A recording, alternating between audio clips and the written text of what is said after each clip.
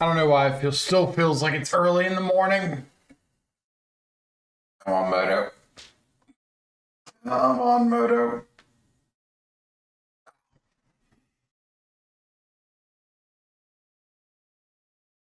You can do it.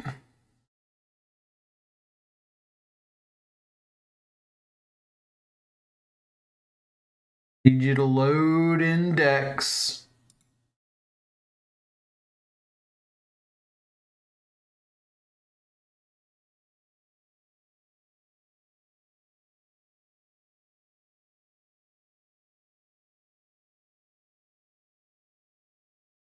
I don't want to have to get like 4 minutes into loading into Moto and have to restart it. Mark, what's up?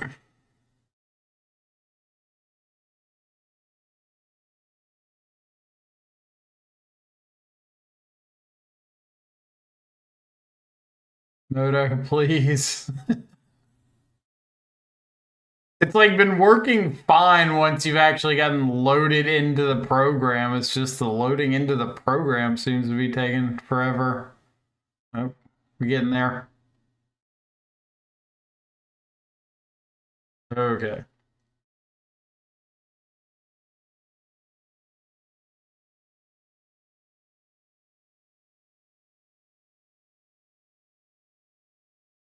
Step 1, access Moto complete. Step 2, adjust deck lists.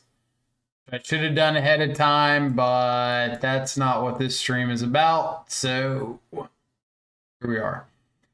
I was going to run through some Esper Oculus leagues today. Delete some decks. I really don't have that many decks. Like, that's all I got. What's on the screen right now. I deleted a bunch of them. Thought this was another video. No, I actually got the multi-stream up today, so it's going up on YouTube, or it's live on YouTube as well.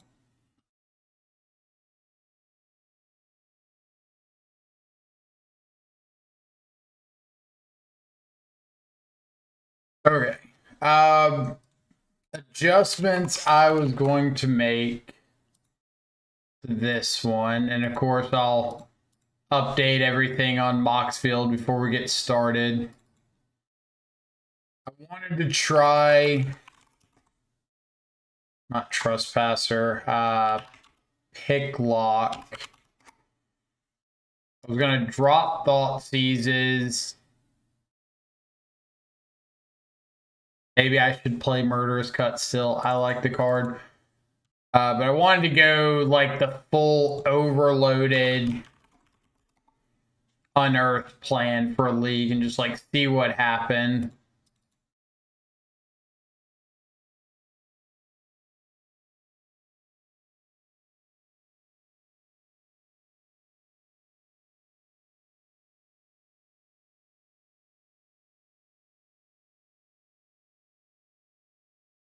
I'm cutting one of the sinks. This is like a bit of an old league or old list. Gotta adjust around slightly.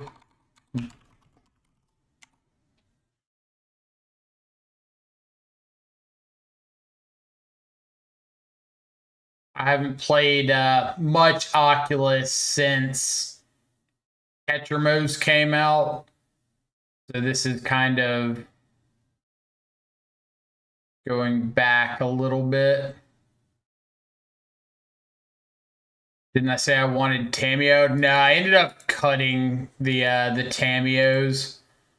I think Tameo's cool, but I don't think it's quite where I want to be. Harbinger.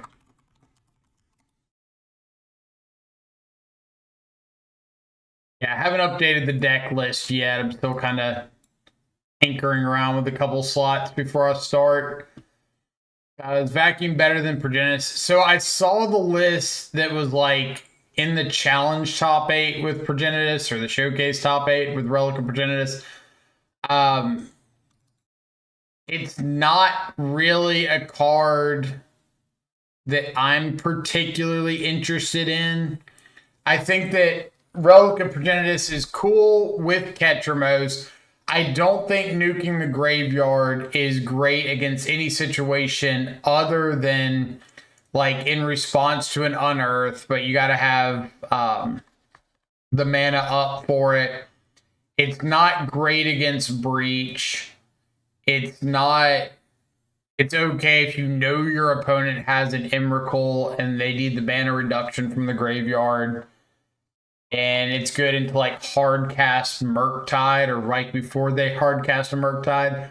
But I think it's kind of worse in like every other scenario, especially since you can't target what you want to exile.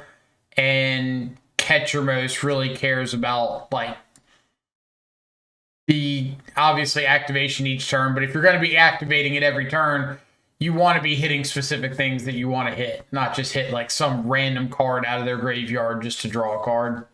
I don't think that's worth it, but I could be wrong.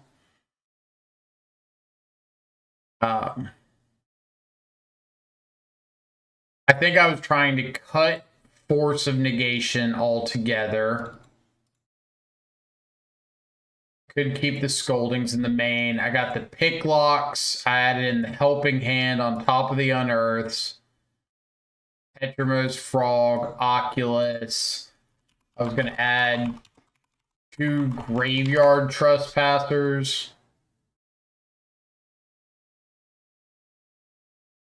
Additional Unearthed targets. And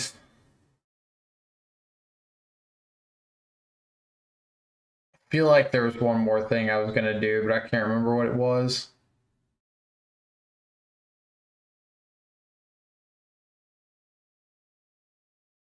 I think I'll just add a Vacuum back.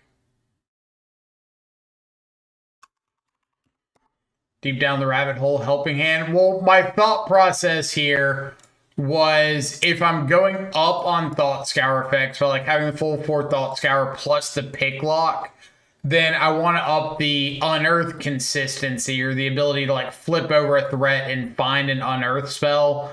So I want to try out the 5th Unearth copy.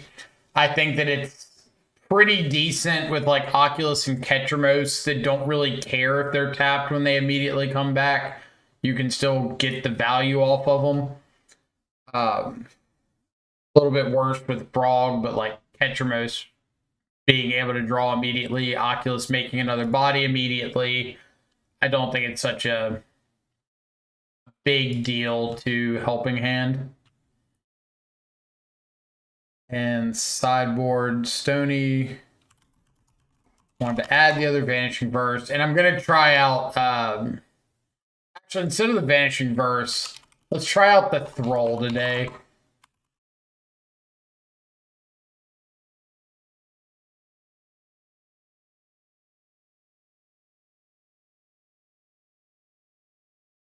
What's UB? Draw 2, discard 1 instant. Tainted Indulgence.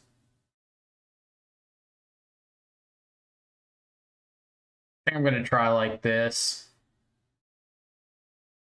20 lands without proper cantrips always feels a bit low. Sometimes, but we're going a little more for cheese than we are for like grinding out finding stuff. That's why we're higher on the fill the graveyard effects, higher on the unearth effects.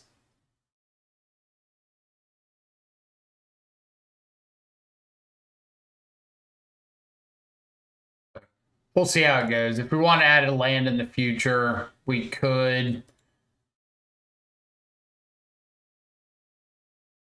Could be right to cut counterspell. Who knows? But I don't want to sit here and theorize all day. I want to play games of Magic.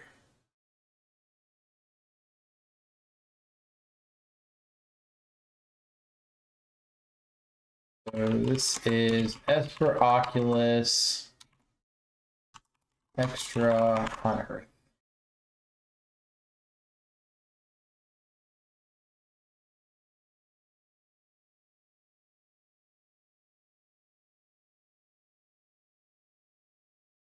Like, I think most of the time when it comes to theory crafting with modern, it turns into this like loop of, oh, this is awkward, replace it with this, and then that makes this awkward, so you replace it with this, and then that makes this third thing awkward, so you replace it with it, and it just continues indefinitely.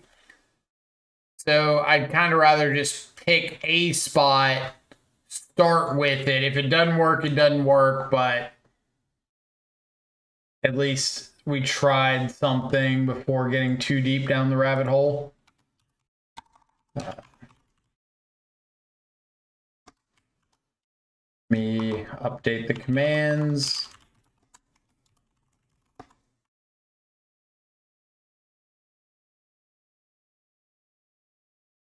Which list do you find most fun to play, Oculus or Murktide? I think I find traditional Murktide more fun when it's going well. But if you're talking about like equating winning to fun, then I think the Oculus build being able to like tease out more wins is a really big advantage.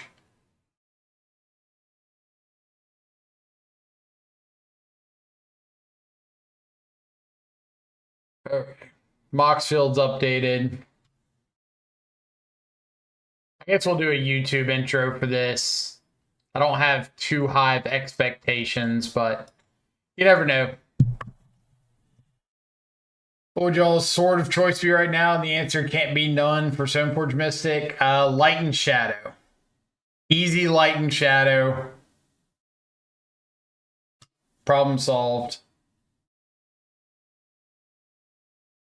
What's up, YouTube? What's up, Twitch chat? Playing through some Esper Oculus today. Trying out a couple little changes here and there. For example, in the main deck, we got a 5th copy of Unearth with standard All-Star Helping Hand. Actually seen some in the standard Abhorrent Oculus list. Return a target creature card with mana value 3 or less from the graveyard to the battlefield tapped. So we maxed out our Unearth. This is our 5th Unearth effect for our huge like grouping of unearthable targets here. The downside of Helping Hand bringing the creature back in play tapped, I think, is overwritten at least a little bit by Oculus making a body right away, Ketramose getting to draw right away, Trespasser ETBs. So I don't think it's going to be like too big of a deal. But with the extra Unearth effect, we've got some extra ways to get cards in our graveyard. So we've got the 2 Picklock Prankster in addition to the 4 copies of Thought Scour. Got 2 Snare, 2 Scolding, 4 Counterspell to kind of keep opposing things off the stack. 4 Fatal Push, 3 Prismatic Ending, a Sink into Super for some interaction. Got a single Ghost Vacuum in here to kind of combo with our Ketramose. In the sideboard, a couple copies of Stony Silence, Consign to Memory, Vanish Reverse, Pest Control, Nihil Spellbomb, Harbinger of the Seas.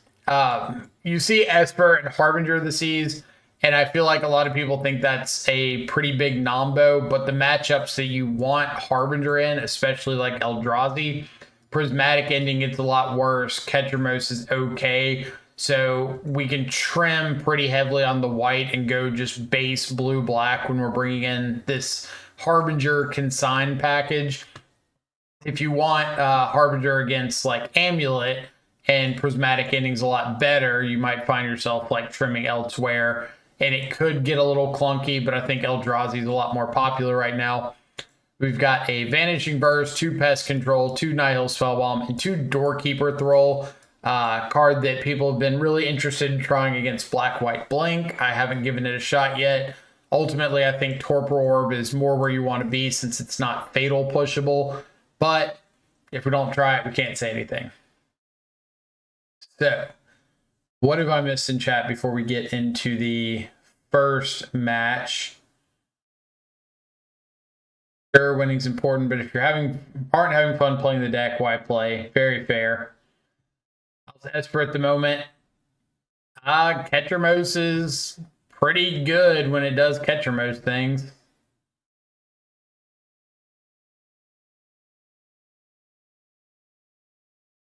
I think that the prismatic endings have been really, really good. God seems overpowered. I'd say it's like appropriately power leveled. I keep hearing the comparison going around that the Ketramose is on like the Oko Uro power level. And I don't think that's true. I think that Ketramose and Frog being out at the same time is Oko Uro power level. But just Ketramose by itself, I think is closer to like Fable of the Mirror Breaker or what were the other cards I was comparing it to? Fable or Oculus or something. Where like they're good cards, but they need some support pieces to be broken. Like Uro and Oko were both come down even board and you win. Come down ahead, you win. Come down when you're behind, you probably catch up and win. But Ketramose is more even board, you win. Ahead on board, you win. Come down behind, it might not be doing a whole lot.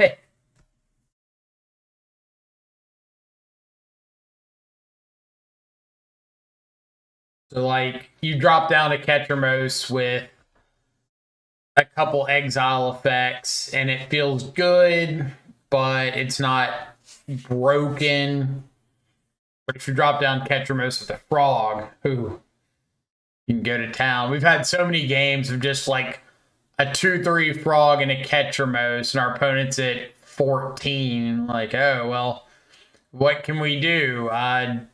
Draw off the graveyard, discard, discard, discard, draw from the graveyard, discard, discard. Draw again, exile something on your side, draw, discard, discard, draw, and all of a sudden they're just dead. Hand's got no interaction, just turn 2 frog, turn 3 discard a bunch. I think I'm gonna ship it back.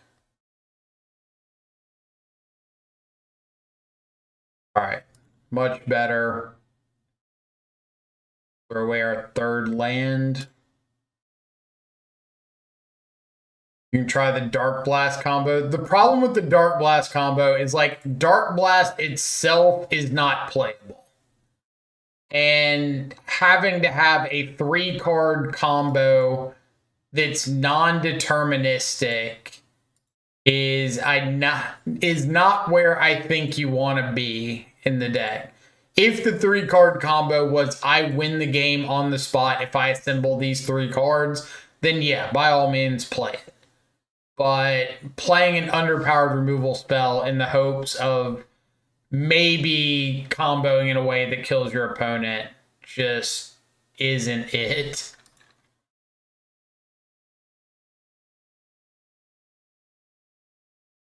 Meticulous Archive, Shadowy Backstreet.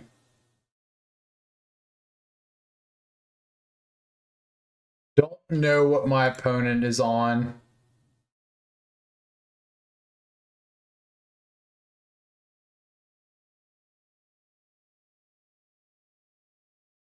I would rather have a land, but I think I'm going to keep the 2nd frog.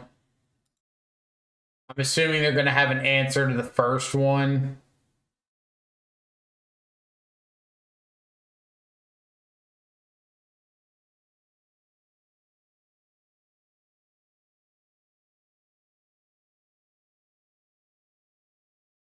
Like the immediate spell snare. Maybe more main relics or vacuums make the god better. I mean, I'm sure they make the god better, but do you need stuff to be like trying to make the god better? Like, is the god not good enough?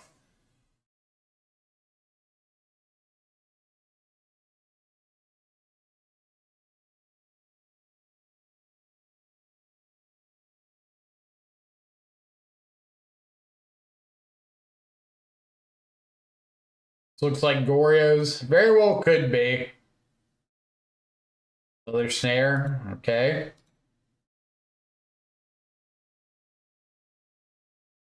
Very well could be Goryo's.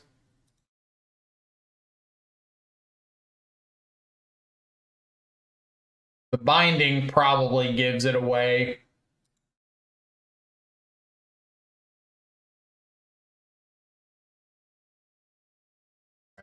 So we'll get our archive since they don't have anything in the graveyard to hit in response to this, like the Goryo's in response. Fine, just going for this archive.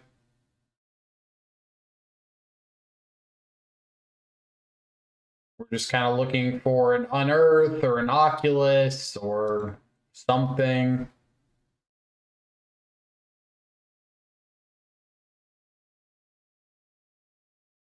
Cling to Dust, my Fatal Push. Okay.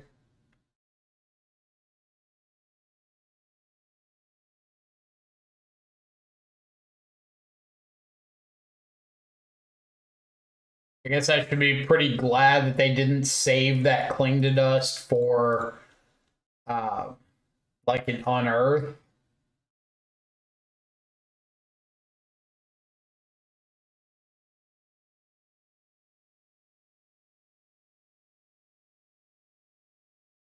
Yep.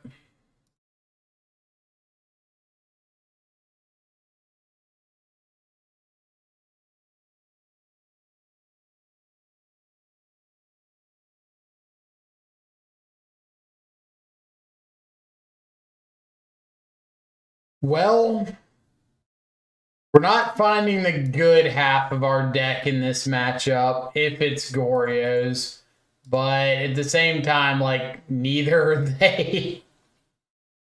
So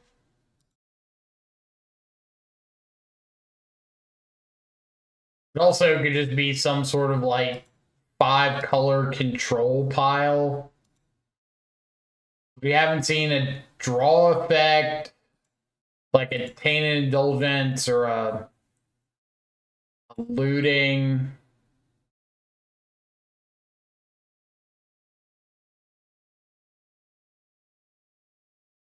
Okay, so this probably means that it is Goryo's. Obsidat Ghost Council.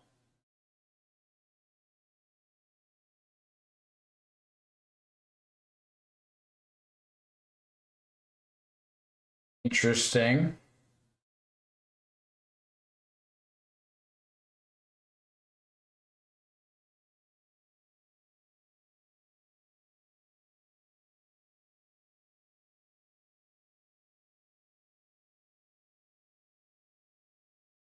Can't say I had Obsidat Ghost Council on my my bingo card to play today.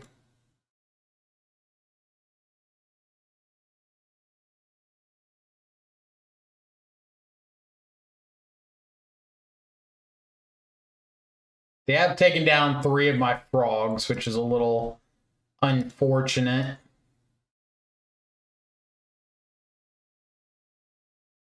And I kind of assume they've got more removal if they've already used 3 pieces or 2 spell snares.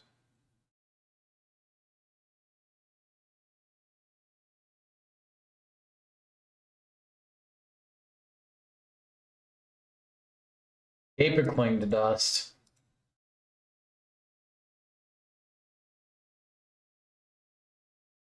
I need to know when all you Mad Lads are still running Harbinger in your 3-color deck. I mean, sometimes you want to beat Eldrazi and you don't have a lot of options. We live in a world where Eldrazi just consistently having 4 mana on turn 2 is kind of nuts.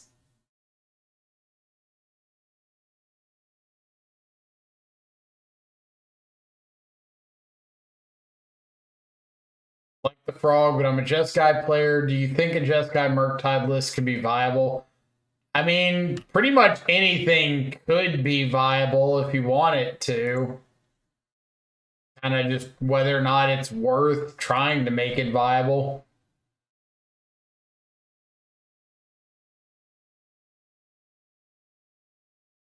Like, do you have something? If you want, okay. So this is a question that I always have when it comes to things like deck building, or giving any sort of recommendation for somebody that's trying to build a deck. If you're wanting to play a specific card or set of cards because you want to play that thing, that's completely fine and reasonable. But is somebody giving opinions on that thing? It's really, really, really difficult to say something like give a good recommendation for cards when the feedback is, well, I just want to play this instead. Okay, well, then if you want me to just say, like, oh, yeah, your idea is great, I can do that, but I don't really have, like, great recommendations for it. Like, if you say, is Jeskai a Jeskai Murktide list playable? I'm going to say, sure, it could be like F&M. I don't think it's going to win a challenge, and I don't think there's a big reason to go Jeskai over just like a frog list. But if you turn around and say, like, oh, well, I want to play Jeskai, well, then my hands are tied.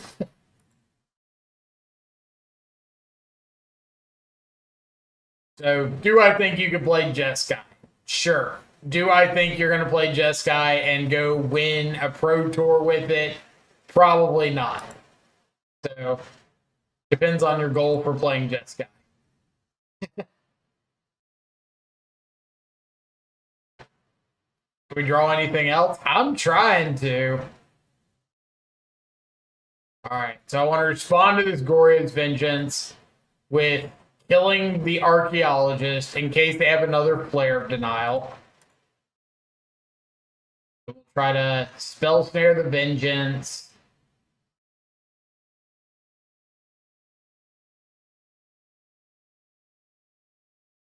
And hope we hit something. No.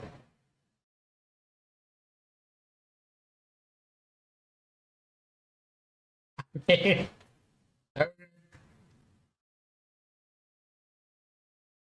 Like, it's kind of funny. I agree. I would like to draw something else besides lands and counter spells. But we did see 3 threats, and our Goryo's Vengeance opponent had 3 answers to our 3 threats, which you don't really expect out of Goryo's Vengeance a lot of the time. So I don't think that we've really gone off plan here. We just happen to run into the stuff we have trouble dealing with.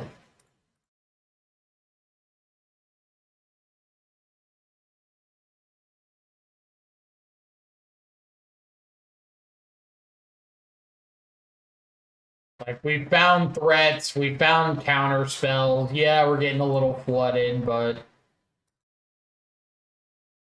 Beza? Yeah, Beza.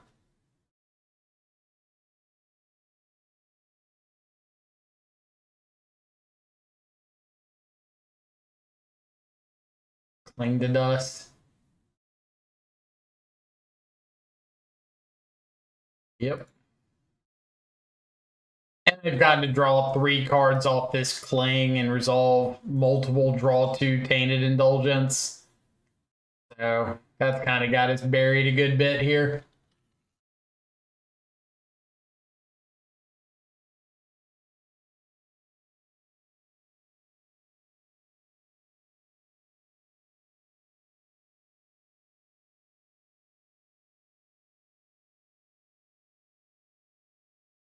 Hard cast.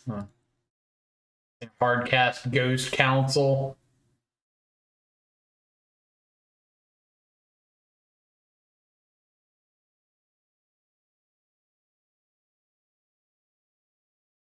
Well, I guess we can try to get back a frog. But our opponent's got nothing.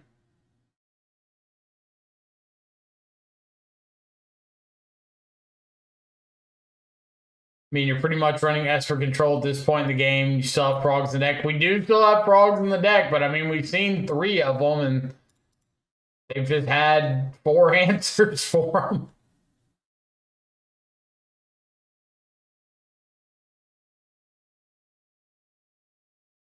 So, is what it is.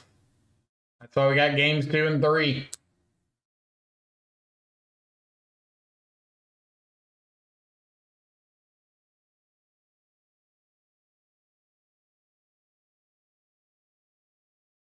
I don't believe we're beating the Ghost Council.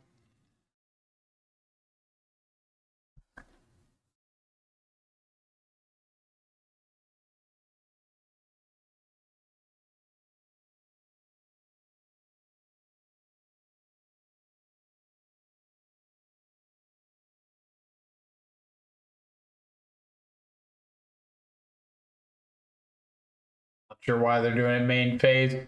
So yeah, they can stack the Goryo sack and the Ghost Council trigger. All right, let's go to game 2. Think I am going to bring in the Harbingers. I don't love the Thralls, but I'm going to consider bringing them in. Usually against decks like Goryo's, I don't like the plan of trying to consign or Thrall or whatever the ETB ability, because you usually don't have the cards necessary to answer the threat just being on the battlefield. So stopping the ETB ability is great, but if you can't attack through a 7/7 first strike lifelink or whatever text Atraxa has, then it doesn't really matter that you stop the ETB ability. So I'm going to shave on some amount of those. We're going to get these prismatic endings out of the board or out of the deck completely. I didn't see Psychic Frog on their side at all. Doesn't mean they don't have it, just we clearly didn't see them cast one, and I never saw one put into their graveyard. So I could try to play with that in mind and just like cut Fatal Pushes. But if I cut Fatal Push, I really don't know what I'm bringing in unless I want to keep some Stern Scoldings in. But I think Fatal Push is like a little more consistent, because at least it deals with like an archaeologist already on the battlefield,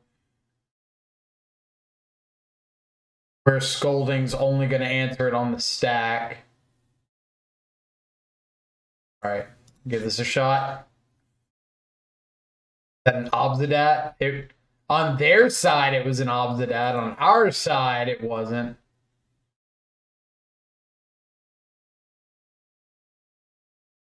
Okay. Reasonable opener.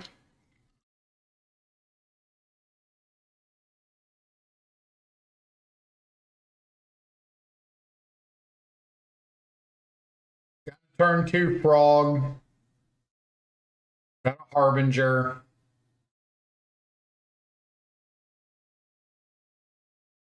I think I am going to get a Surveil land here.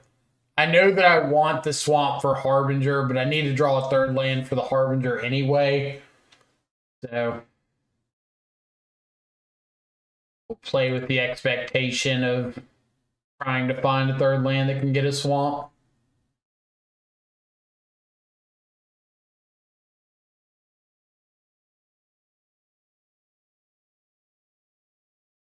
Ketramose worth the hype? No idea. It's really not something we can assume yet, since Ketramose hasn't even been legal for any major events yet. Basic plains and swamp. Just basic swamp. No basic plains.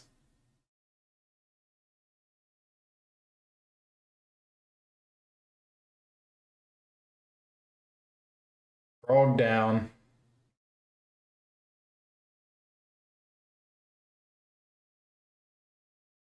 Dang.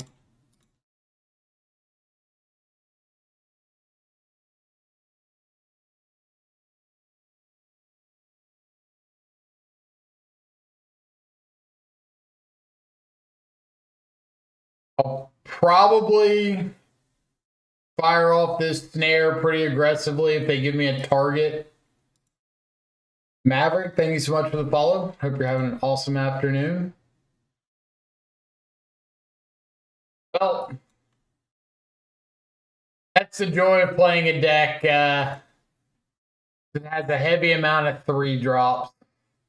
You don't always draw them when you want to.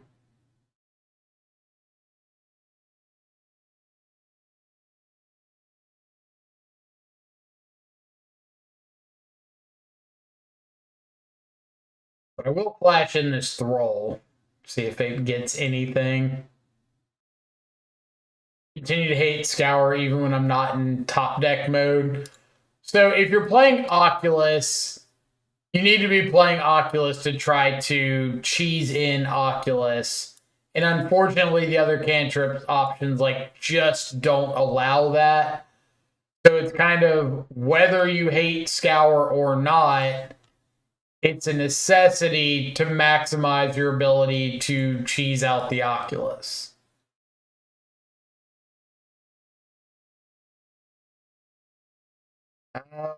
Go for Unearth on the Trespasser.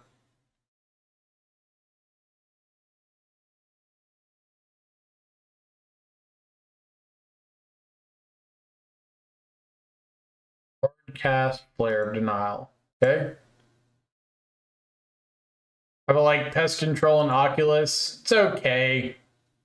I think it's a lot better in traditional Murktide than in Oculus, since you don't have to worry about taking out your manifest tokens. But it's fine. If you've seen the data from the last few challenges and events, there hasn't been a significantly improved matchup spread or matchup percentage for Esper with pest control over just straight Dimir, which I think is really interesting. So pest control isn't improving the Boros matchup by as much as I think people seem to think it was going to, but it has improved the Breach matchup.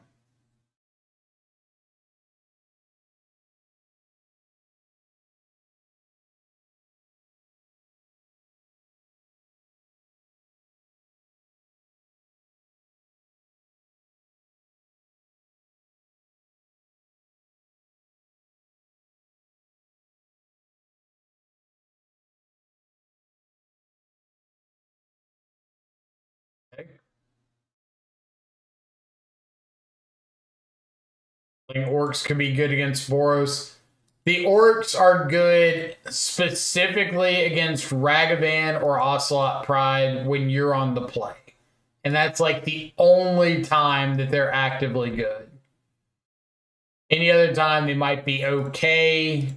Maybe you can ambush a Guide of Souls if you get fortunate. But more often than not, they're not all that impactful.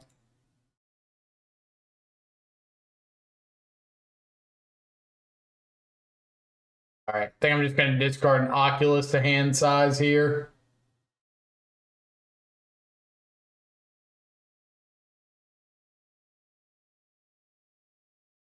It's an Oculus, plan on Picklock Prankster.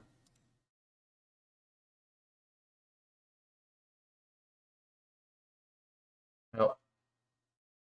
Opponent has figured out our backup plan of Harbinger.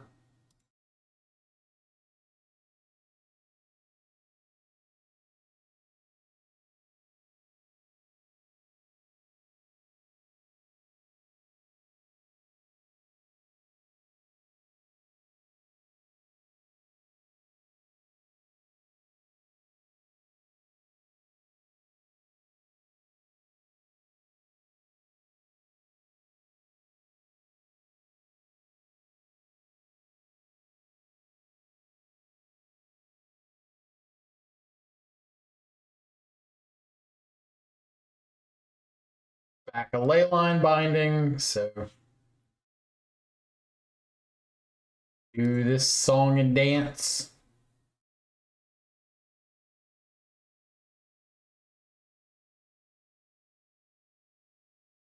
Okay. Hey. Cards and spells and stuff. So I can play out a Harbinger. They have white and black, but it would make them tap 4 for a leyline binding. So they can't just like binding my Harbinger into turn.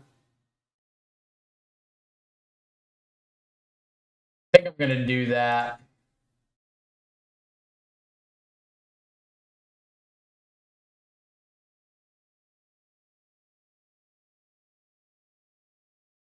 Kind of makes their next turn a little awkward if they want to spend 4 mana, hit the Harbinger, then, or 3 mana, hit the Harbinger. You might not be able to have like a draw or discard spell and a Goryo's.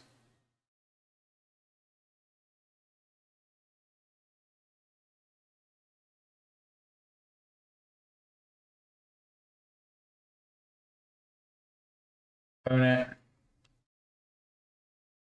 Opponent, are you stream sniping?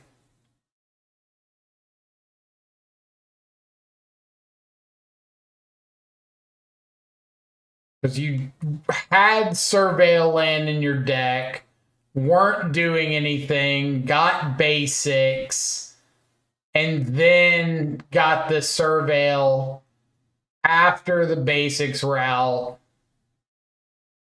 when I had Harbinger.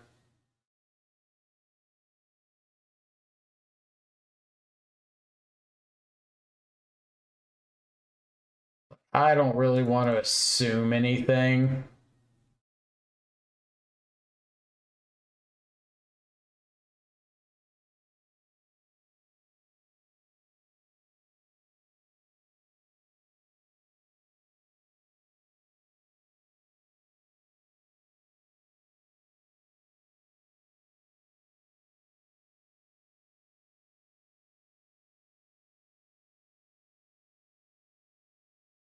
Just seems like kind of odd sequencing if they had the Surveil in the deck and chose to get the basics, even though I'm playing Esper.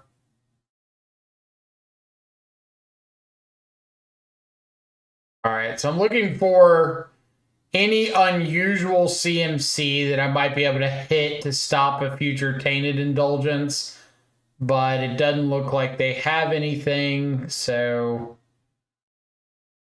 I hit whatever.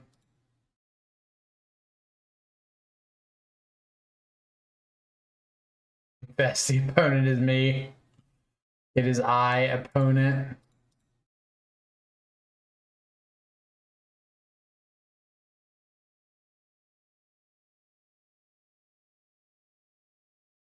I was the opponent all along.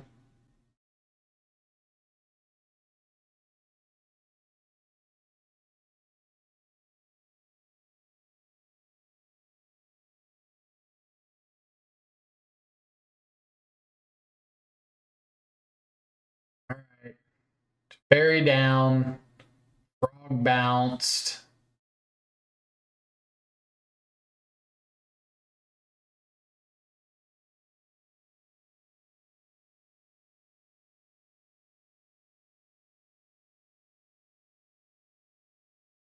Tower cling to dusted.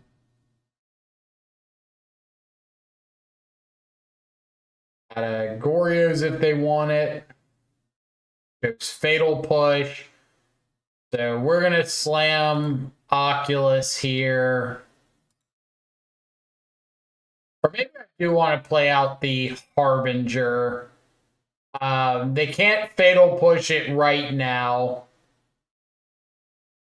It shuts off any fetch lands. Yeah.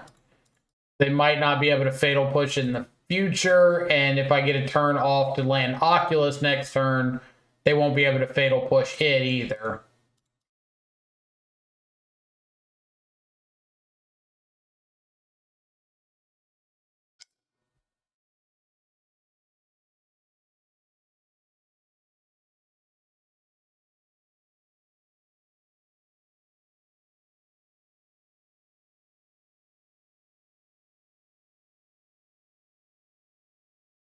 Get rid of a bunch of the non-creature stuff so that their Cling to Dust targeting me can't draw a card.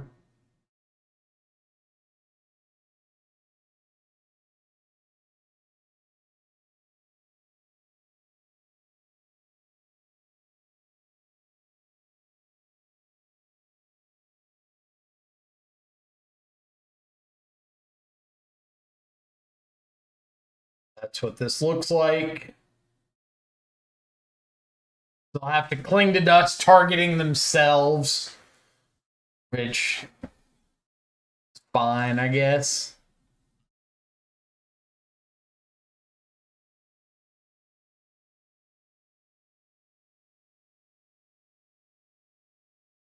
They found the binding.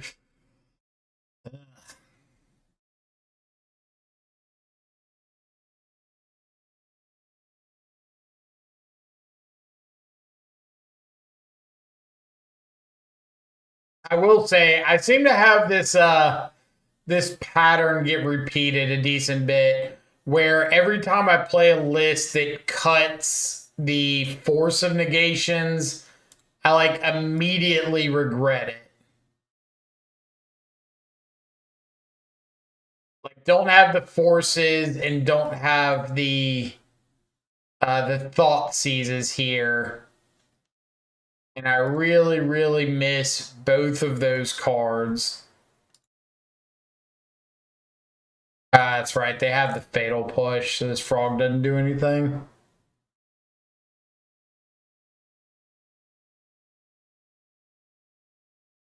Remembered that.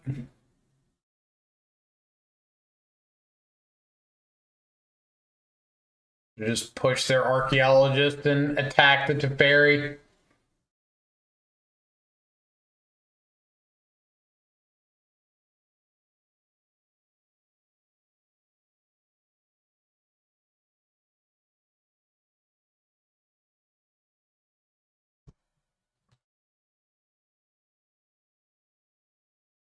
But I guess they're kind of incentivized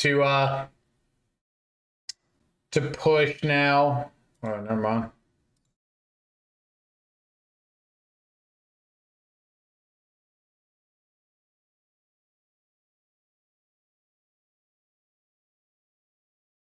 Combo rolled up. Or do they have a guess they got a big play in hand?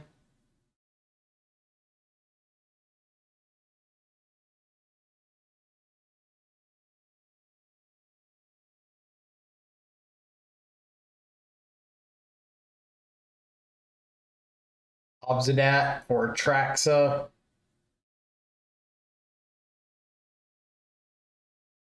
All right. What does this list look like? Is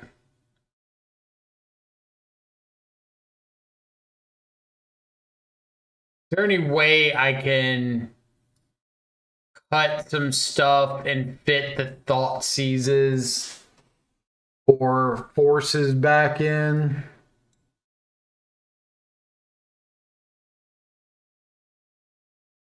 So I just have to give up on the extra helping hand plan, just not enough space.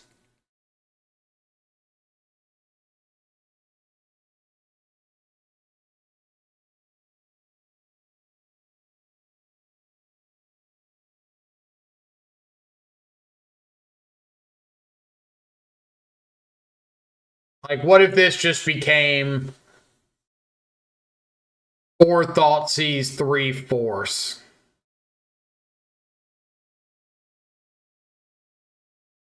One, 2, 3, 4, 5, 6, 7, 8, 9, 10, 11, 12, 13, 14, 15, 16, 21, 22, 23, 24.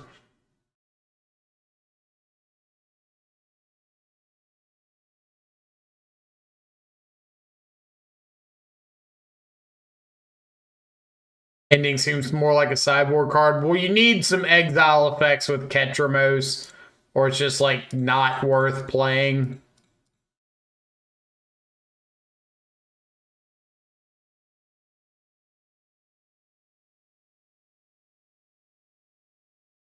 Don't want to pry, but there isn't enough permission.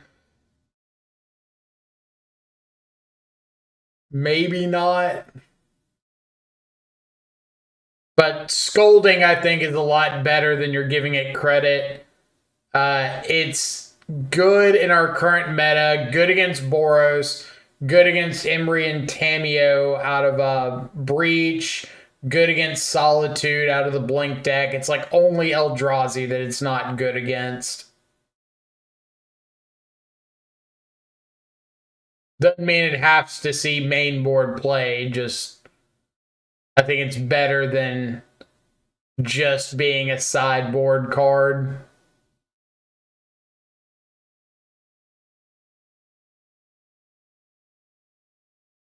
So, Thoughtseize. But I do want Force of Negation back, and I think Thoughtseize is one of the better cards to pair up with, like, Psychic Frog.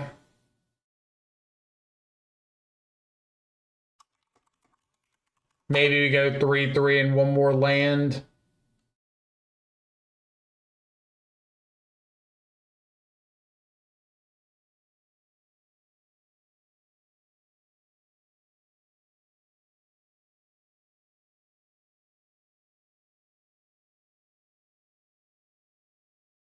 What would one more land look like? I don't think I want another white source. Unless, I guess we could run the basic planes. I don't think I want basic planes, but yeah. Rough.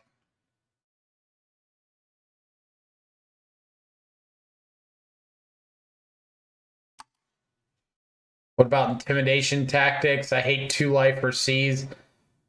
So intimidation tactics is the one that takes an instant or takes a creature and artifact, right? And you can cycle it. Am I thinking of the right one?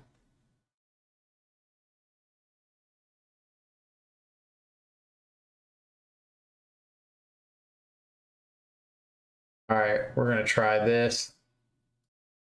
That first match just felt awful. The thing I don't like about like intimidation tactics or dreams of steel and oil that I wouldn't put over, it does not combo with Ketramose.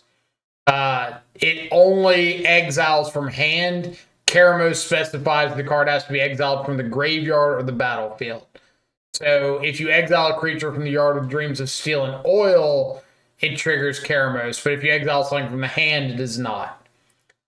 But the reason that I've been pretty against cards like Dreams of Steel and Oil over any copies of Thoughtseize is there's still a reasonable amount of stuff that Thoughtseize hits that Dreams doesn't. It's very important. For example, Kozilek's Command, Underworld Breach, what's it called? Fable of the Mirror Breaker, Static Prison, Opposing Unearths or Counter Spells, Leyline Bindings, like good chunk of things that you don't want to miss. That unfortunately intimidation tactics and dreams do miss.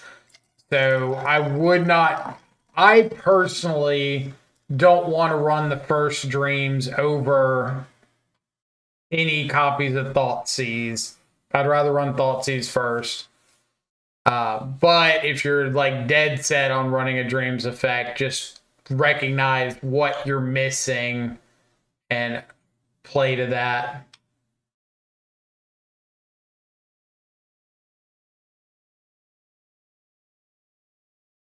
Can we sideboard Settle the Wreckage for exile and energy? If we could make our opponent exile or attack on our turn, then heck yeah, we could Settle the Wreckage the hell out of them. Unless you mean Wrath of the Skies. Is that Wrath of the Skies exile or does it destroy?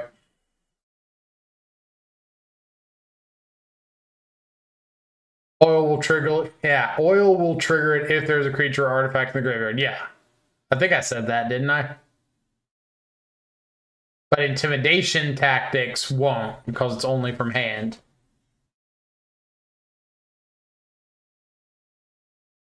Yeah, are you talking about Ketramose? Yeah, Ketramose only triggers on our turn. So unfortunately, we can't Settle the Wreckage our opponents on their turn and draw.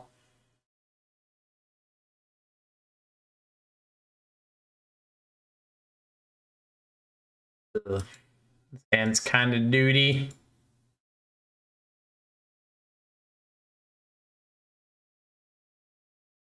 What does this look like?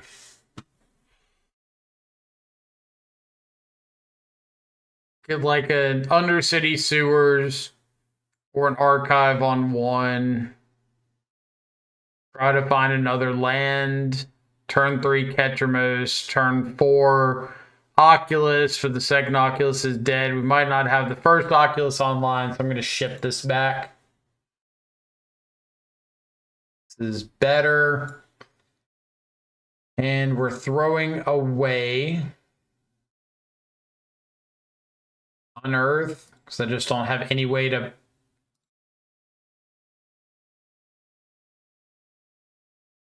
The Unearth or the Pending?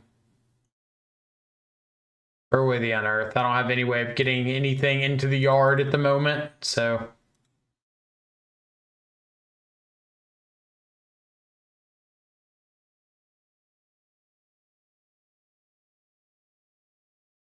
Have we settled on ketamine power level on a scale of Rogue Refiner to Oko? It's a very specific power scale.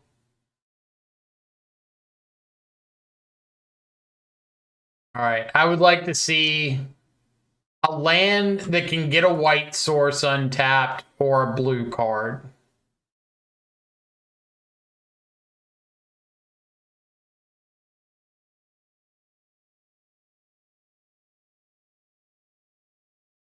That is neither of the above.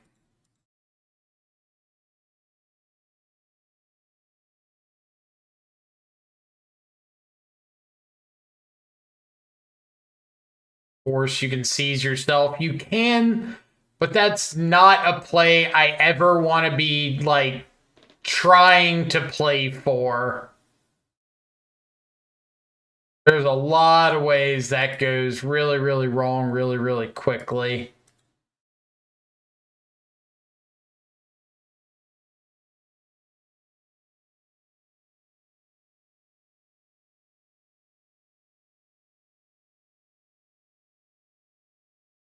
But I understand that it is like an option that you have available, so...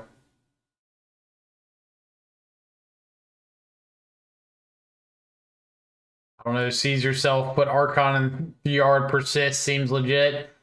Our plan is a little less Archon dependent. Like, we're thought seizing ourselves, putting a Ketramose in the yard, unearthing it, and then not able to do anything with that Ketramose because we don't have white for pending.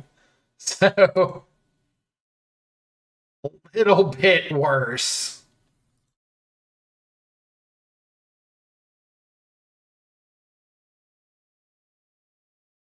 So now, if our opponent goes for Faithless Looting, I got to decide if it's worth Picklock looking for a blue card.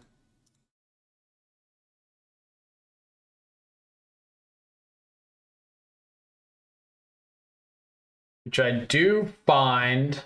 So let's get Force. Force, Pitch, Force.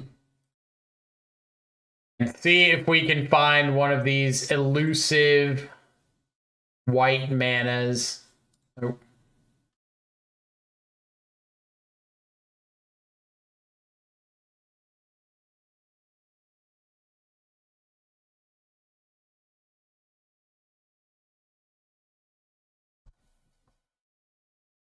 almost thought about something like was it Seachrome Coast, the blue white fast land over Dark Slick Shores, which would have looked better here. But I think more often than not, you're finding at least one fetch land.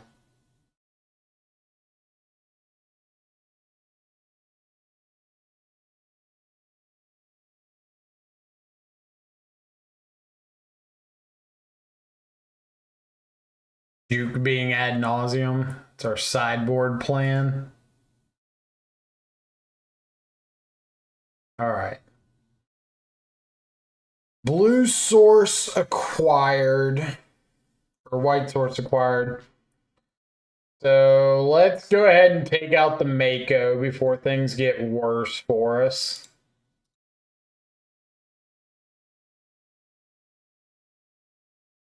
Hold off on the pick lock for a turn. Hold up counterspell.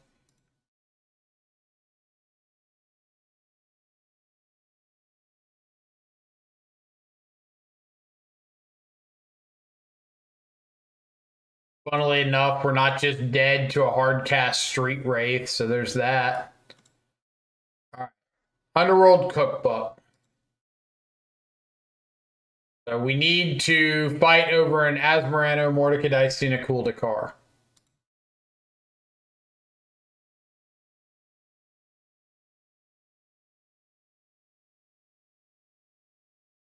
Just gonna haste up Daredevil. Okay.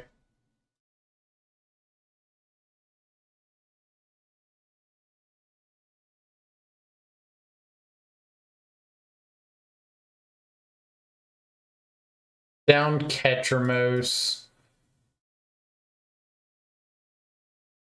Hopefully, our opponent can't haste anything up this turn. And if they play an Asmo, they can't shoot down our Ketramose because it's indestructible. Oh boy.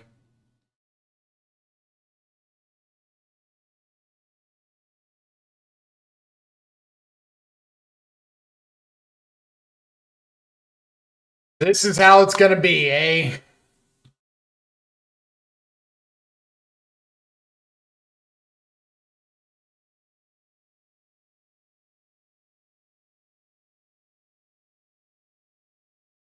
This is how it's gonna be. Let's see if there's any chance our good buddy Ketramose can get us out of this. So we'll start by drawing a card.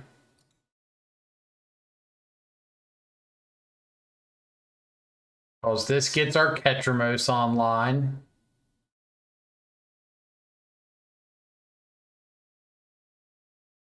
And we will attack our opponent in the face.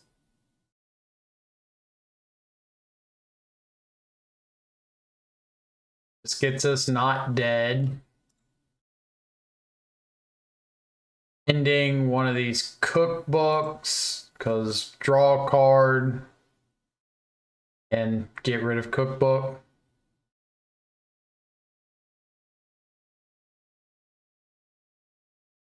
Now I've got to decide between playing the pick lock. I guess I can get another draw of Ketramose first. I'm already dead to like double removal. So instead, let's try to find a spot removal spell for this thing.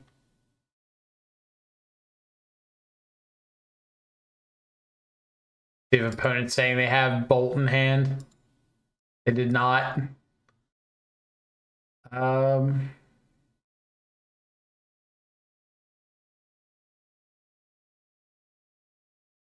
So I think I'm just going to play the pick, lock, and pass.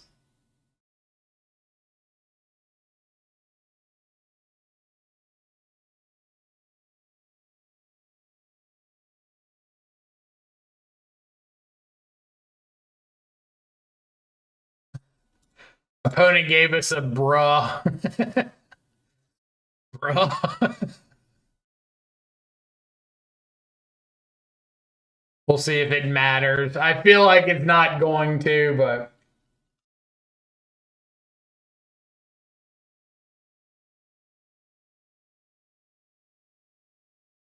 Oh, there's an Asmode too.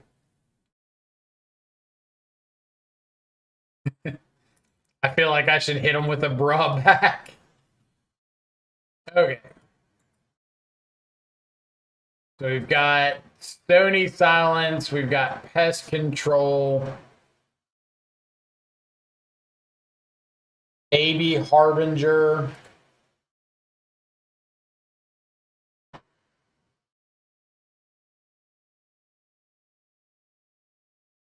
maybe Spell Bomb. Now, if we got a judge in chat that can double check with me, I'm pretty positive that Doorkeeper Thrall does not stop Cookbook making an artifact from having their 4/2 return to the graveyard, right? Because when it says creatures don't cause, or artifacts entering don't cause abilities to trigger, or no, it does, because it's an ability. It's not a, it doesn't care that it's not a creature on the battlefield. It just cares that it's an ability. So it does stop it from coming back. I just misread it the first time. I don't think that's really where I want to be, but cool one to at least know. I don't know if they're on Saga. But I guess I've got Pest Control coming in anyway, so if they are, it's not the end of the world.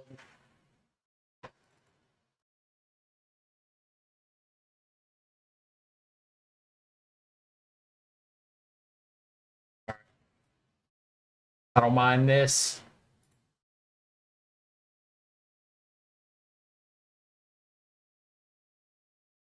Do we keep a pick lock and try to high roll? It's kind of duty otherwise.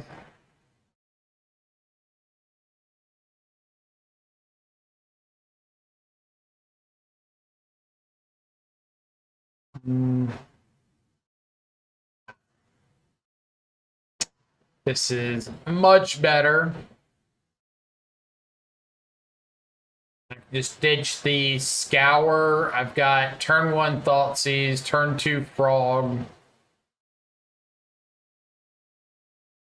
Not filling up my graveyard at any point. So I wouldn't be casting Oculus on 3 anyway.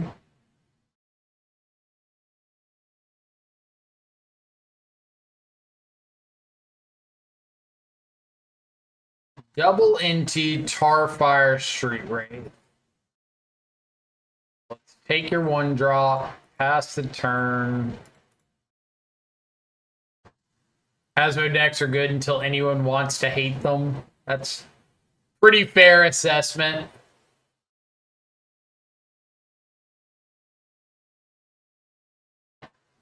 No, I thought they found a backup Mako.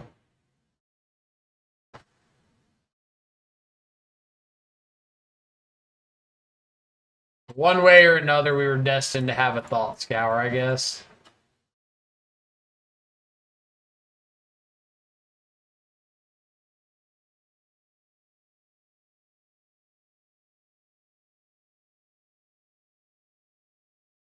Steinmeier, sure. NT, I'm guessing. Yep.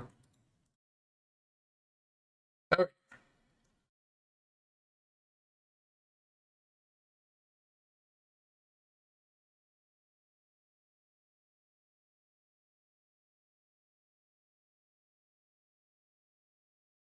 Does the Esper Frog deck feel like it has a chance against Black-White Blank? With Dimir, it feels unwinnable. I think it does. We've won the matchup like a reasonable amount of times recently. So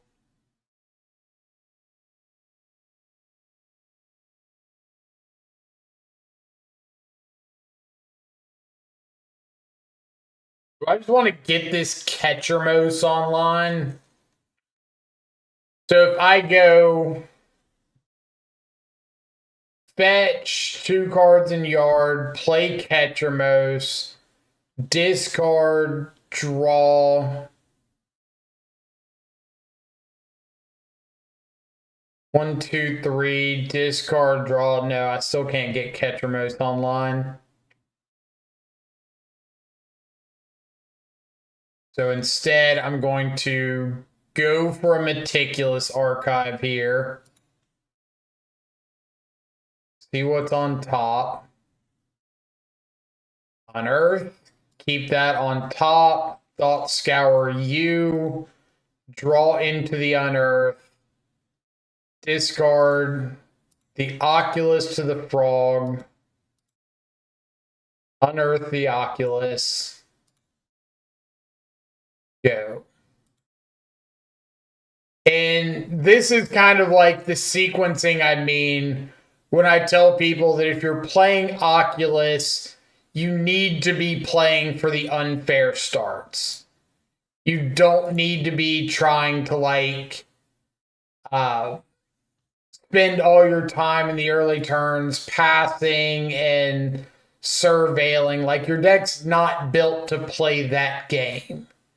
Your deck is built to unearth Oculus, which means getting the Oculus in the yard soon.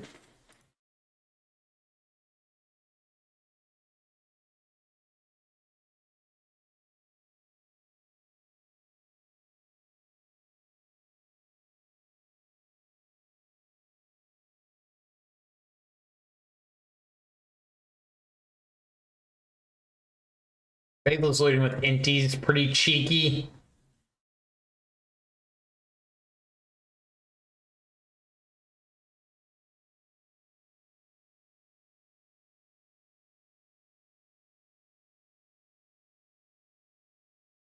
There's an Asmo.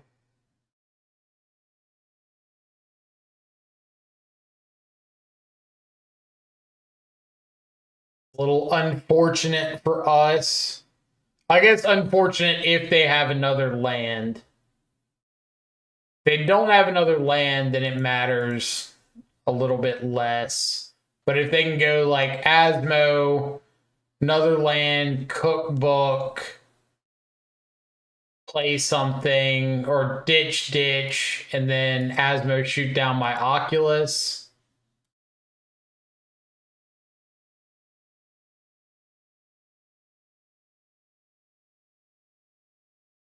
It's probably digging for the land.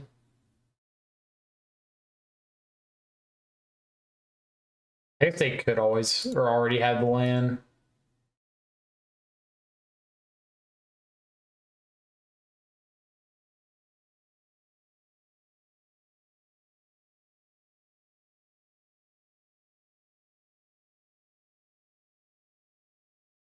Okay. So now they can kill off my Oculus. Kind of sucks for me.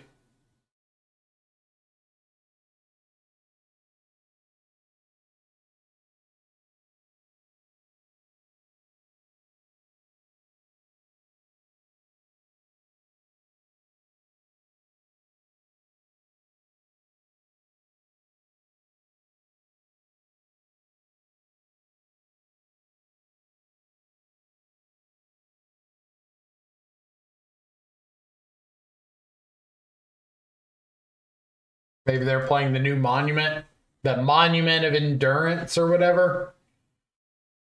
I think that card's super cool. I don't think I have a shell I can necessarily play it in, but I think it's cool.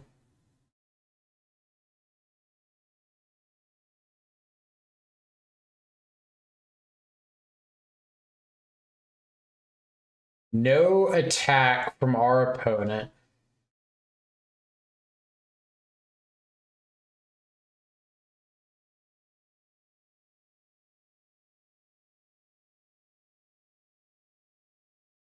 pretty decent.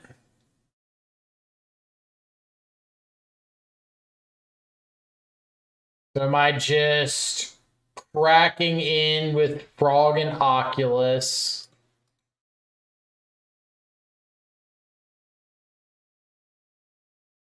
I feel like I want the Stony Silence down, even if it means that I can't Ketramose this turn.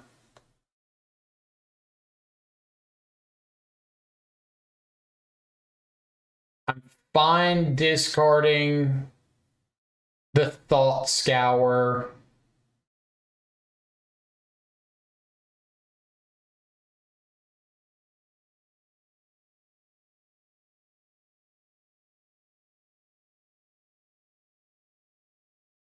Okay.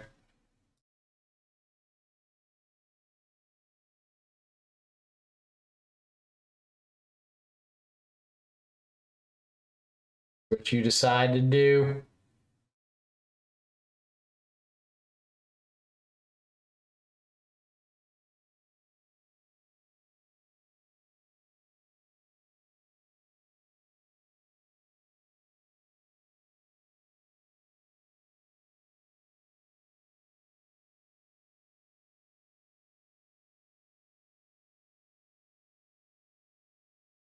I don't think there's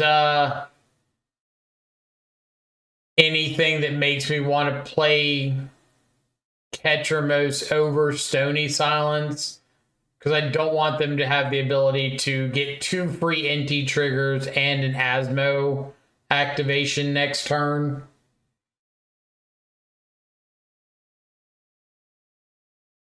All right, so if they are targeting my Oculus, I think I'm just going to fly the Frog in response.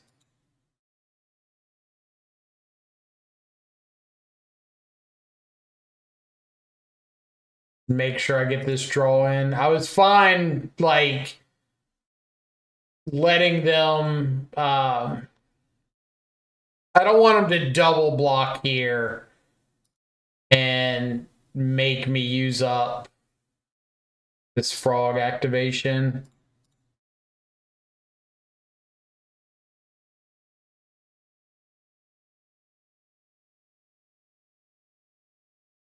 Let's see if we hit a Fatal Push. Nope.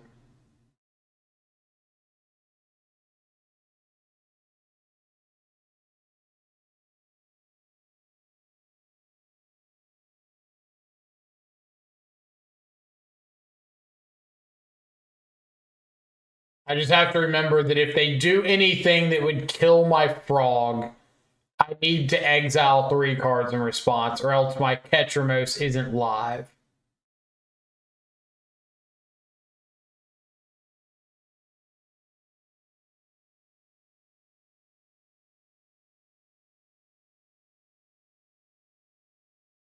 Mako.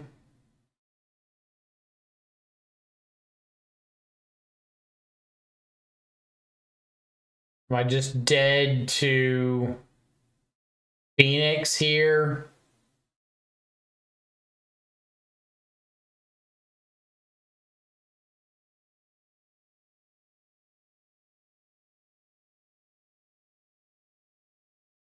Ah. Phoenix, no. That probably.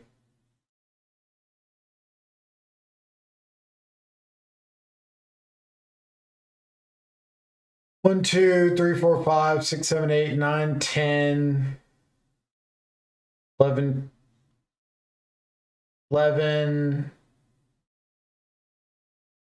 12, 13, 14, 15. I do have to block something.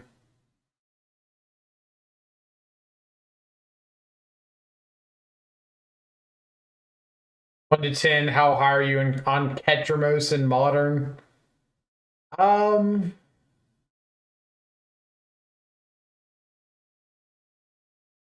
Probably like probably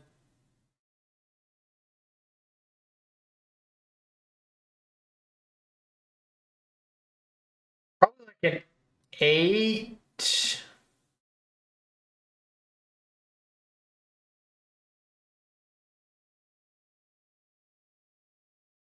Yeah. 7.5, 8, somewhere in that range.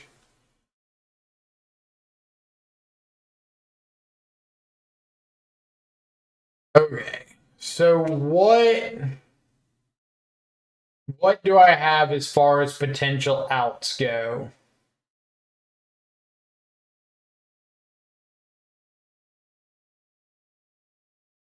Like I have Ketramose just as a life linking indestructible 4/4 blocker.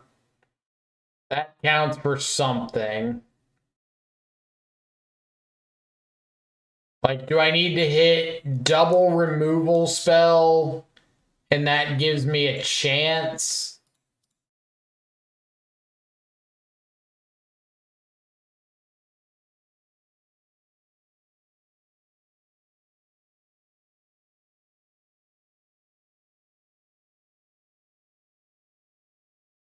So if that's the case, might as well play to it.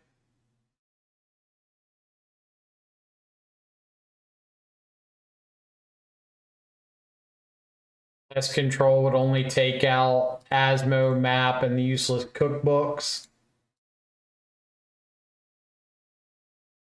2 Ketra draws.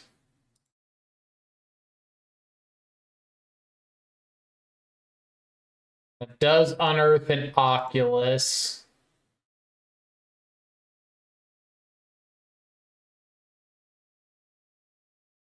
I think I got this, and I've got one more catcher draw to try to hit a fatal push.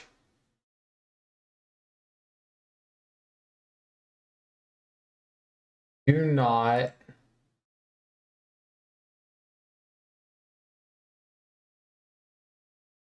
1 to 10, how high am I? Like a -7, approximately.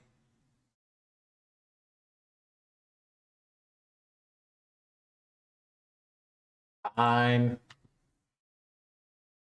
will say that I am definitely not liking. I said this on stream yesterday and the day before that I really don't think Ketramose is as good in the unearthed shell as it is the traditional Murktide shell.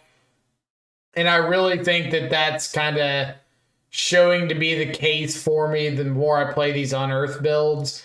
You just lack all of that like good cheap interaction you want to be able to have explosive Ketramose turns with cards like the vacuums or extra prismatic endings or cling to dust, extra spot removal spells. And I really miss having access to all that stuff. To be able to like throw your hand out early and then find a Ketramose in the mid to late game and redraw 4 or 5 cards.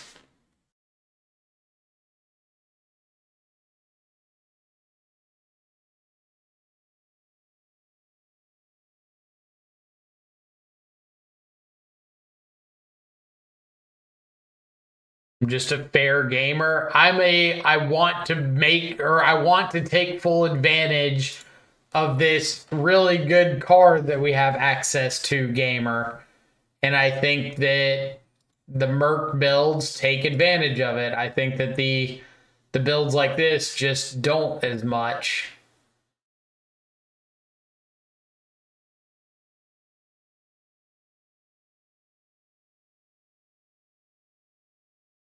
We're gonna play out the frog here.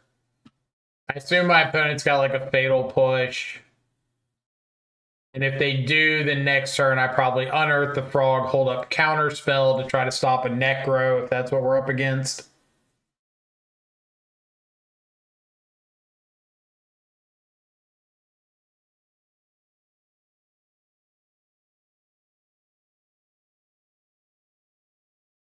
Let my froggy go.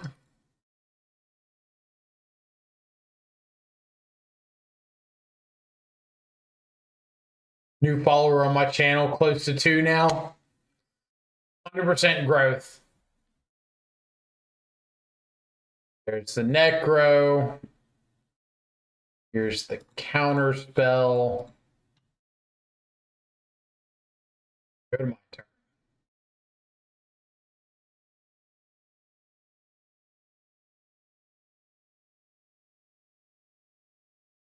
Hit you or attack with the frog before damage. Ditch the Oculus because we're going to unearth it.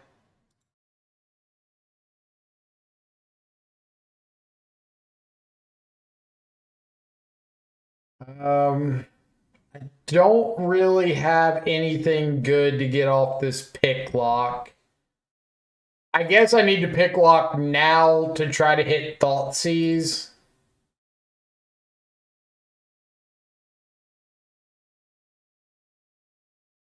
Yeah. Which we do not. So insert crying now.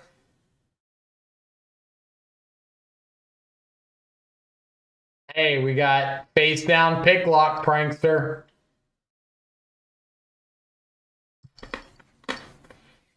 Please don't damnation me. Have YouTube channel ready to go for when I have the time. It's called Alt Freak. My Twitter handle is Fetch and Surveil. That's pretty sweet. I like that reference.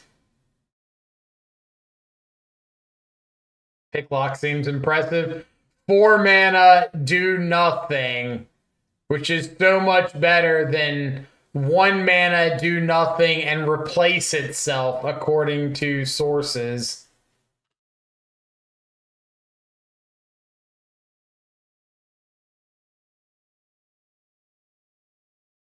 I don't want a fatal push. Nice. We'll do it off the basic island because we can. All right, Karn, Necro. So if they're going to just Karn and get a bridge, how much mana do they have? They play Trawler. 2 to activate coffers is 5, 6, 7. So they can Karn and bridge.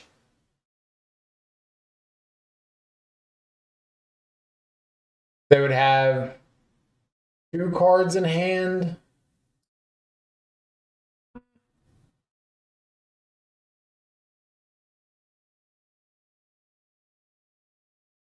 So do I have to take the Trawler and hope that they don't hit a land?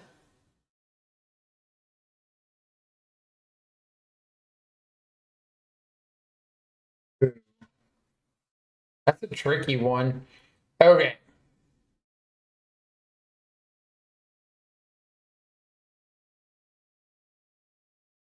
Necro best card in the hand, for sure.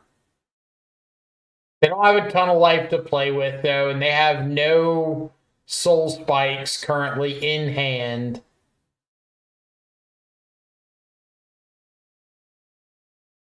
I can't take a Karn because they'll have a Karn regardless. 4 off coffers. Yeah, I think I'm just taking the Trawler and hoping to high roll.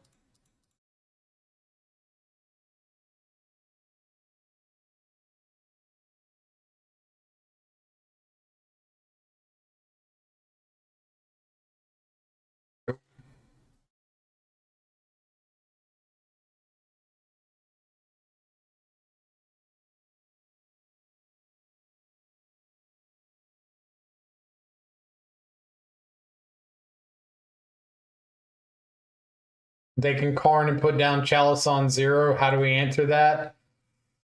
We can't. I was told by chat when I first started the first match to cut all the sink into stupors. Sink into stupors bad.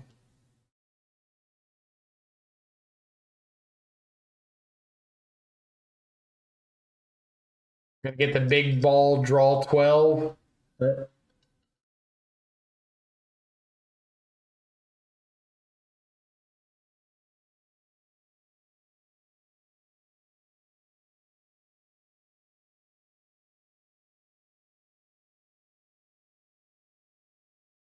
I did find a soul spike.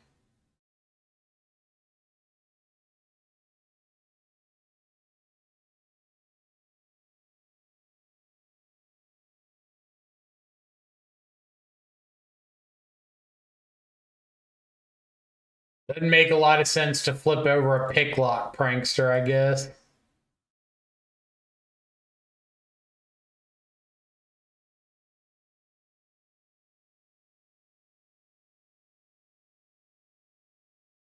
Take that card in Timeless, turn one Necro every time. Oh yeah.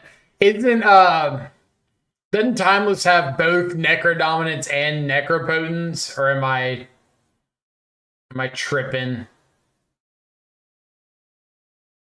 It just damnation me. Get out of here.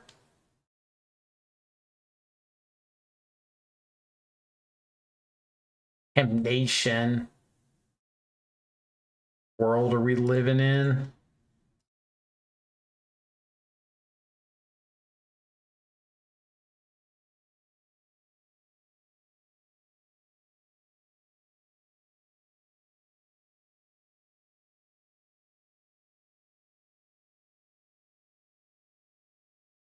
Thanks for doing the Lord's work. I highly doubt it for some reason.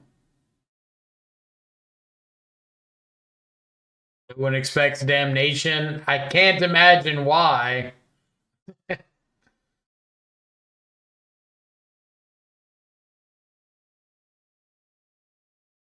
Why wouldn't anybody expect a wrath that like hasn't seen reliable play since Boomer Jund?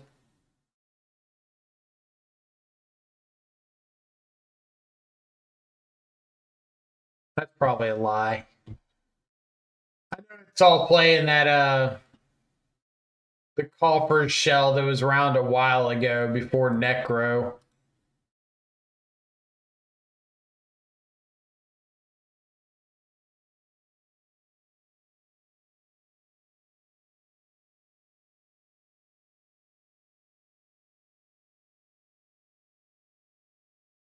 %, hold frog there, no point in casting it. There is a point because of March of Wretched Sorrow. So if they have a March and they're able to take out like my Oculus and gain life, I need the extra power to keep up. I think I would rather play around March of Wretched Sorrow or try to play around March of Wretched Sorrow than try to play around Damnation there.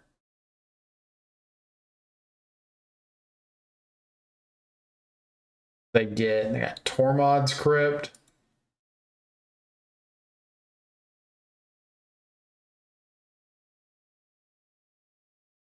Stack it Karn just in case they choose to use it again.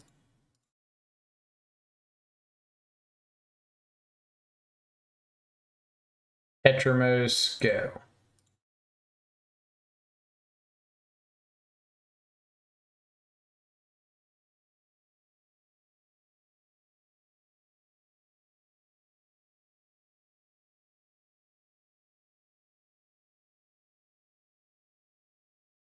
Opponent gets an ensnaring bridge. So we have got 2 copies of Prismatic Ending still. Still got to sink into Stupor.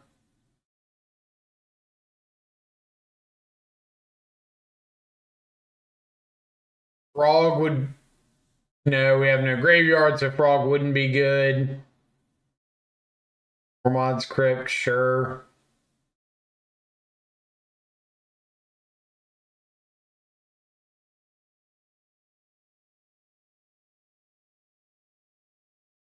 Could be better. So we get to make the same play of... I guess we attack at them, so they just can't draw another card.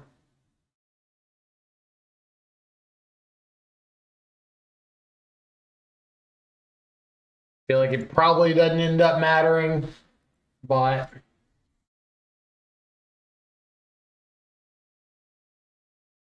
Snare does get Stone Brain, I guess, technically.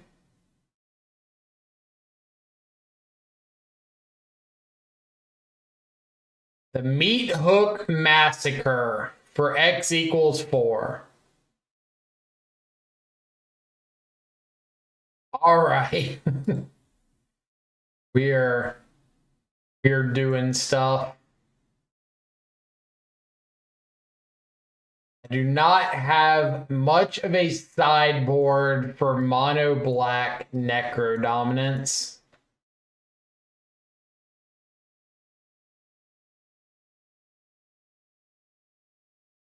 Vanishing Verse hits necro. Consign can hit a necro trigger or a Karn.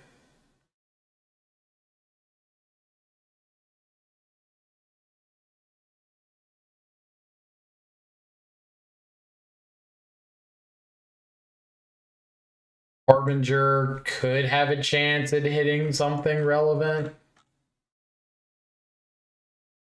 Love it.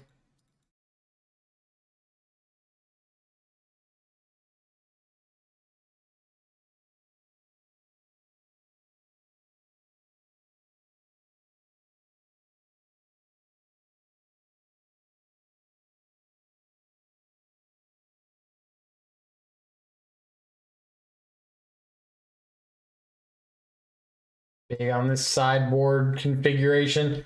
Harbinger turns off coffers. I mean, if they have coffers and Urborg going, then yes, Harbinger turns off coffers. But they could also just have basic swamps and Harbinger does nothing.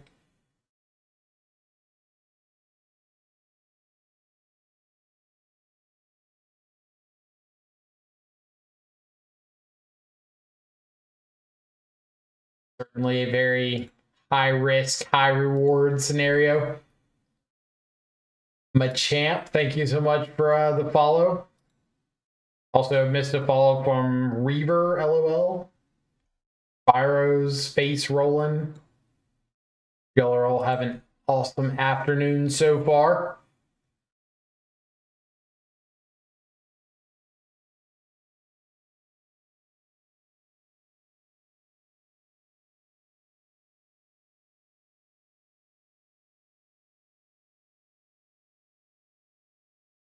Keep Scour.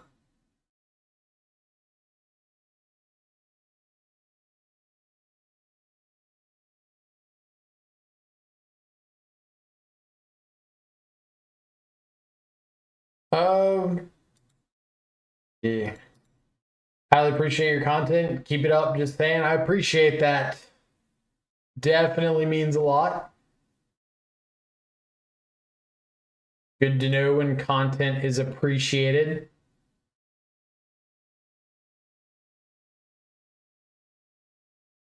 Don't think I want to discard to the frog yet. Gonna Bowmasters, sure.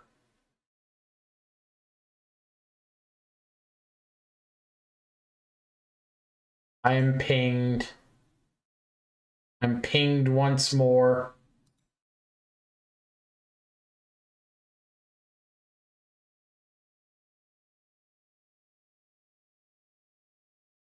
Now, if they do just have the Necro, little unfortunate for the home team. But I've got this Thought Scour to try to find me into a force.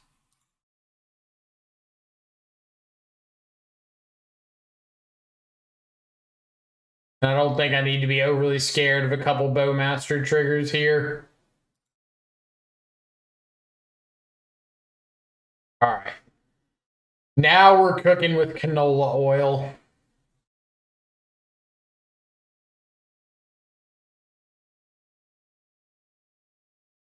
If I go Undercity, surveil over whatever I see, that's 4 in the yard, unearth the Oculus. Unearth makes it 5. Discard the marsh flat, makes 6. I can double fly the frogs. Have the Oculus on board. Yeah. Then you. Discard you. Unearth you.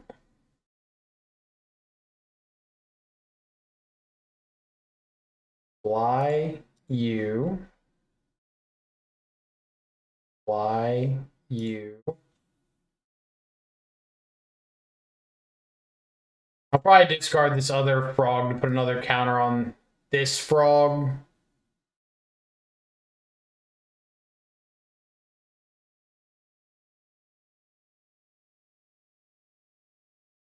All these garbage Thought Scours on Earth used to be counter magic.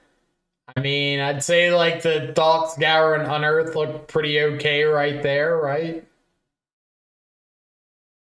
Found an Oculus, filled up the yard to double jump our frogs.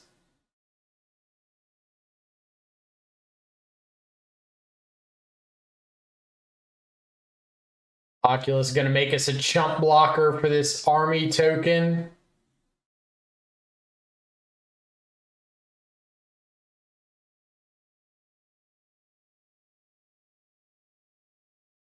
Counter spell. This is 5, 6, 7, 8, 9, 10, 11, 12 in the air. So I guess it's not quite lethal.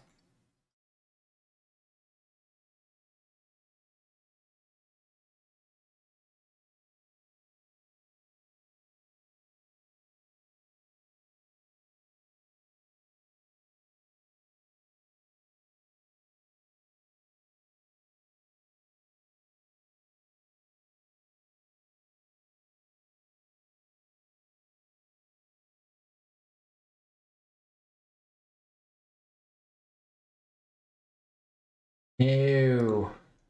No.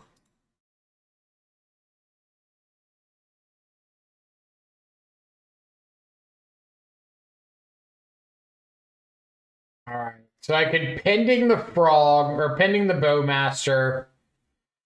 It's probably better just to save that.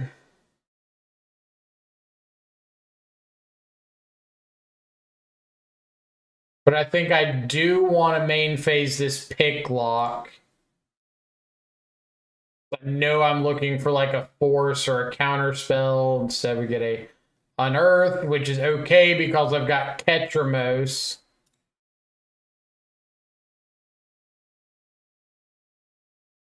We're going to see if our magical little god buddy here can find us a counter spell.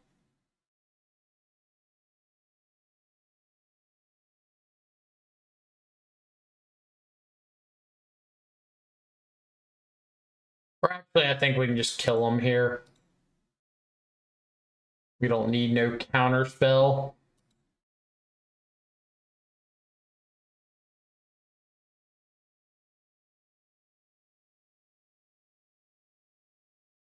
Discard you. Discard you. You.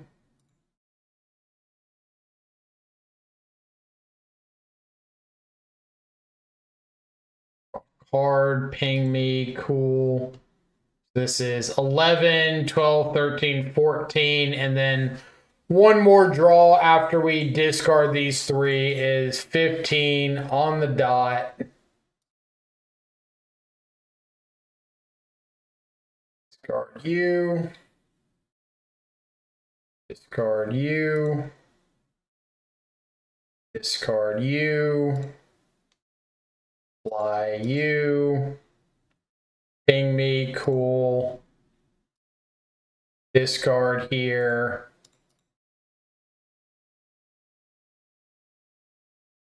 Ketramose.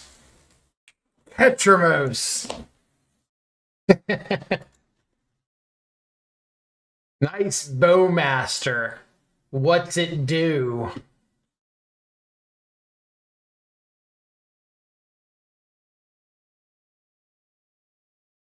If your answer was stop Ketramose, you were wrong. Disrespect for opponent's push. They had like 3 turns to push a frog. If they hadn't pushed it yet, I'm assuming they don't have one at that point.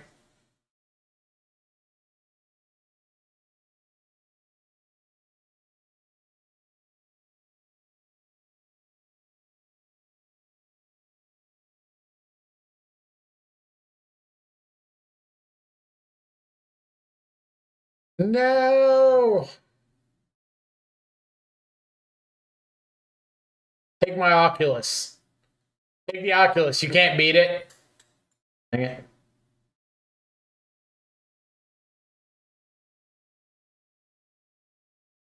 No, our Oculus. How could they take it from us like that?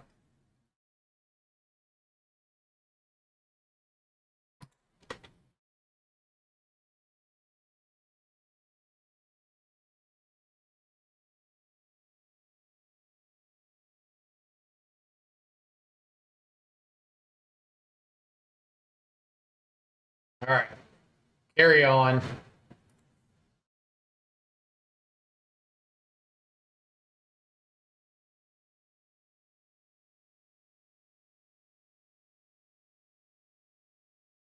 All right, you're not allowed to just have Oculus or hard.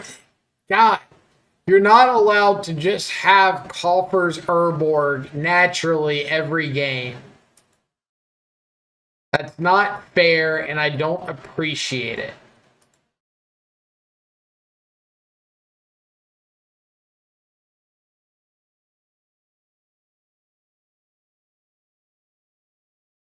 I mean, we're just unearthing a Ketramose, right?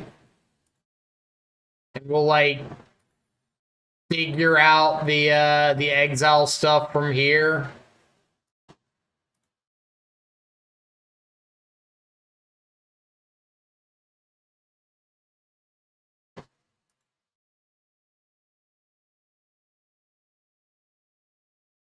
If we have to vanishing versus a boggart trawler.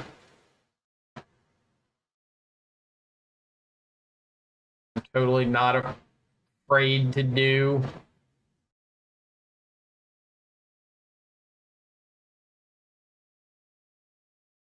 Shieldred the Apocalypse. I think I'm gonna vanishing verse this Shieldred.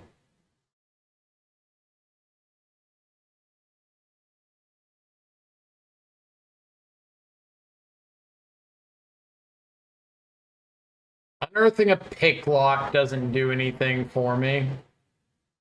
4 cards currently in exile, so I'm still a little bit off of getting this Ketramose online.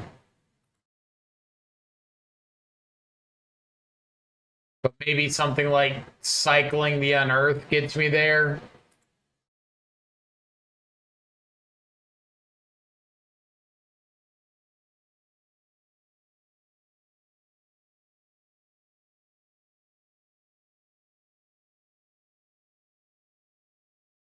Does technically. Yeah.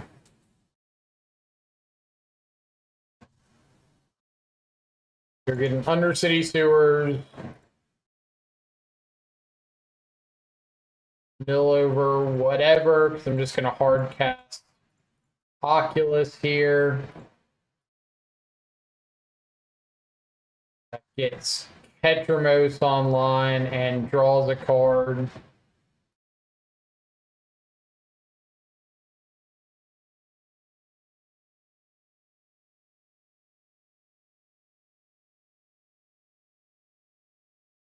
And we'll try to force off of this Oculus and proceed to never tap off a double counterspell again, if possible.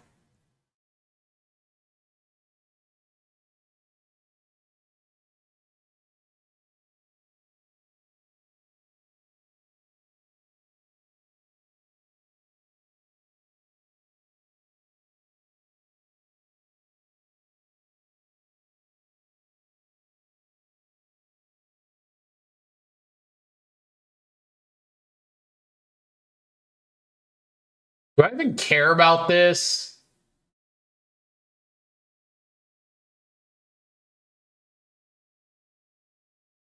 I don't think I care about this.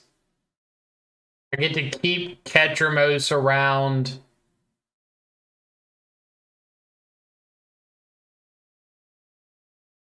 Yeah, you got it. I think if it's like not Necro or Karn, I just don't care. Especially since I'm going to get to untap with like triple counter spells available.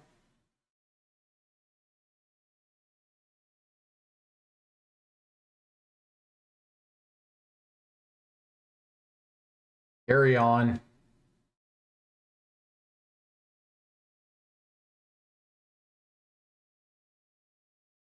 Like having Ketramose just sit around and dodge a lot of stuff like fatal pushes and damnations and things is really sweet.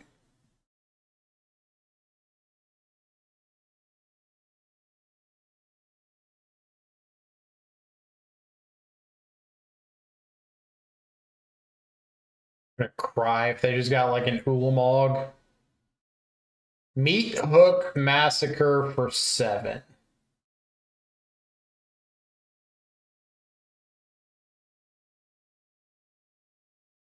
Meat Force of Negation for 3.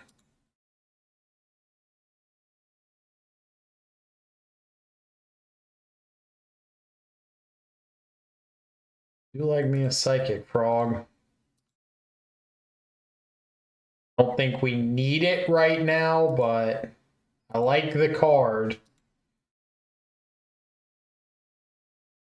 If I end up having to use both of my counter spells this turn, I'm definitely casting Psychic Frog next turn, but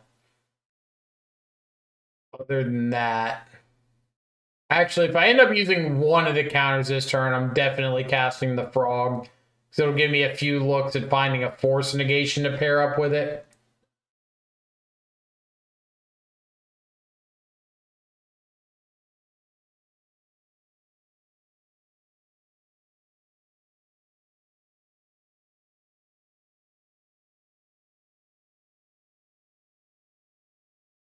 Is he yet?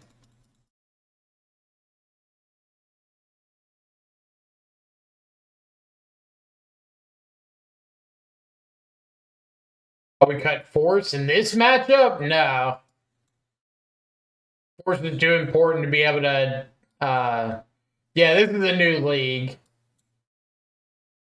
The league we played last round, I didn't have Force. But I didn't care for not having Force, so I dropped out of that one and went to a new league.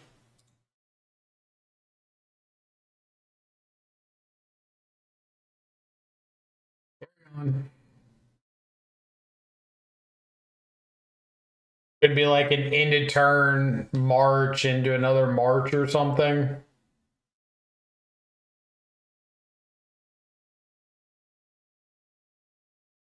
Soul Spike hard cast.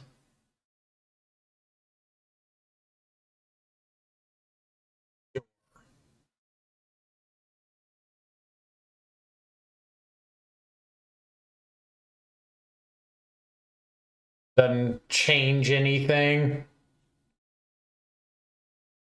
But if they were trying to bait out a counter,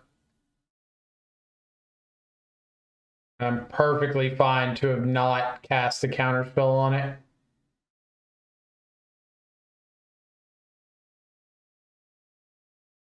What?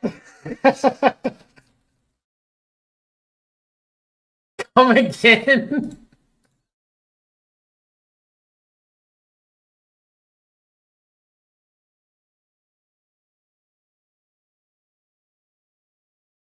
I mean, we couldn't have done anything about that anyway, so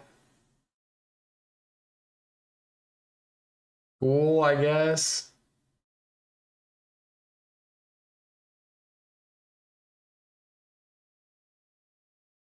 Yeah.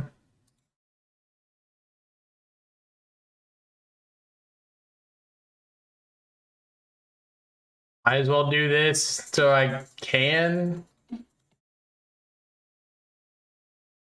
King T'Challa, thank you so much for the Prime sub. Greatly appreciate it. Welcome to the subscribers. Enjoy access to all of our sweet custom Death Shadow emotes, but before too long, we are going to have some non-shadow emotes.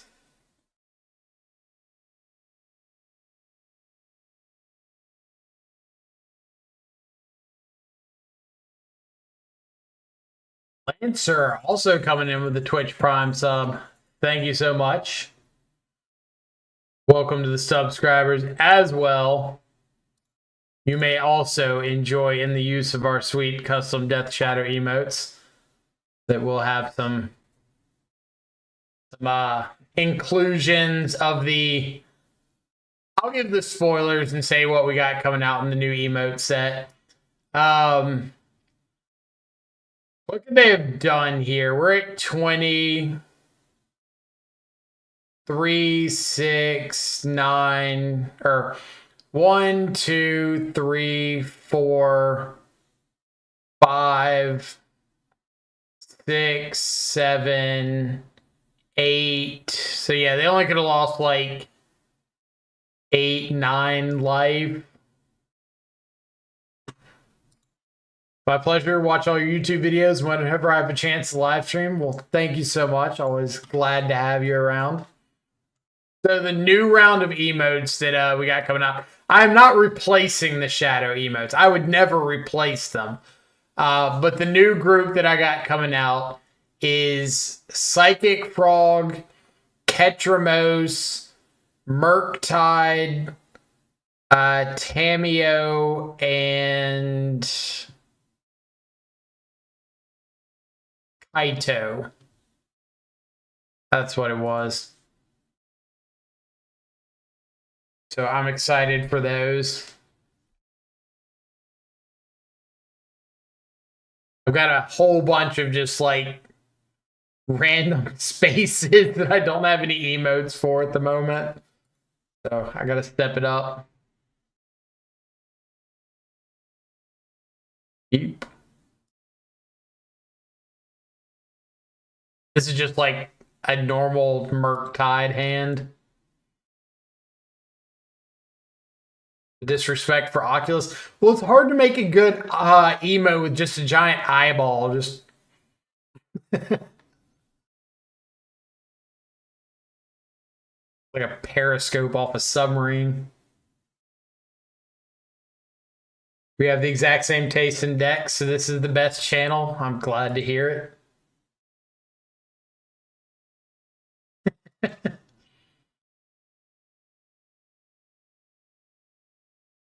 No. All right, we need to find an answer to a Ragavan or put something good in the yard.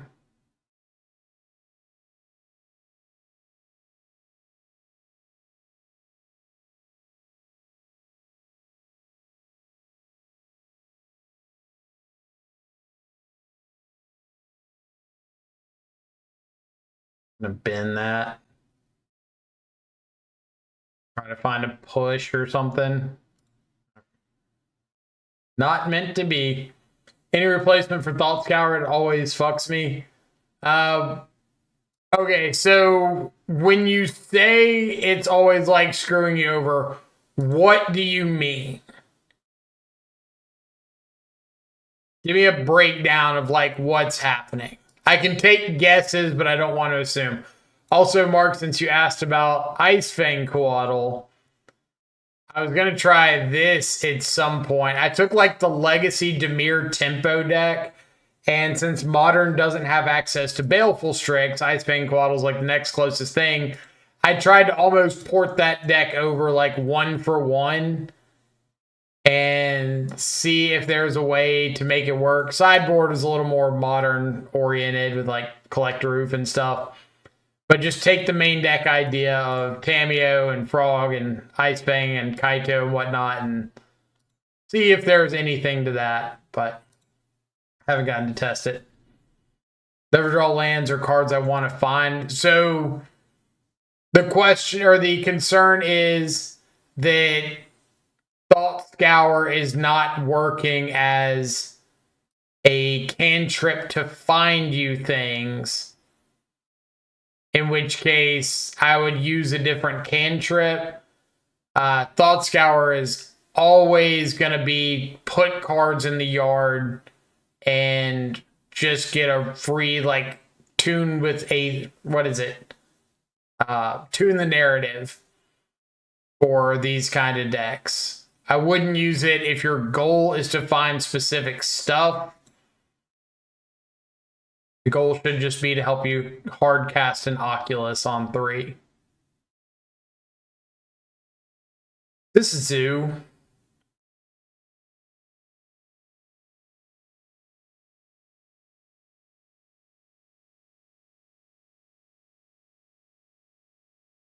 Alright, I'm going to have to use some cards here, but I need to go for the counterspell on this Kavu. They're going to go for my spell snare on the counterspell. And I'm going to have to force a negation my own spell snare. I need to keep the Kavu off the board.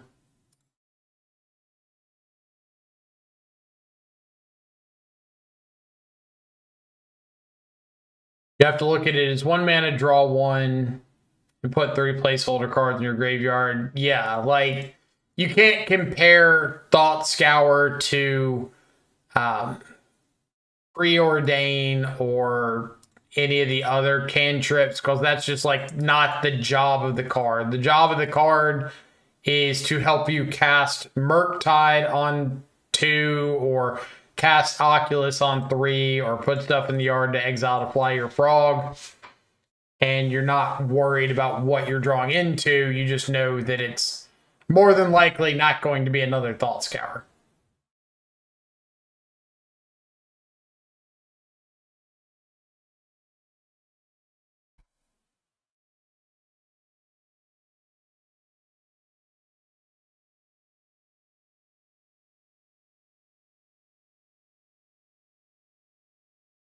But, like, if your problem is you're not finding the stuff that you want to be finding, then it really needs to be a different cantrip. Prismatic Ending. So we're playing against Zoo. Ending on their side might... they exile another one of my Ketramoses. Jerk. What was I going to say? Oh, Prismatic Ending on their side means that they're probably a Ketramose build as well.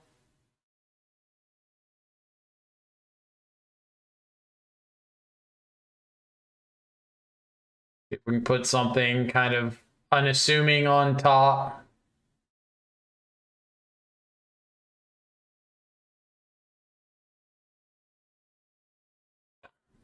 You can have that. But I need to find a threat kind of now, but the threat cannot be the 3rd copy of Ketramose.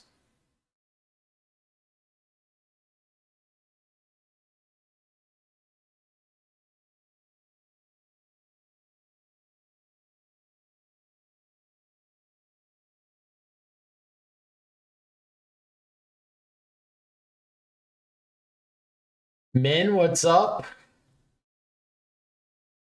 Hope you're having an awesome afternoon. Cyclotriome, you got it. Please no follow-up. Oculus off the top. Not an Oculus, but that's pretty solid. Okay, I can't be too upset with just drawing a removal spell. Perusing Magic content.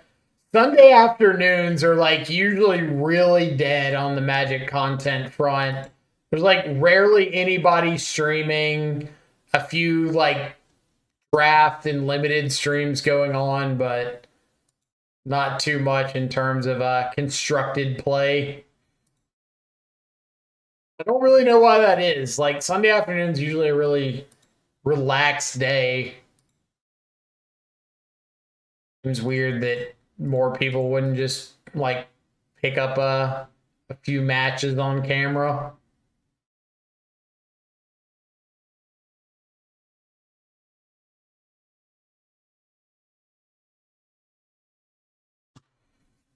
What do we got? I don't care about the ley line. Obviously, do care about something like a. There's no way they've got both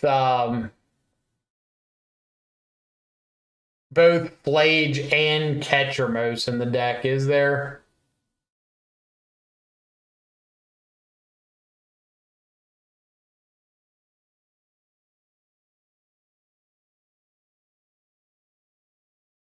I believe this is just trying to hard cast a ley line. Red, blue. You're gonna have to use a treasure token. There we go. Ley line is fine.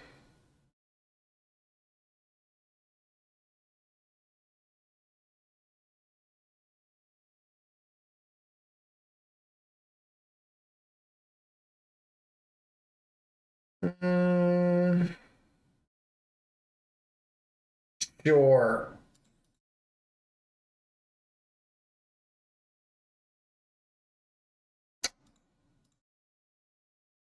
All right, don't hit a creature on me right here.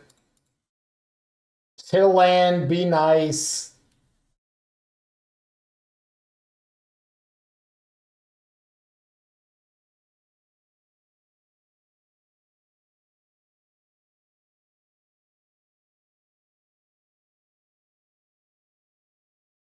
Okay.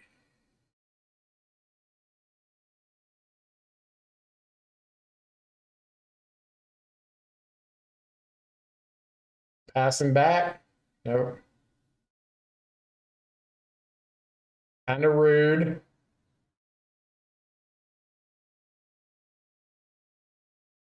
That is not hitting very much. So all you, I guess if they play like a Kavu, I can pending it.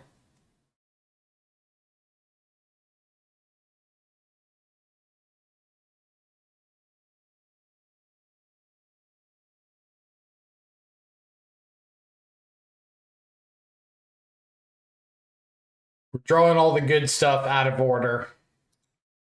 I need this stuff before the threat.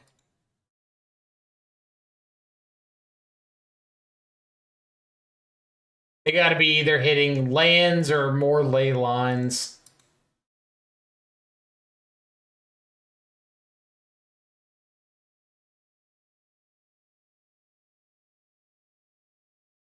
Okay. Please find me a frog.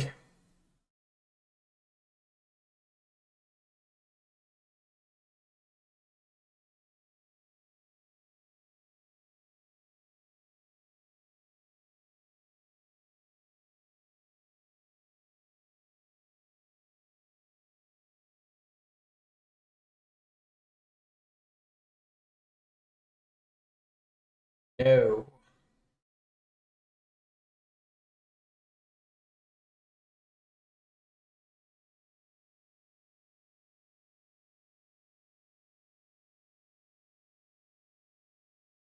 No.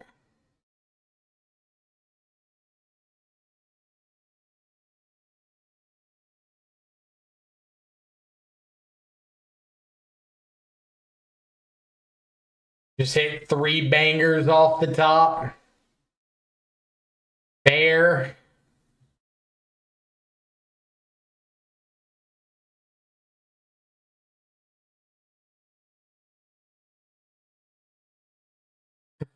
Vanishing Verse not looking too good into a ley line of the Guild Pact.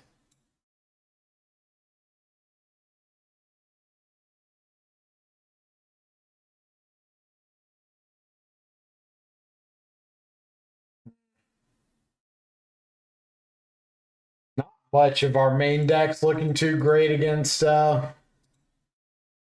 against them. Could be bringing in Rest in Peace.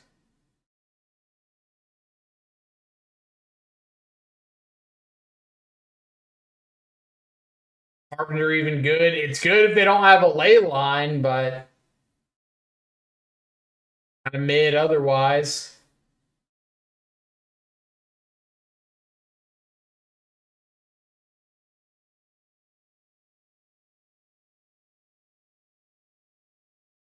Vanishing Verse for Breach. What Breach? Or do you mean just in general? It's okay against Breach. It's really good into the black-white blink deck because you can hit Overlord with it or just exile like any creature in their entire deck.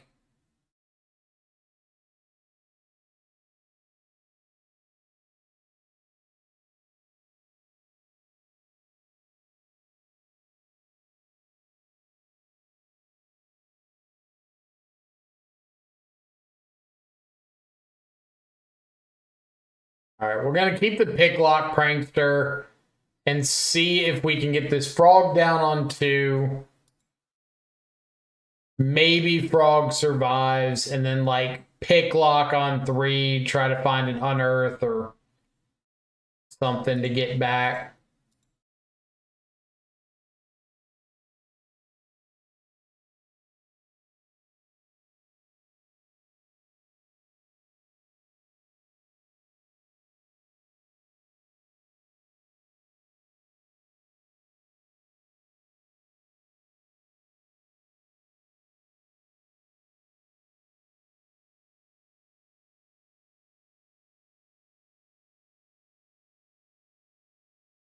I'm happy to throw some stuff into a bolt here. This means that they can't play a Scion of Draco on 2, which is like worst case scenario for me. So if I get to save my Frog and stop them from playing a Scion, yeah, they could have an untapped white source and Leyline Binding, but what was I going to do against that anyway? They could also just have like a land and a Tribal Flames.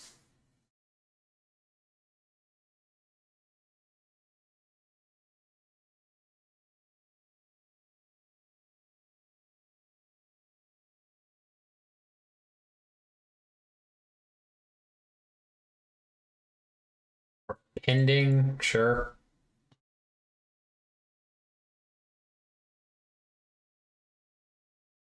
Okay. Let's see if we can high roll a prankster for once. Prankster whiffs. All right. I'm off of this prankster. I can tell you that. Never found what we or found the force one time that we wanted, but it's whiffed multiple times. And yeah, just not it.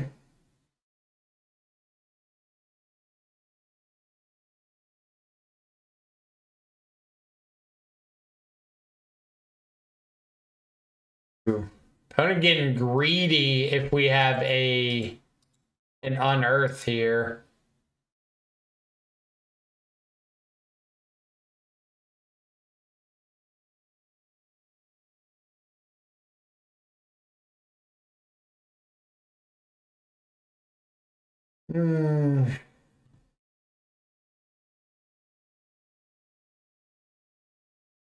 Definitely have a Leyline Binding.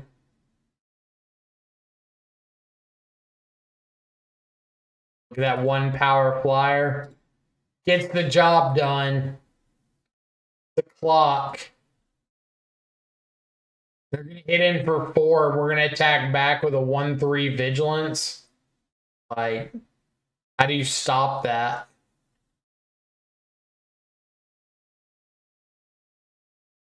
Our threat gets to play offense and defense.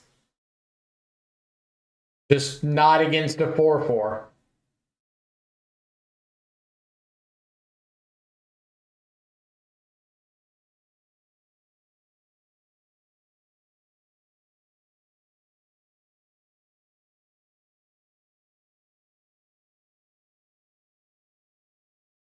I don't believe you got a stubborn denial. You're a liar.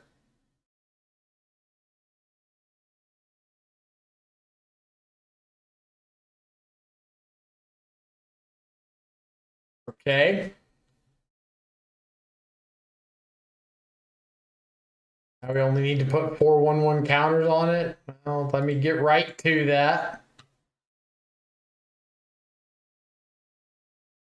Play out the frog first because I'd rather have the Oculus live than the frog. So if they do have the leyline binding, which I suspect they do, yeah, frog goes away.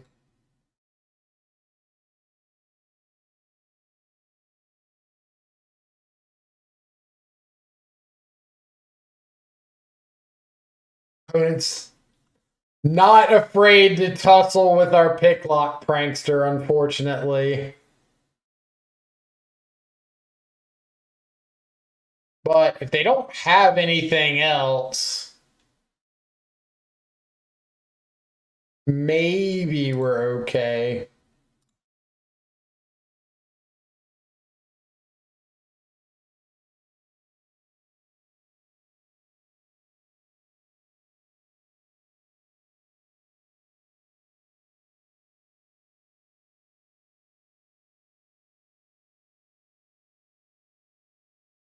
All right, now we'll play out this Blooded Strand because I would rather get the Undercity Sewers than try to bluff having something here. They have another binding. Yep.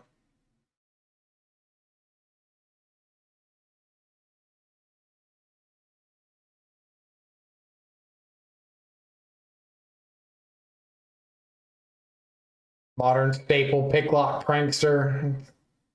I mean, last I checked, opponent's life total is lower than my life total, and we have a picklock prankster on the board. It's not the case anymore, but just disregard this attack. Before now, we were doing good. Unfortunately, I got a block here because of Tribal Flames.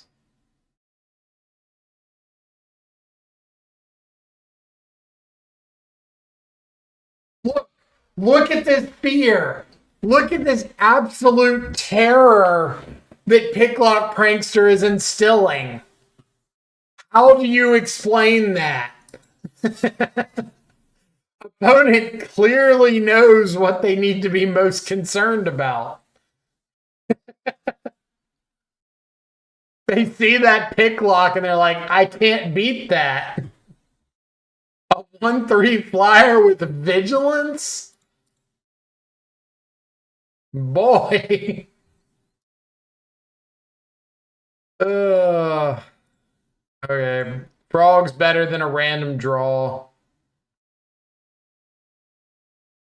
If they have the answer, they have the answer, but flip it, please. Someone needs to.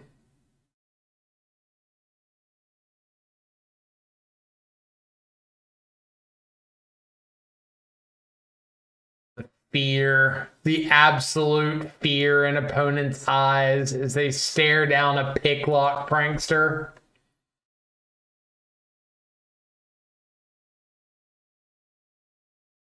Secret Fate, thank you so much for the follow. Hope you're having an awesome afternoon. Third leyline binding.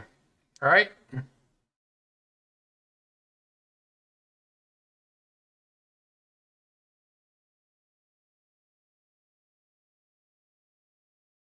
Need like Thought Scour. Oh, I was gonna say Thought Scour, flip over, Oculus, draw Unearth. All right, I am off of Oculus with Ketramose. I think that combination is just not doing it for me.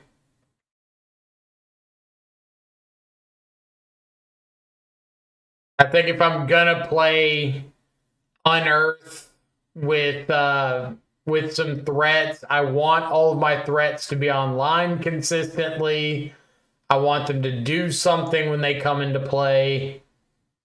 And having to play all these Unearthed Shell cards with Ketramose just means like less cards to exile things, less interaction. I'm just not about it. Not about it. We're gonna flip over, play something else. One of the people in the Discord has been talking a really high game about Thraben Charm in some of the Esper lists. Did say it was better in the Oculus build than like traditional, so I guess if I'm not playing Oculus, then I don't know if I want to play Thraben Charm. But for the Oculus build at the moment, it just seems like clearly Picklock Prankster, although it terrifies my zoo opponents, might not have been the most impactful Magic card out there. The Oculuses and the Ketramose are already a little bit inconsistent on themselves or by themselves. Combine them and you run the risk of just not being able to do anything till like turn 4 or 5. Yeah, I'm fine writing that one off. I'm sure I'll try it again at some point because I have no shame, but at the moment I'm kind of off of it. So we're going to do a poll. We are going to do a poll. If we want to try out, I've got 2 ideas. Not that one, that one.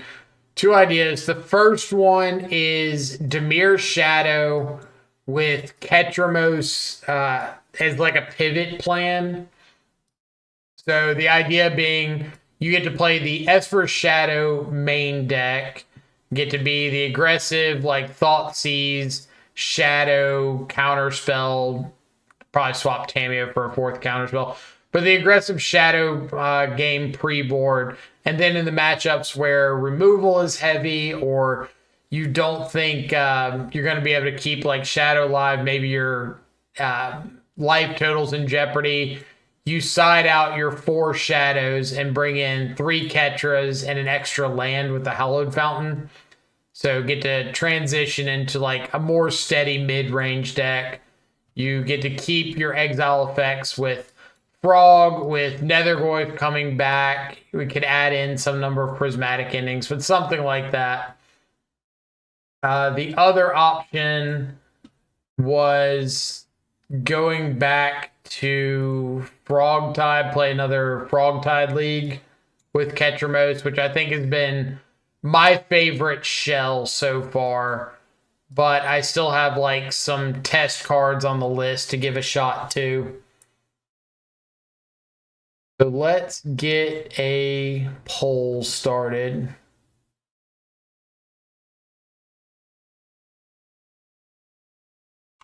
What next? Esper, Shadow, Ketra, or Esper, Frog, Tide. Is there anything else we want to throw in just for the sake of it?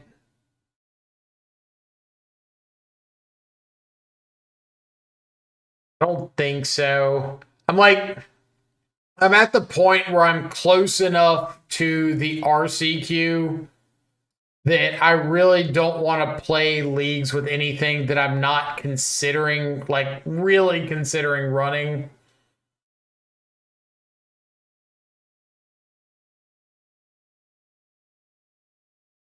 But the poll is live for all of the Twitch chatters.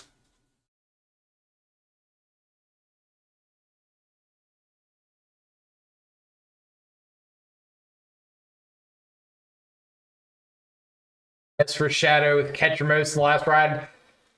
Last Ride is not a Dimir or Esper Shadow card. Like, you can try it if you want to, but Last Ride needs to be in a shell that's got a higher threat consistency to crew it than Dimir or Esper can present. And it pairs really, really well with Teamer Battle Rage. So being able to play out your Last Ride early, late to mid game, your opponent taps out, you play a threat, through it, battle rage it, kill it. But in the just straight Dimir list, it's not doing anything that's better than Shadow's doing, and Shadow is already like the worst threat in the deck by a mile. So all you're doing is adding more copies of your worst threat and trying to pair it with cards that are just like better on their own. Doing dress down stuff, Last Ride off a Null Drifter and crew. Or not, because that's like taking 3 turns off to not do anything and still not killing your opponent. Because you're playing a Last Ride on 1, a dress down on 2, a Null Drifter to draw 2 and hit them for 13 on 3. So you didn't interact for 3 turns, and you're not presenting lethal. Like, the nut draw just isn't good. And if you can put together a deck with a nut draw that's just not good, probably shouldn't be the deck that you're registering.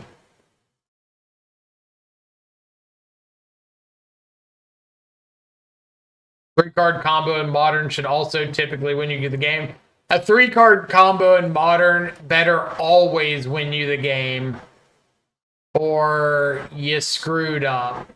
That's the exact reason that I don't like Dark Blast in these Frog Ketramose shells, because it's a 3-card combo that depends on life totals and deck size and where you're, like, if your opponent's got interaction, obviously. But it's a 3-card combo that's not a guaranteed kill, and you're putting like a bad removal spell in your deck to try to enable it. At least with some of the other 3-card combos, you have the excuse of, oh, the 3 cards are decent on their own, but Dark Blast, not really in that category. Oh man. Close poll. Does look like Esper Shadow won, so we're gonna roll with that.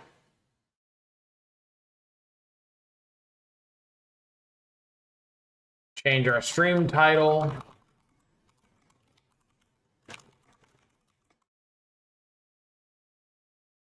Update.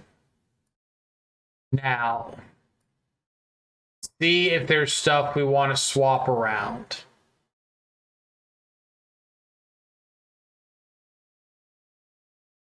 I know there was a suggestion. What was the suggestion? Or no, the question was about Murktide over Nethergoyf. Was that? Yeah, Hummingbard suggested. We could do that. Probably not the worst idea. Like over here, putting Hummingbard in the search results. If we're going to do that, then we want to lean a little bit heavier into making Murktide good. So if I'm going to cut the Nethergoyfs, I'm cutting like the Mishra's Baubles for sure. Going up on the 4th counter spell, going up on Force of Negations.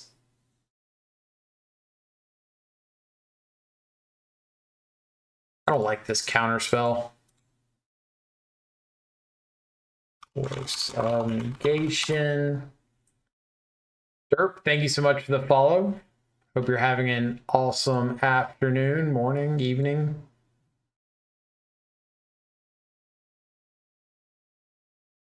Mostly post sideboard, I think you want to be more of a Frogtide deck if that's your post, which I think is completely reasonable. I think that's a fine call out. I do think I'm going to add a couple prismatic endings to the main. Real John, thank you so much for the follow. Hope you as well are having an awesome afternoon. I just like a couple. I still want to keep the aggressive shadow starts. Maybe I add one more to the board to kind of come in with the Ketramose. The spreading seas. But I also could just not run anything white in the main and stay Demir Shadow. But I do think Prismatic Ending's like pretty decent right now, so I don't hate that one. Frog, Thoughtseize, Shadow, Murktide. One more spot. Just throw a sink. Could add another fetch land. Yeah.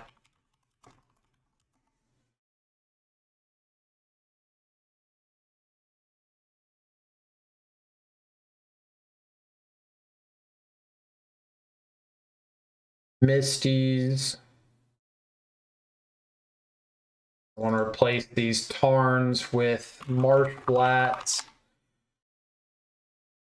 You get that Sultai list? Yeah, I can drop it. Give me just a second.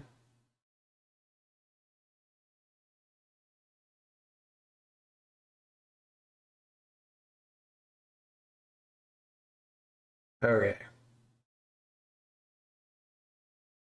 I think this is close enough to where I want to be.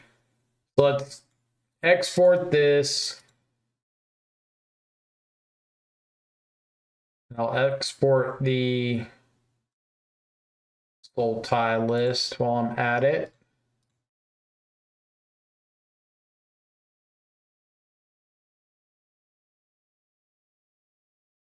Go hop on over to the Mox field.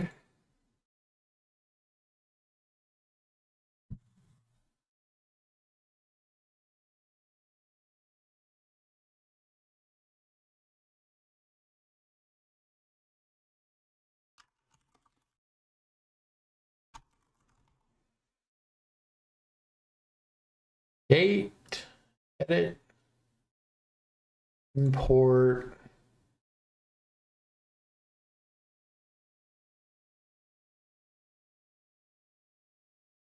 Save. Why did that only imported my sideboard? Why did that only import my sideboard? Import. Choose. Open.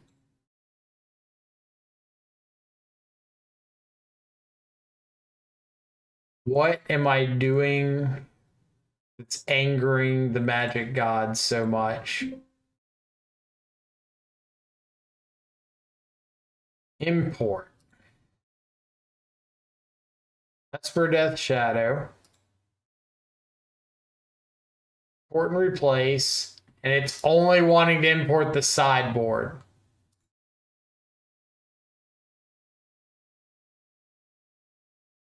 It's just swapping the main board and the sideboard. Why?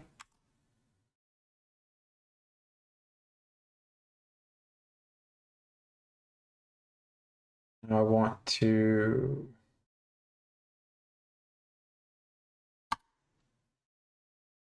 Weird.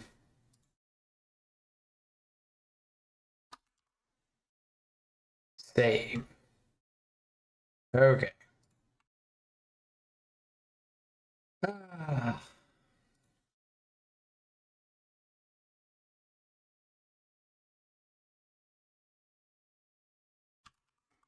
Update the deck list commands in chat.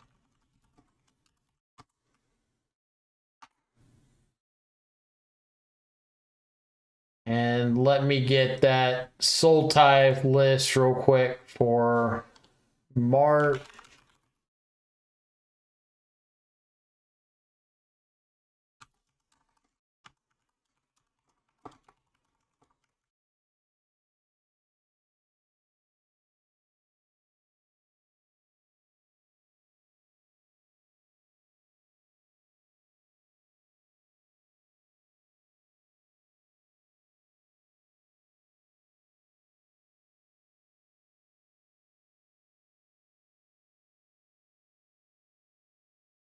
Soul tie list doing the same thing. It's just swapping everything around. I wonder if something happened on the Moxfield site that calls that. Never seen that happen before. All right, Mark, dropping a link in chat for you with the soul tie list. All right. Yuki, what's up? Esper Shadow. Let's roll.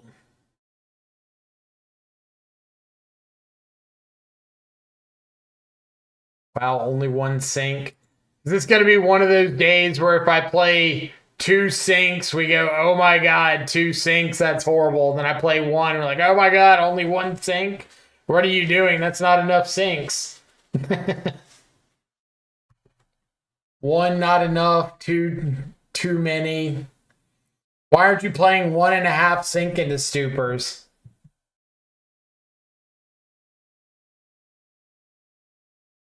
14 inches of snow. Jeez.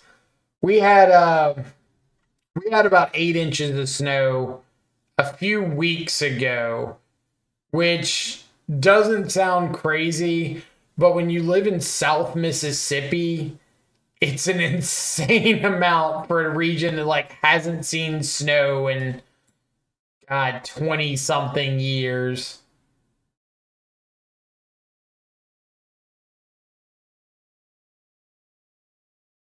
All right, I'm gonna hope that our opponent is not on Boros.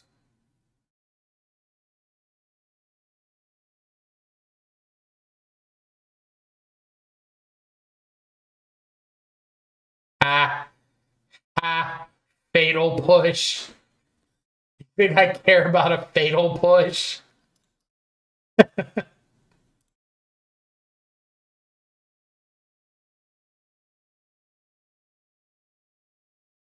least it's not almost 3 feet. That is true. Can confirm it is not almost 3 feet.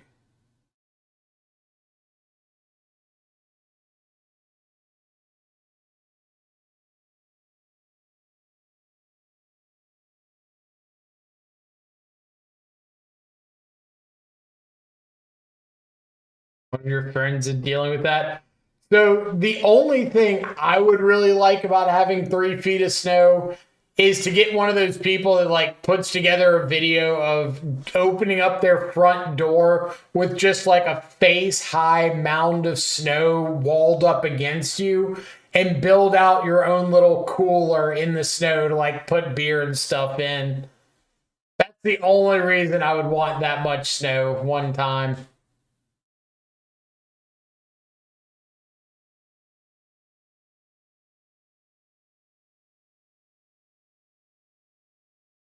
All right. So I'm just going to take the Green Suns. I don't even know what Canker Bloom does, but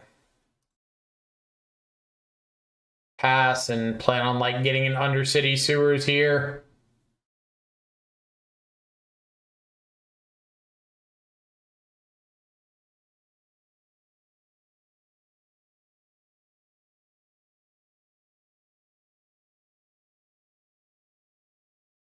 Malevolent Rumble finds Ghost Quarter, Verdant Catacombs, Fatal Push, another Malevolent Rumble. Deal.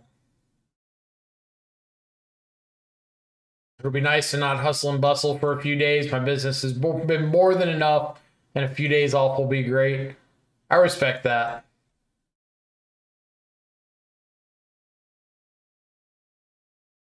All right, let's find like a counter spell. Force of negation. I'm gonna bend. Preordain. I'm going to cast. Don't need a Wraith. Will take a Fatal Push. We'll put a Murktide Regent on the stack. Yeah. Not exiling all of my instants and sorceries first because I feel I'm going to have a need to cast this second Murktide Regent. And so I don't want all of my instants and sorceries gone. In case they either deal with this one or I need to cast the second one fairly soon.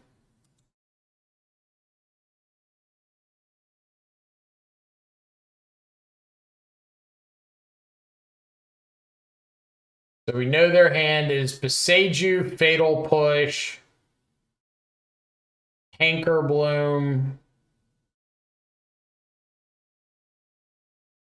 Forest, Verdant Catacombs, Unknown.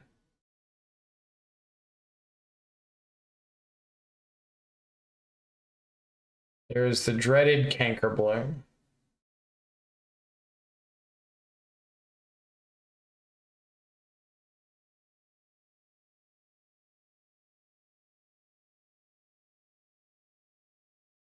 All right.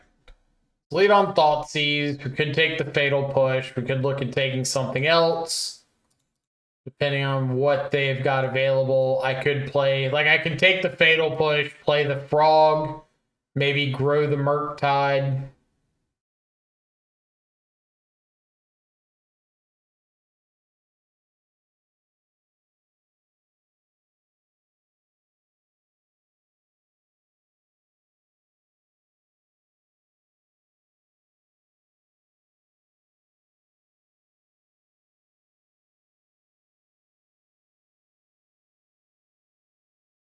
Never mind. We're not playing this this Frog.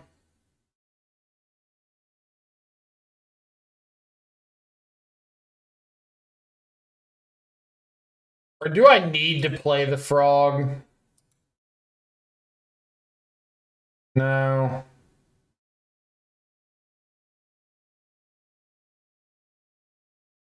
I just have to push this thing.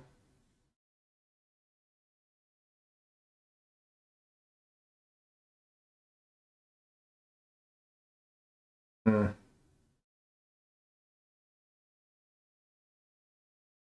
Go ahead and kill this.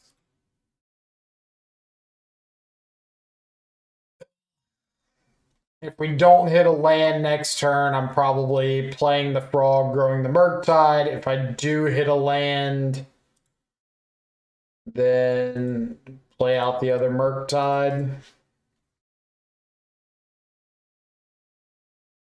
Ketramose in the sideboard, that's a sweet idea. Well, my thought is with decks like the black-white blink deck being pretty prevalent, that if we find something where Shadow itself is just like a liability, we can swap into like the Esper Frogtide plan.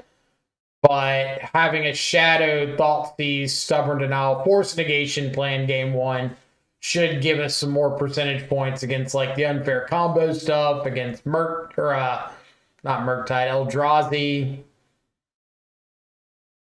Matchups like that are a little bit rougher.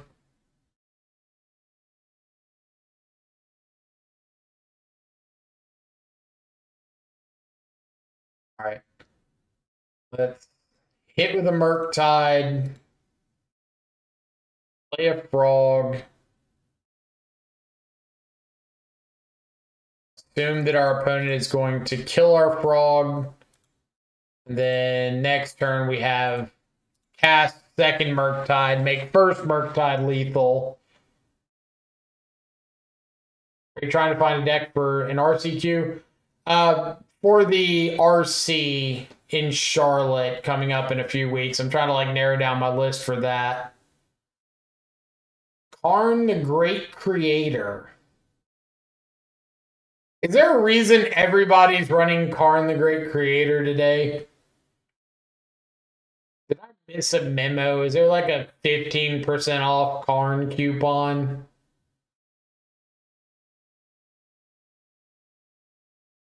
But I've got RC Charlotte coming up in a couple weeks or like 3 weeks, something like that.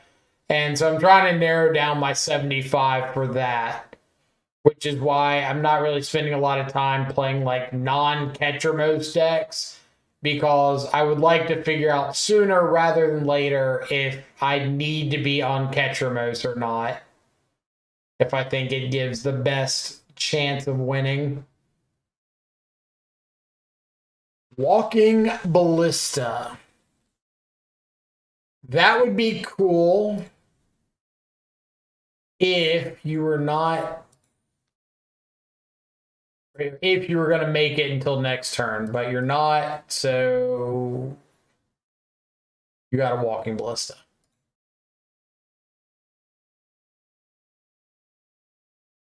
Now,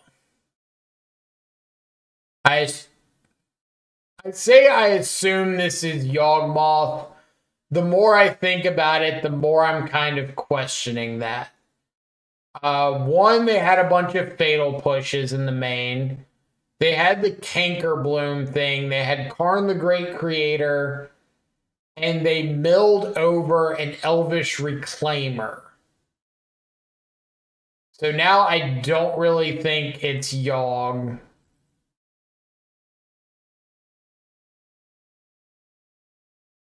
Brood Scale?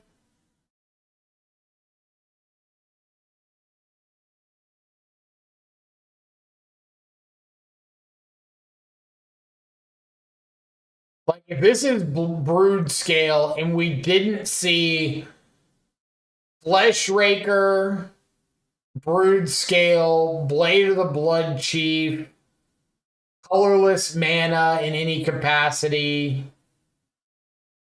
or like Kozilek's Command, that's a lot of things to not have.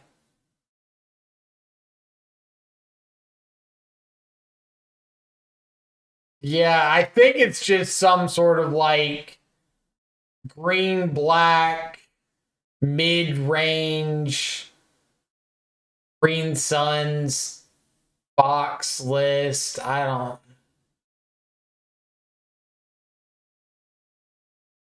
want to assume too much. Like Ketramose could be really good here, but again, I really just don't know what I'm up against, so I'm a little bit hesitant to like over sideboard.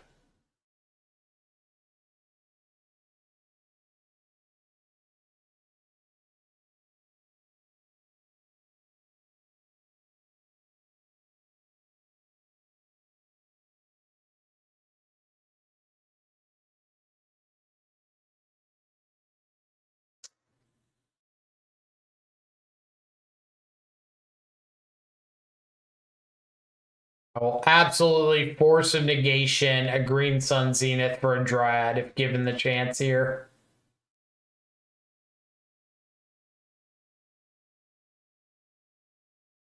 Green Black Maverick.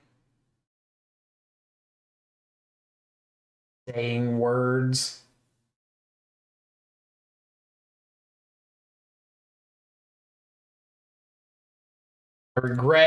I regret keeping this hand. But I'm just like more interested in figuring out what is going on here.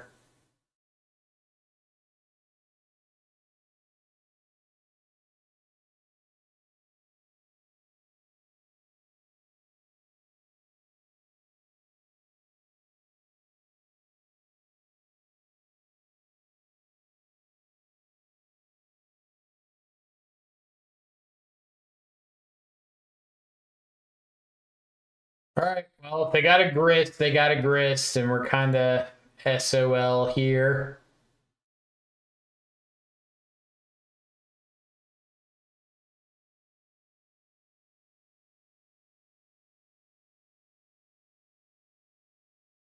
Do anything about a rumble? Titania, Protector of Argoth.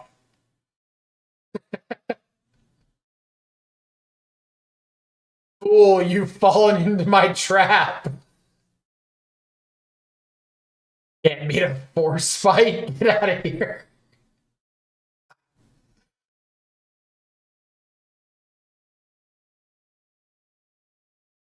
Okay, question.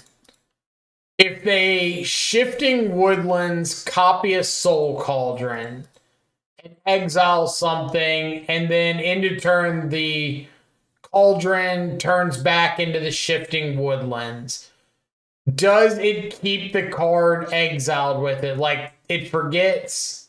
Okay. Cool.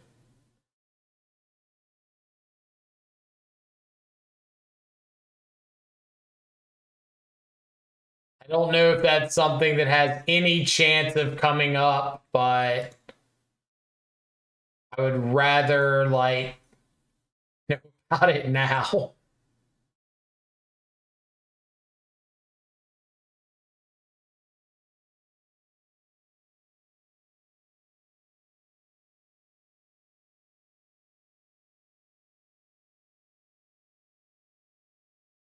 All right, let's play out of shadow. Swimmeroo, thank you so much for the follow. Hope you're having an awesome afternoon. Appreciate you coming around and hanging out.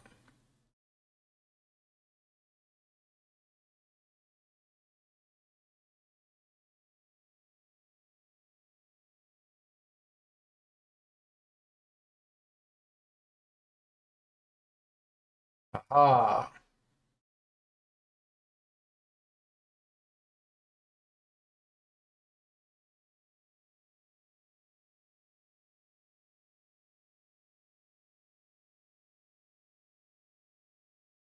See what you got.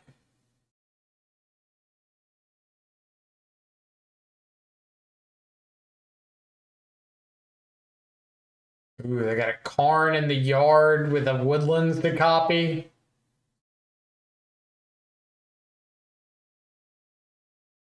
Be kind of hot.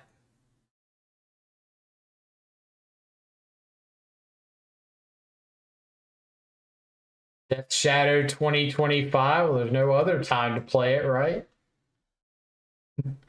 Copy the Karn opponent trust. Fulminator Mage. Sure.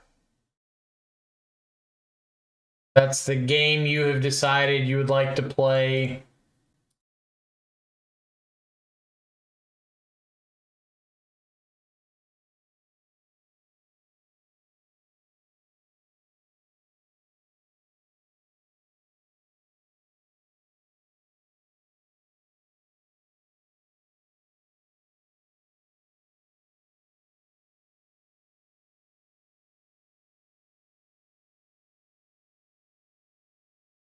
Sometimes you just have to draw more lands.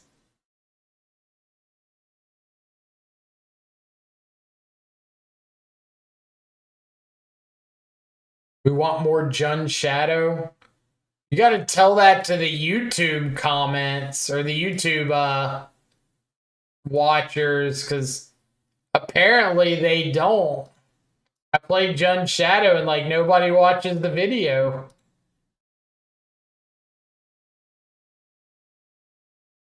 Just tell me y'all don't want me to play Jun Shadow.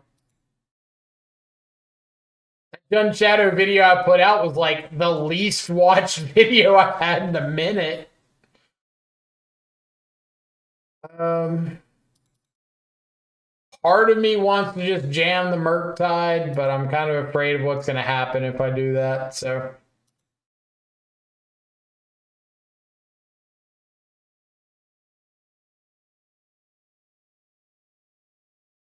feel sometimes you need to draw more lands and dig in me.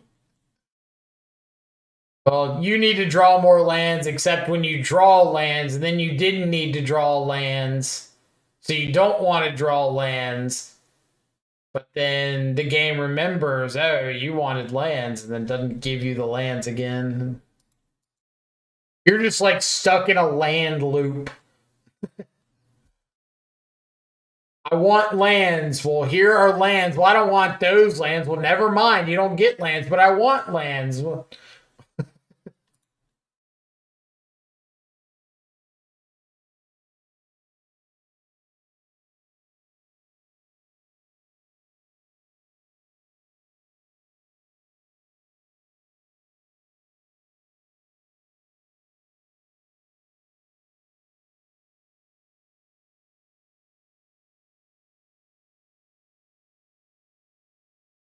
I'm not using this counter spell on anything else, it seems like.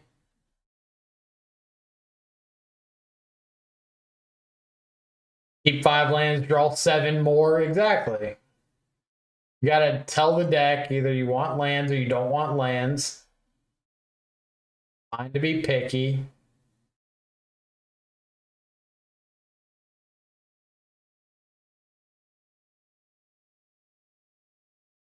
I am going to go for a surveil land here. I'll impact my frog draw.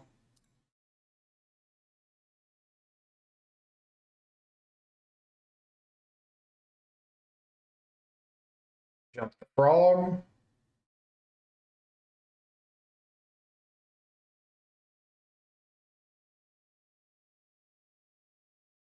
Why MDFCs are real tricksters that way? They are pretty tricky.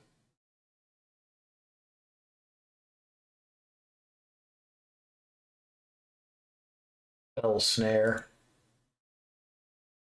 Well, I have a reasonable suspicion that this spell snare is not going to do a whole lot for me, but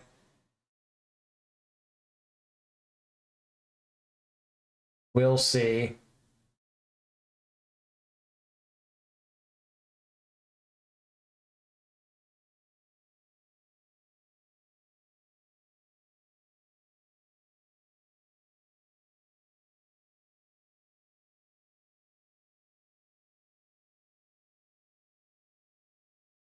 If I had to take a guess,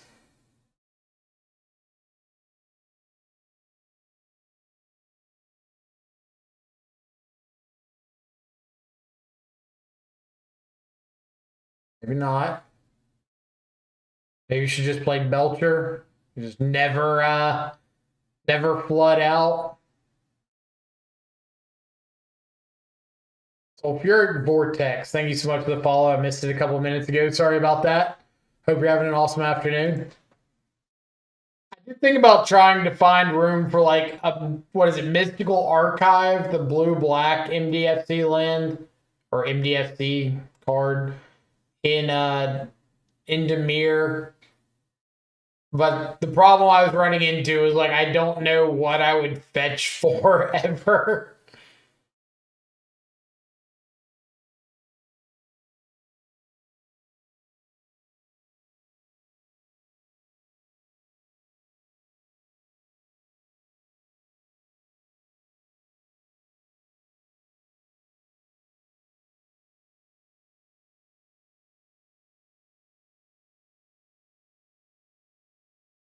Got a Titania.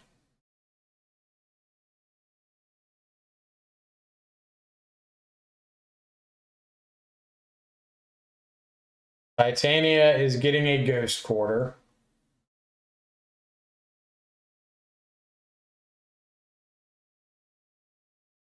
Ghost Quarter is hitting yourself.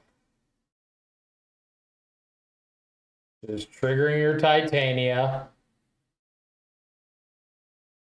I'm going to F6 too.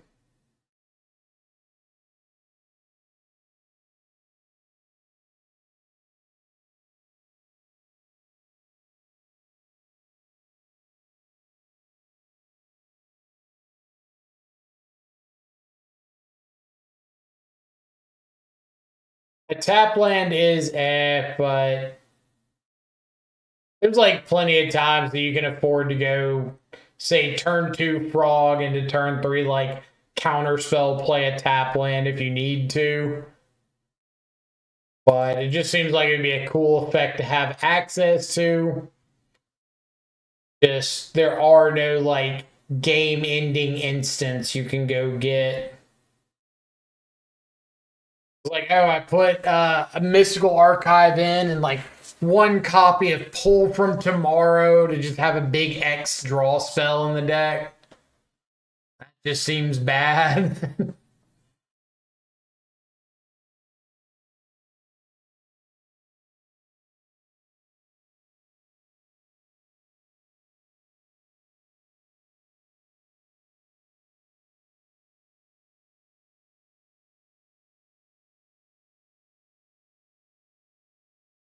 No idea what we're doing.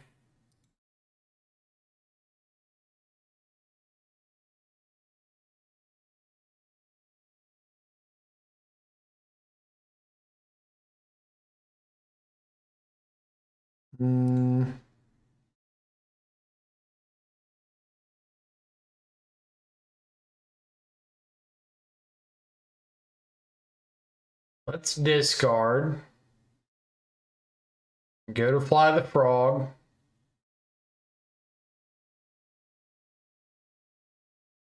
I'm going to make you have 2 pieces of removal.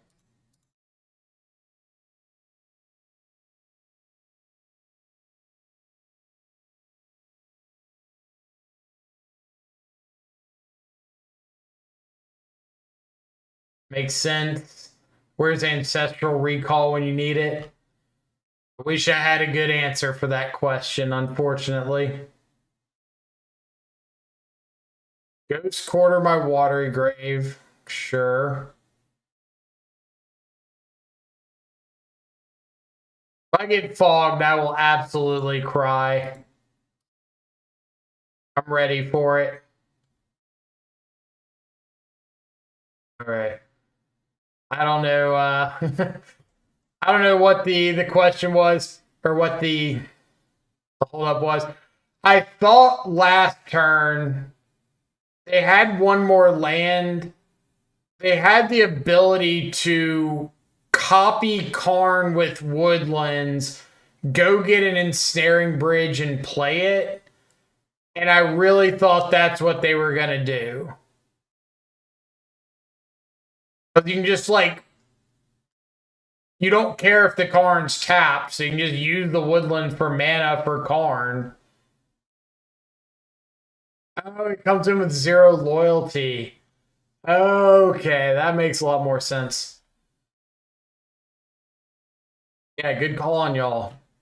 See, this is why I don't play. I just sit here and talk to y'all. Good call.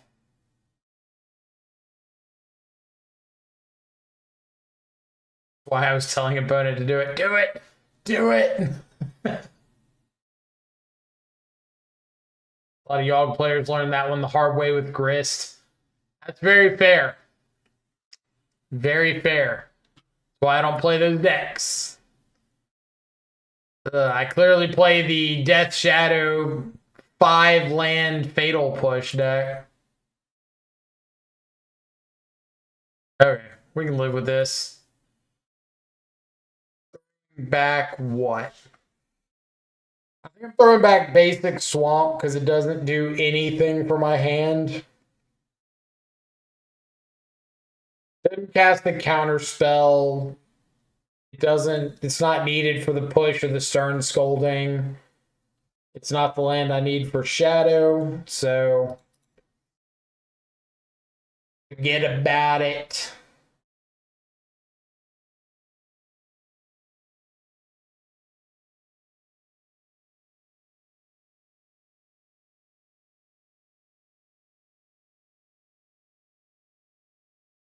Utopia Sprawl. All right, well, I'm going to respond with Cycle Street Wraith in case I hit a Stubborn Denial. I want to do this before I fetch because I've got basic swamp on the bottom of the deck and I don't want to potentially draw into it.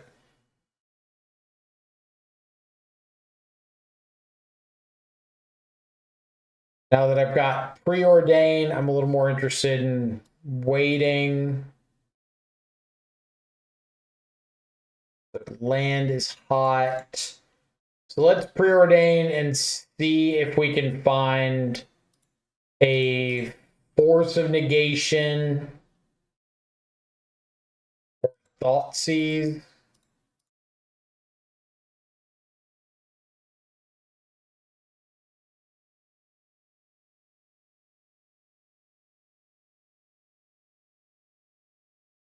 It'll only be a 4/4 Murktide.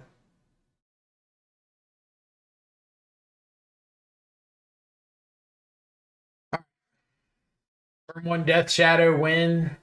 I didn't have a turn 1 Shadow, but I had a turn 1 Flip Tameo against Seth, better known as Saffron Olive, on a match that he was recording. I think it was on stream for us, but it was with Demir Shadow.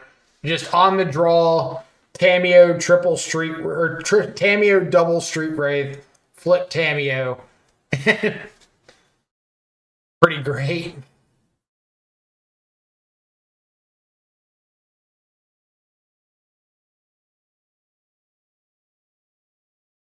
Let's see if we can find a post-game burger at McDonald's.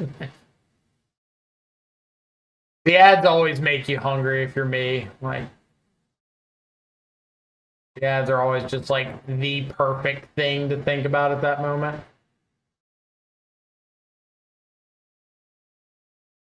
Copious scrolls for days. Okay. Us. Cycle of Street Wraith.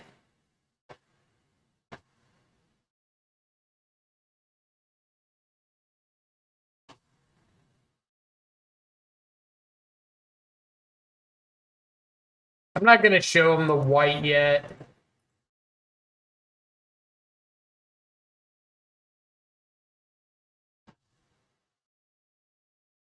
Turn 1, flip Tameo on the draw with double wraith. My opponent untapped and Leyline binding her. I think he had a removal spell and I just had like a force negation and a blue card. So it was kind of the nut rollout. Remember, we have pendings. We do have pendings, but I have the fatal push already and I don't think I'm getting any other targets. So I kind of want to just use it. But I guess we could have drawn a pending and hit the Utopia Sprawl, which would have been all right.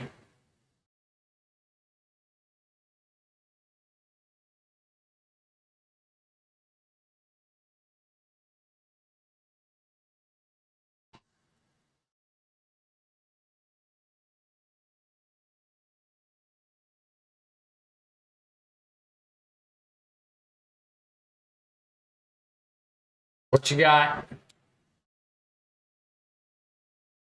always a Cavern of Souls.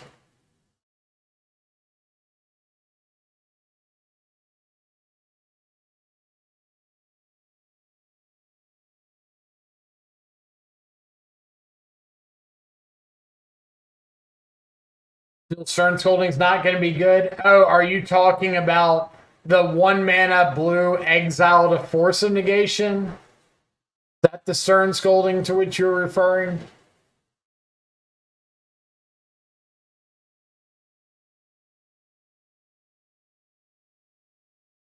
Opponent is playing a counterable Thought Knot Seer.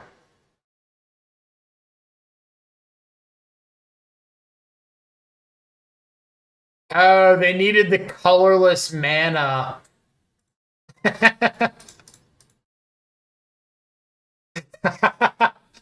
Nice mana base. All right, give me a Thoughtseize or a Fetch Land or a Shock Land or a Wraith.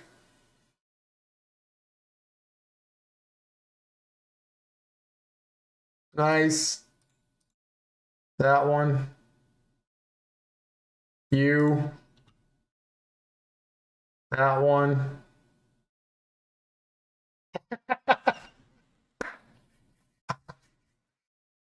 Nice Cavern of Souls. What do they do?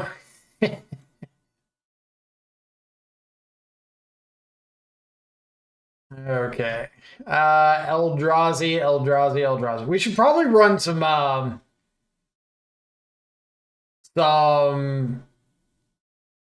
shut down artifact things, Stony Silence in the sideboard of this list.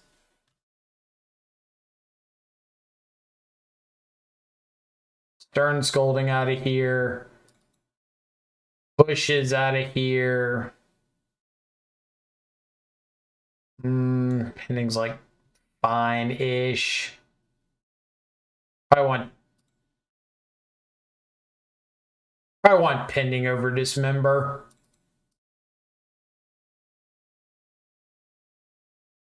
That seems reasonable. Submit. So glad Thought Knot Seer isn't a caster. Yeah, it's one of those old, lame, not fire design Eldrazi. Internet famous Paul, thank you so much for the follow. Hope you're having an awesome afternoon. Kind of jealous of your internet fame.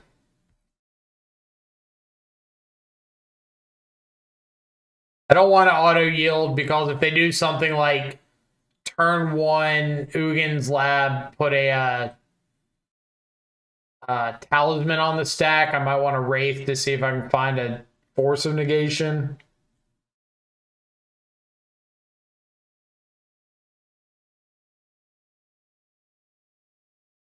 But when MH3 first dropped, I played a ton of Dimir Shadow with like Tameo, Wraith, Bauble, Nethergoyf, and Force of Negation, obviously an all-star.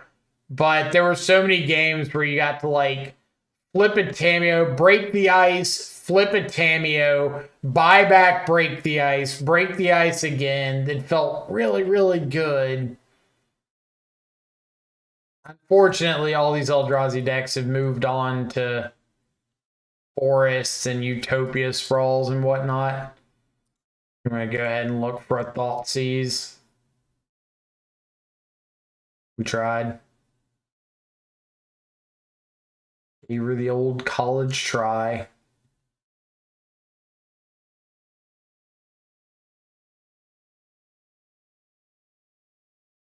What do y'all think about Consign in these spots? I feel like consigning the Labyrinth doesn't really matter that much. I'd rather just save the consign for a spell afterwards. But like consign into Rumble could absolutely make my next turn awkward.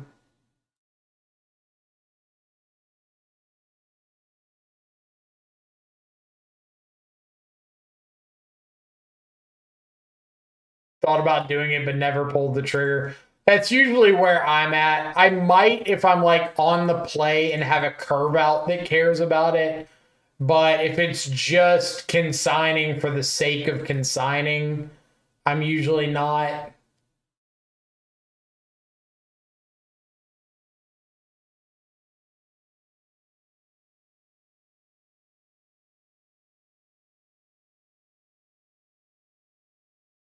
Bad Damping Sphere isn't even good against them. It's really not. Another depressing thing.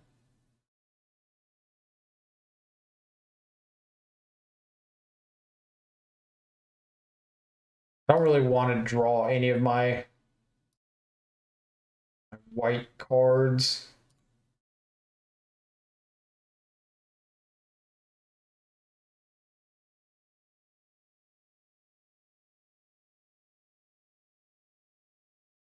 Oh, 1, 2, 3, 4, 5, 6.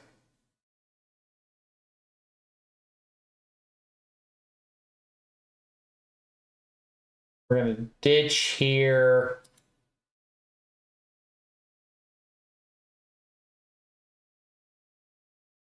Yeah, probably just play the other frog.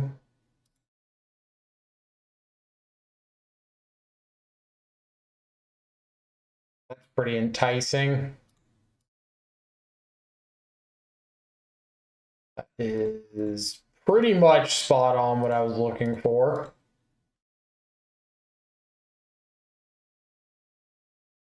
Emrakul, Devourer of Destiny. So if I take Devourer 1, 2, 3, 4, 5, 6, they can't hit another land and a Devourer.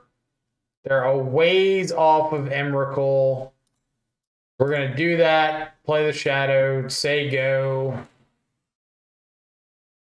I'm pretty positive you can't top deck a land and an All Is Dust, but I could be wrong.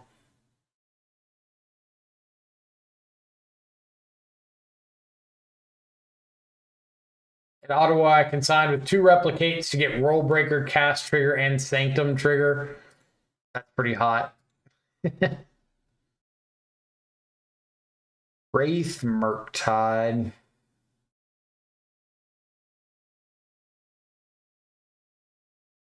I'm kind of on board with this Murktide.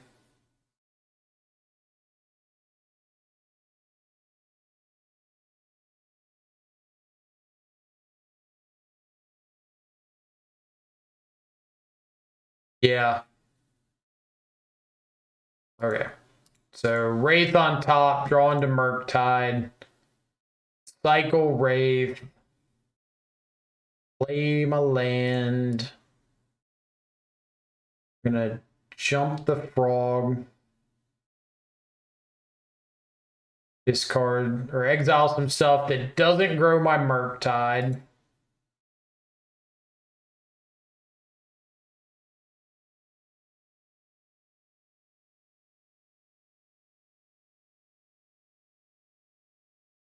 Pump the frog.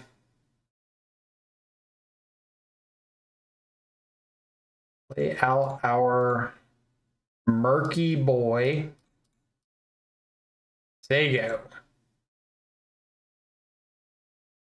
And we hope that Stubborn Denial is enough to stop whatever shenaniganry. Feels like a Devourer.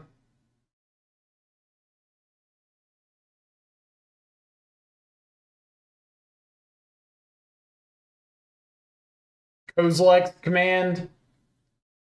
Null Drifter.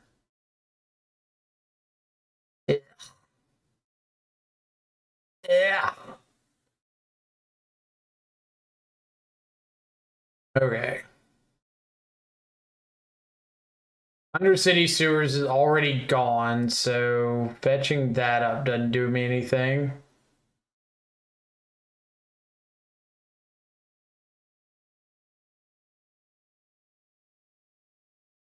We'll just go to my turn.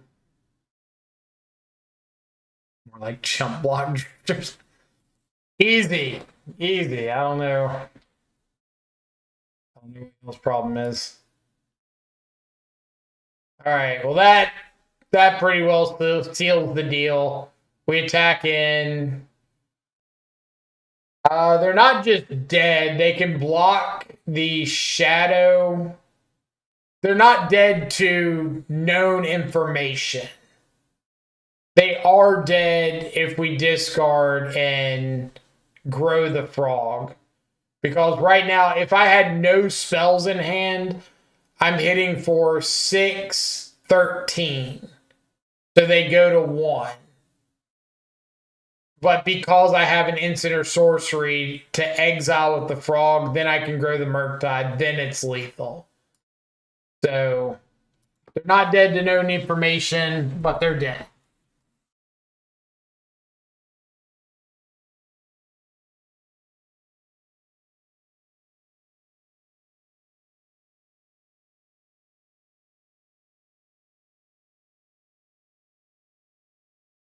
That's kind of that's kind of the hope of the Shadow main deck plan is just get to be the aggressive Thoughtseize You, Shadow deck. At least in game 1. Put in mulligans.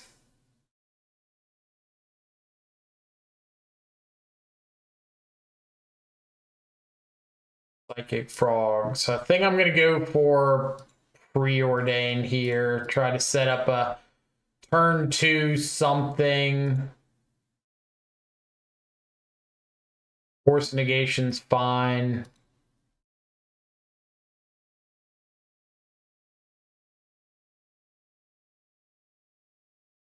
Like a land.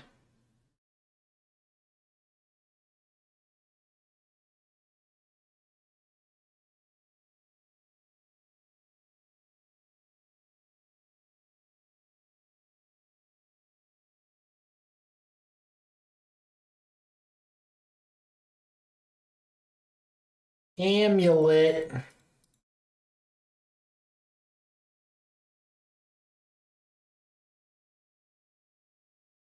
Show me a fetch land.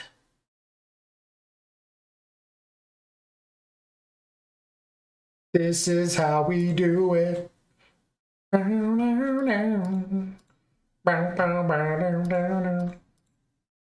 a couple shadows. Go.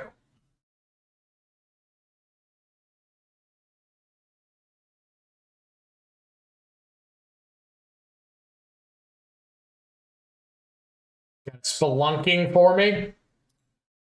You got a spelunking for me.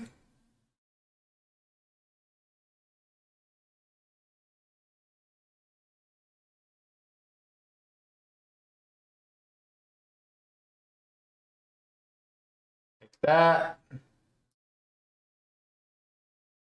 Back.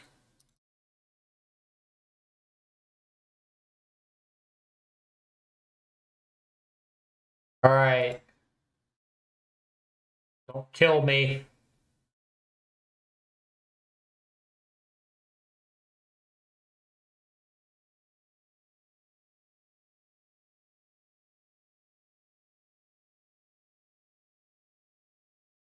Really like to see them just make a token here. Maybe they top deck and explore. I actually should have ditched the spell snare and kept that stern scolding so that I could hit something like a dryad here. A dryad or another grazer. Or...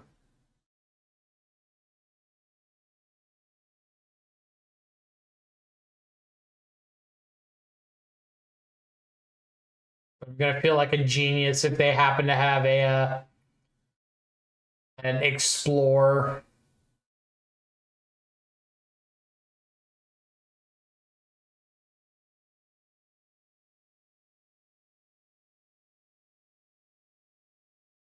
Green Suns for 3.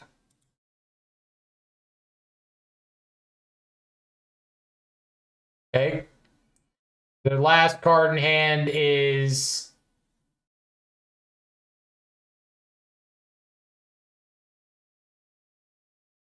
they replayed the Besage. I don't know their last card in hand.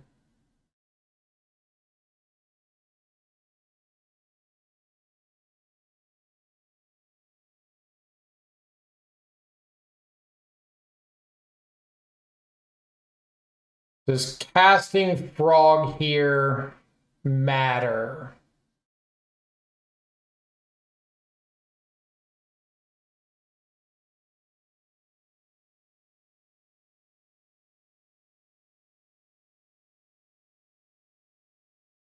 Or would I rather just hold up Spell Snare?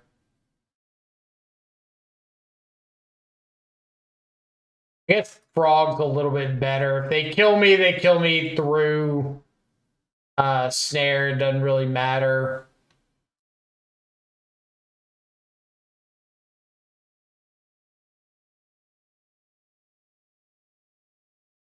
Snare stops Analyst. Yeah, but if they play an Analyst, then I'm just like in double Abyss mode with the shadows anyway. Like they would have to go analyst mill over some really damn good lands. Their last card be another bounce land to get stuff back.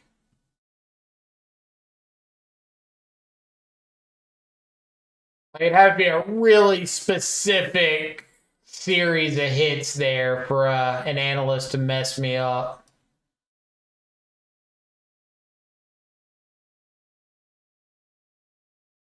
They always mill cards to do stupid things. That's fair.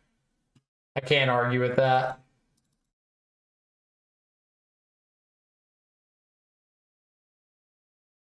Like, oh, well, they have to have exactly this to kill me. Oh, well, they always do have exactly that. I can't argue with that point.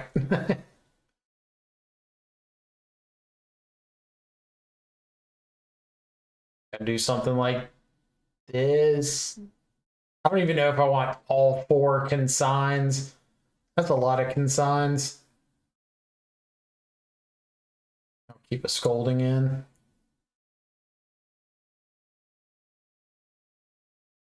Or, yeah, I like that a little bit more.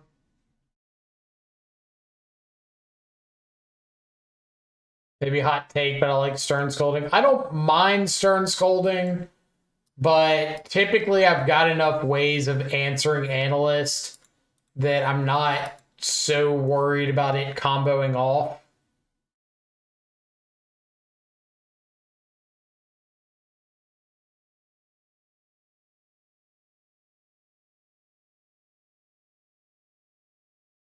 Crumbling vestige. Arboreal Grazer.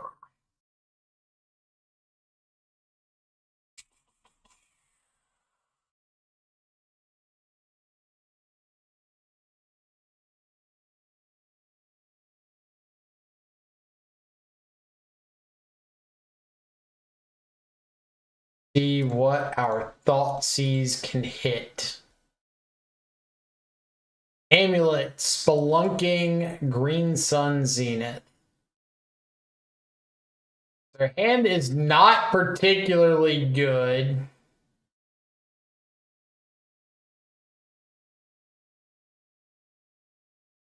If they hit a land, things could get a little more interesting.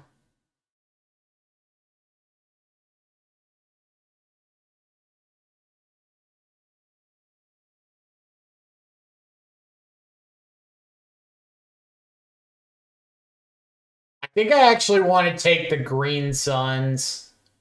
Like the Amulet and the Spelunking are pretty much identical. So yeah, I think I'm going to take the Green Suns.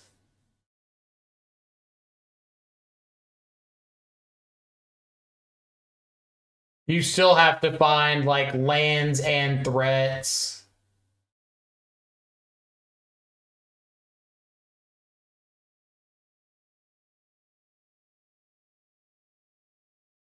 Which I might consign the chapter 2 on Saga. Depending on what we find. Ooh. Ooh, piece of candy. Yeah, now I'm like 98% sure I'm just going to consign the second trigger on Saga.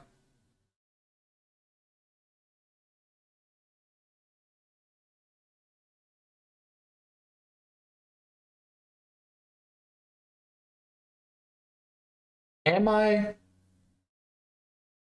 It's a 2-2. Make a 2, yeah. For this. Because I'm going to untap with a preordain. So I've got like a few looks at finding something else.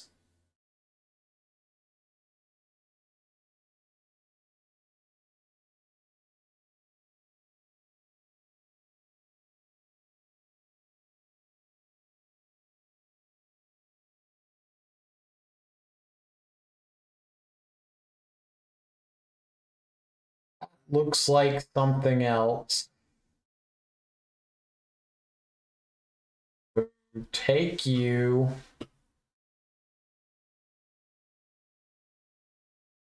Land, does it matter what land? I'm assuming I'm just getting chump blocked.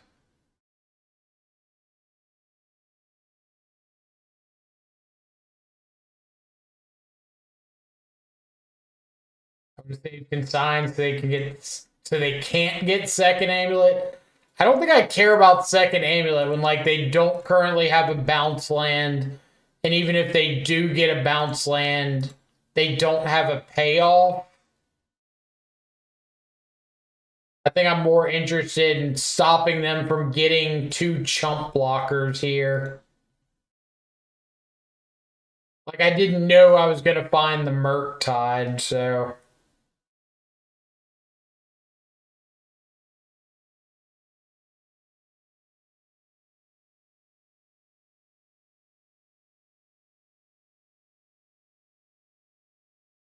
I guess we get to find out if they're one of these people playing the map or not.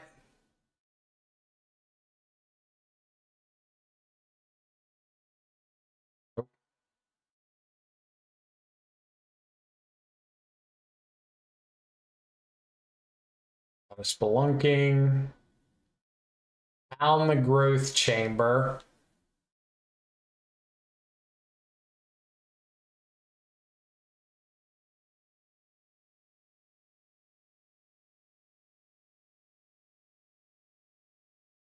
There are 2 draws, growth chamber and a Titan or a Green Suns.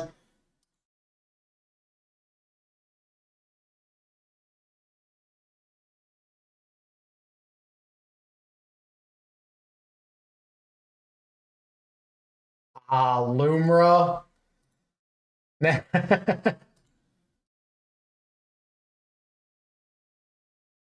All right.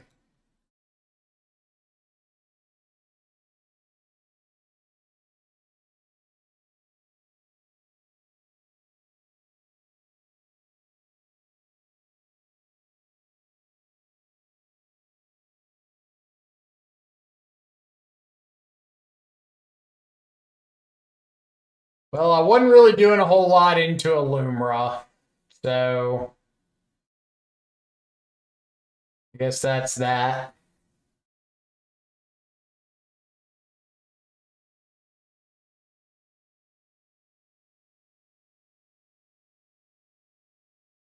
If I pending, I can't force them to chump block, unfortunately.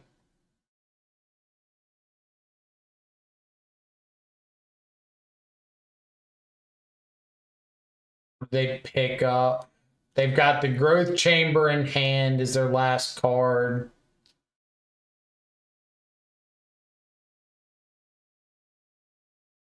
Good spot.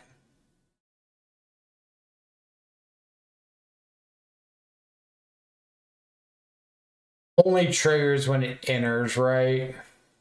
Yeah.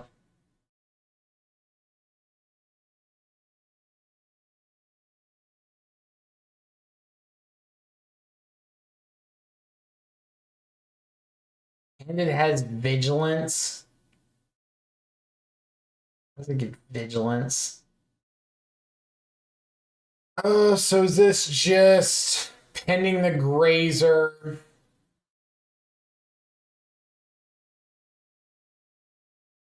Pending the grazer attack with the pending grazer, play water, shock in watery grave, attack with shadow? No.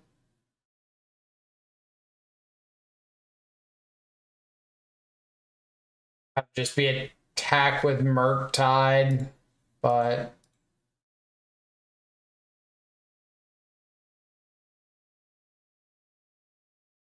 I want to pending this grazer, but I want to make sure I'm getting damage through.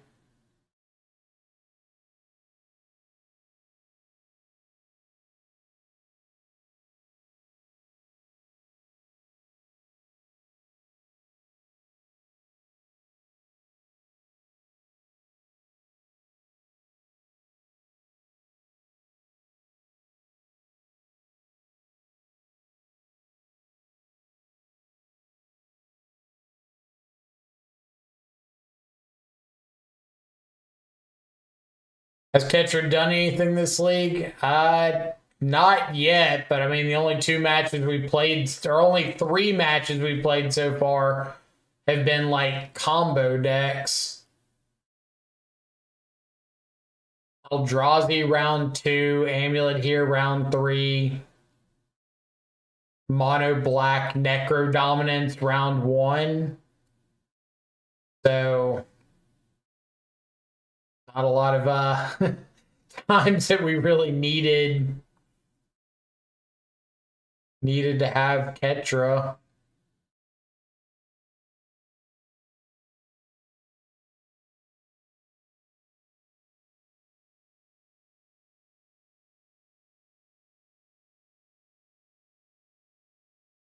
Dude, yeah, make a dude.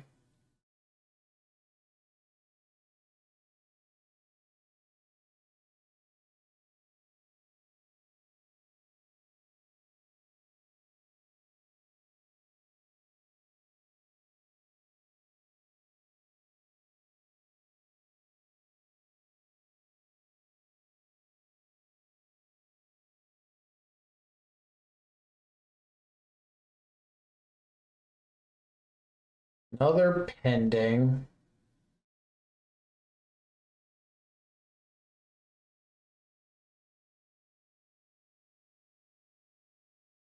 I guess I can survive.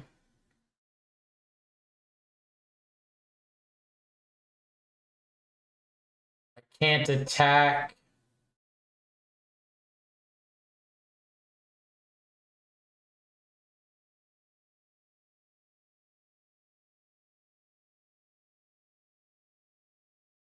How many Lumras are these decks playing? Is it just one?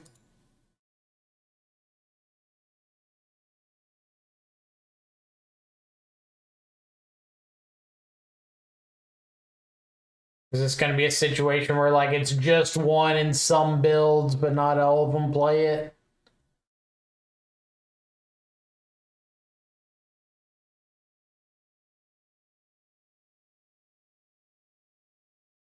Just wondering if there was any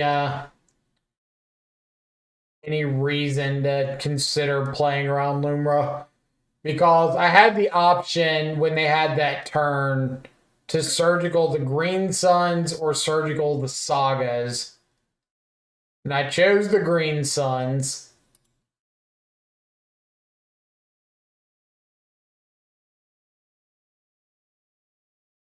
Probably still right.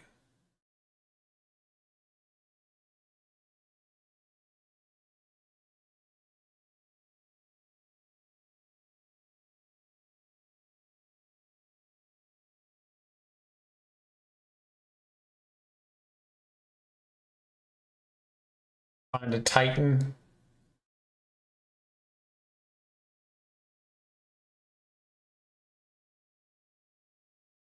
I got the map.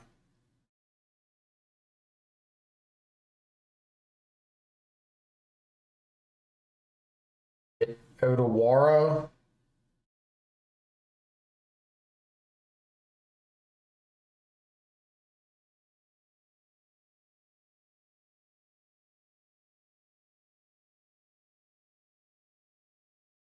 Not dead with this.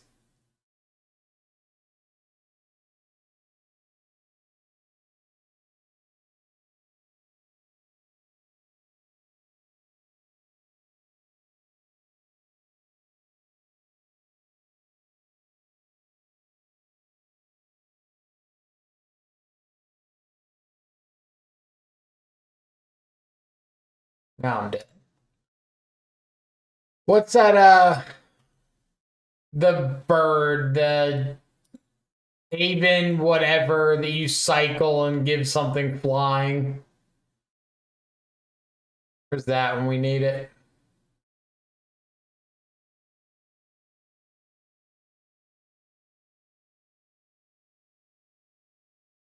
Yeah, Windcaller. Windcaller Haven. Windcaller Haven or Haven Windcaller, one of those two. That thing.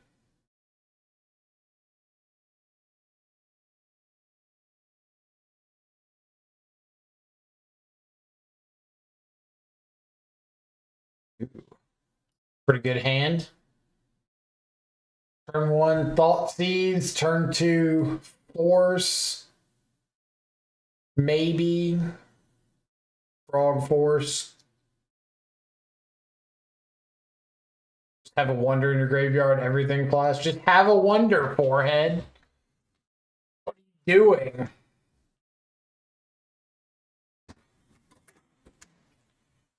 What kind of idiot plays Magic and just doesn't have a wonder?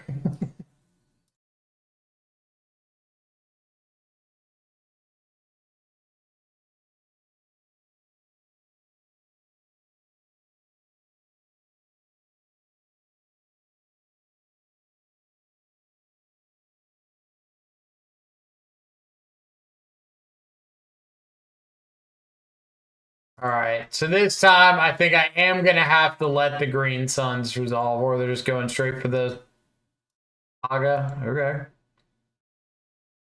Better for your boy.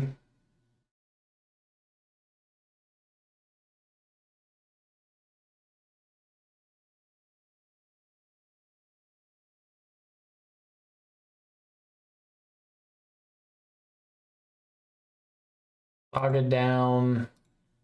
Amulets down. Oh, well, they don't have green mana. What am I talking about?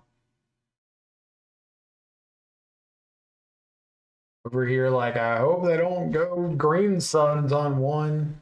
They can't.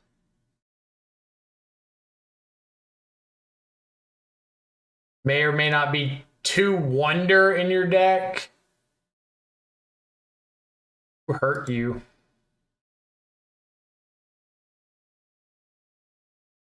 Oh, yeah.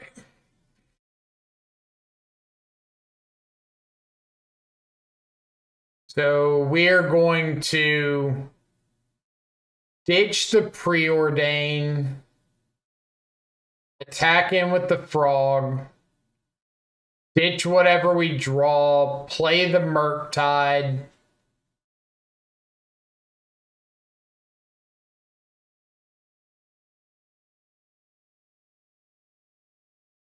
Back in, discard, Preordain.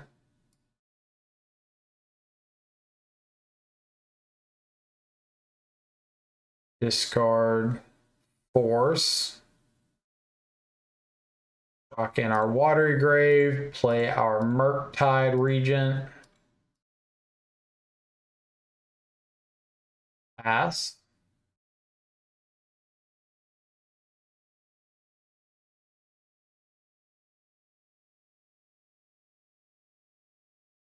Going to let this one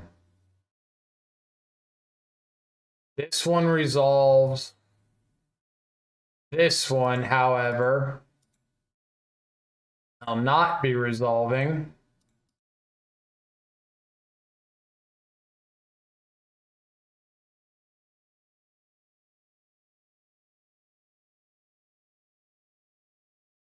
Construct, okay.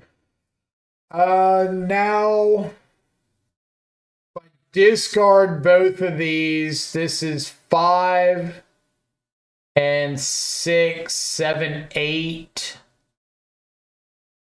is not lethal. So we're just going to attack with both.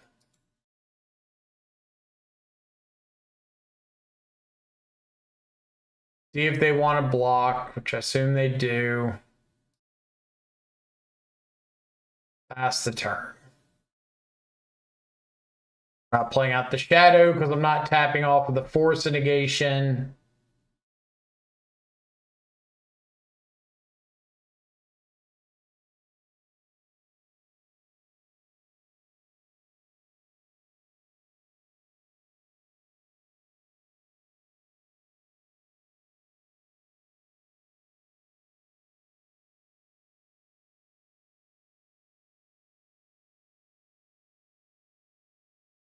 You've got 4 mana. What would you like to cast with it?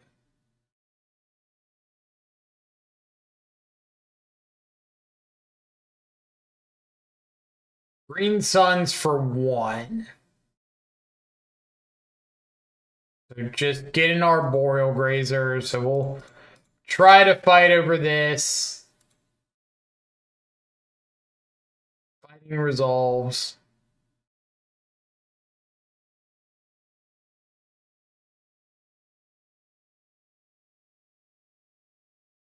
This is 6, 7, 8, 9, 10, 11, 10, 11, 12 after the exile.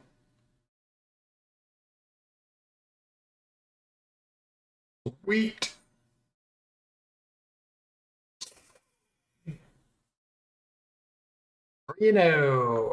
On to round 4. Let me check how Moto's doing on the memory use real quick. Moto getting on up there. We're going to reset it real quick. Have any important things going on in Chrome? So we love ourselves a good Moto memory leak. Do we love ourselves a good Moto memory leak? I don't feel like we love it. More like it's there.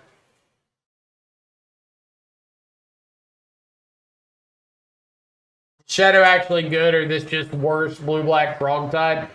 Well, I mean, if we're considered to be in a combo meta, which is possible when a lot of the top dogs in the format are like Eldrazi, Amulet, Breach, Storm, then Shadow's going to be pretty good into most of those. If you're running into a bunch of Boros, not so much, but if Boros isn't doing as well at the moment, then Shadow could be a potential sleeper pick.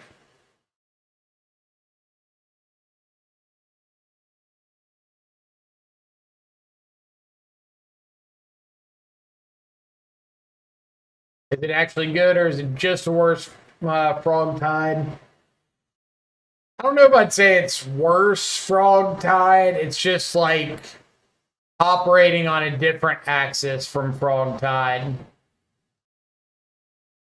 If the meta is more combo oriented, then I think Shadow's fine. If you're going to an RC, I probably wouldn't recommend playing Shadow because there's a really good chance that you're just going to run into several Boros decks. Now, if you want to run Jund Shadow, you can battle rage through some Boros piles.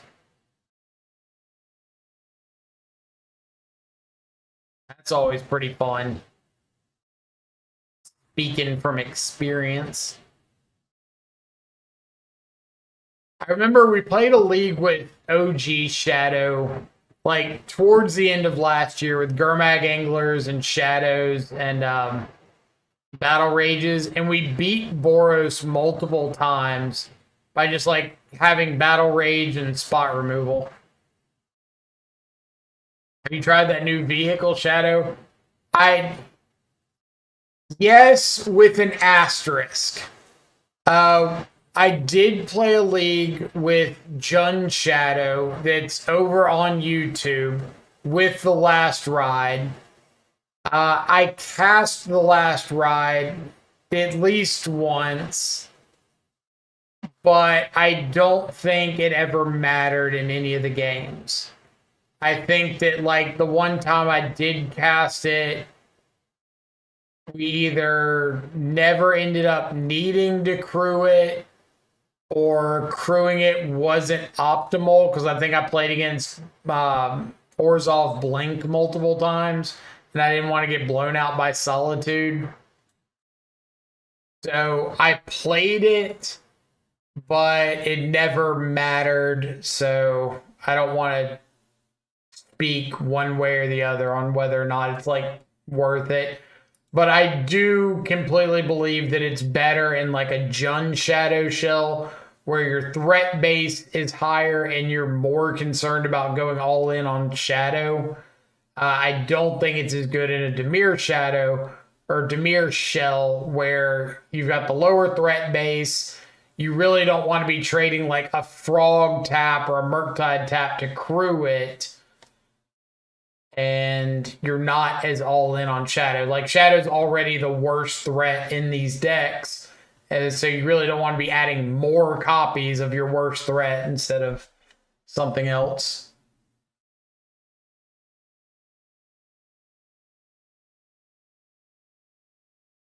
I want to build Abzan Stoneblade, but I might as well set my play points on fire for warmth. Fair. I think the last time that a Stoneblade list could really shine was when Blue-Red Murktide was like tier 0 or tier 1, and you could just run main deck Sword of Fire and Ice. And they just couldn't beat that. Like Cauldron into Fire and Ice. Auto win. Now everybody's got answers for everything.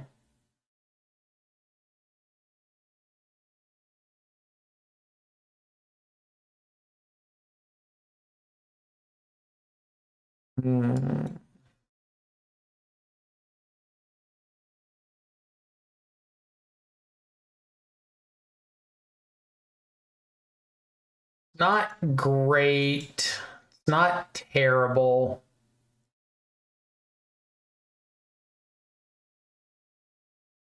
Pretty interactive. I think I'll keep it in the blind, especially with opponent mulliganing. Like, anytime your opponent mulligans and you got a Thoughtseize opener with like functional mana and spells, it feels a lot better. Oh, Zoo, never mind. Feels awful. Horrible decision.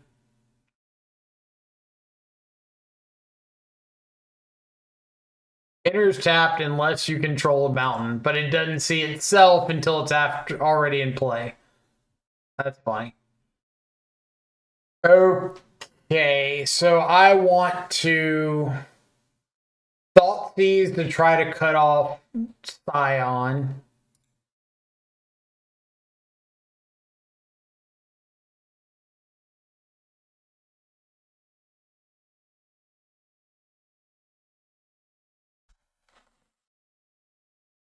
Well, we're going to cut off Ragavan.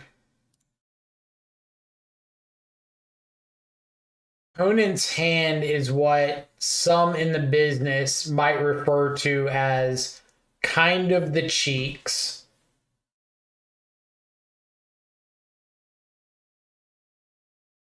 Not that our hand is necessarily spectacular. I need a threat like yesterday.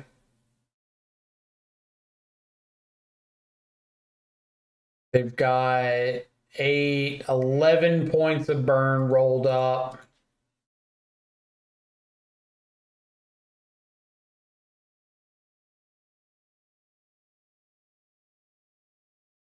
Keep something on top.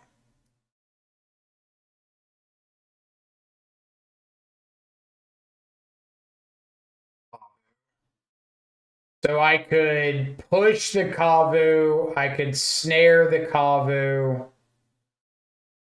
They've got a Tribal Flames in hand that I know about.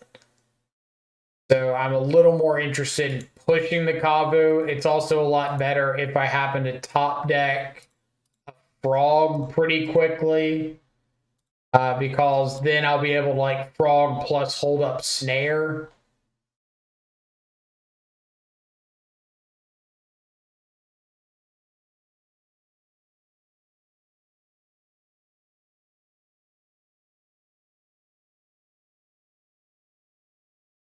I do need a threat.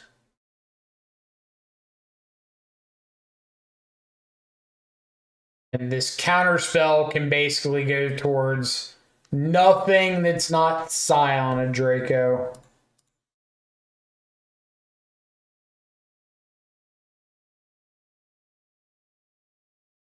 Alright. Opponent just firing this off main phase makes me think that they drew like another burn spell of some capacity. So I think I'm okay firing off the spell snare on that.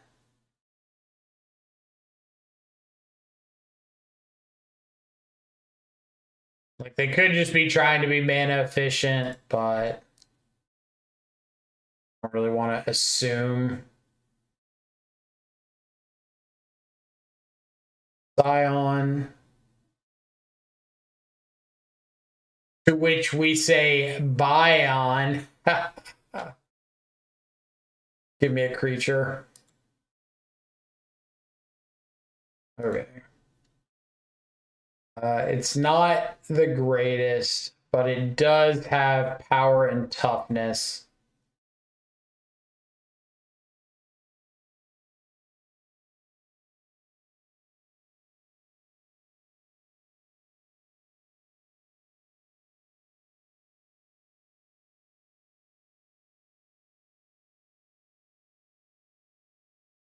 No, it's the best. Well, seeing as how I'm at 11 life, it's quite a ways off from being the best.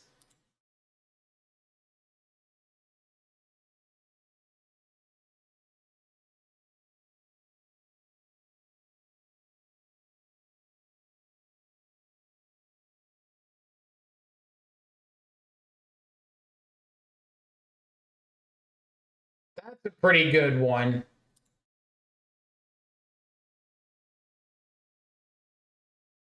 It's significantly larger than a Death Shadow.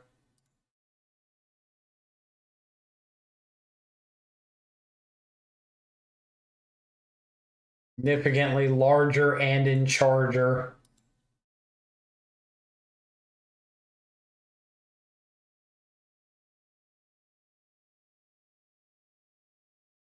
No. Stay away. Do you have a stub? Ah, come on.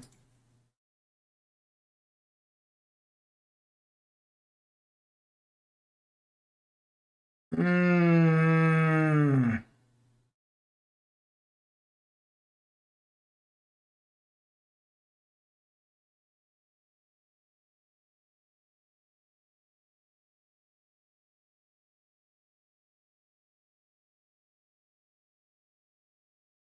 Binding into the stub.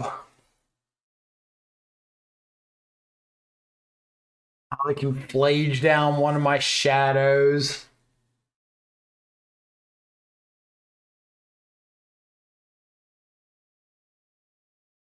Hmm. Such a bad series for us.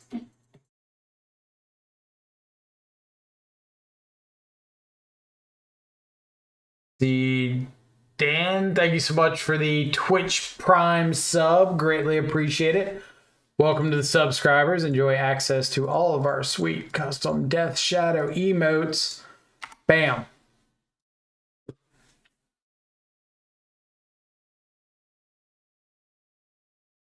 All right, I'm going for the hit my opponent in the face. If they top deck the land to get back the Flage, so be it.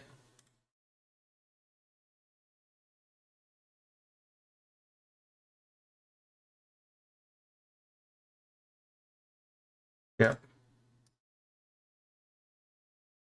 That was so rough.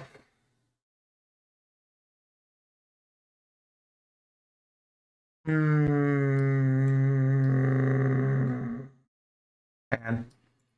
Okay, well, I get to try out the Ketramose thing, so that's kind of cool.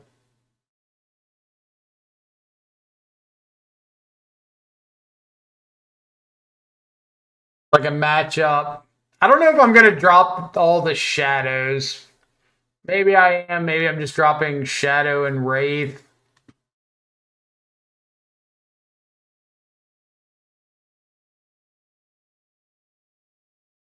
But I really want, like, the life gain off Ketramose in the matchup with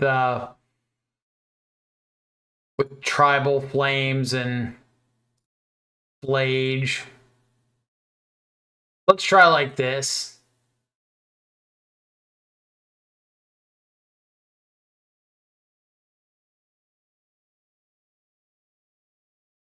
And now that I think about it, if this is a sideboard plan I'm interested in, this Hallowed Fountain needs to be a mystical or a meticulous archive, not a hallowed fountain.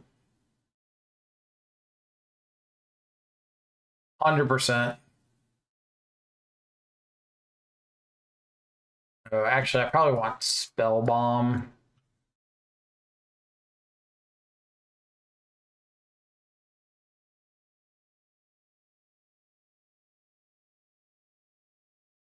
What I want. Can't make up my mind.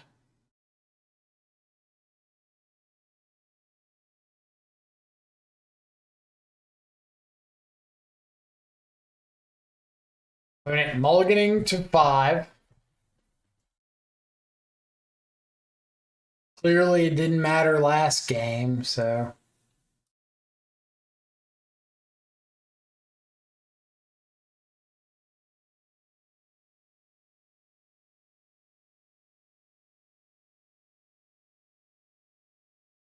I know I want the sink. I need the extra land. I don't know for sure that I want the frog.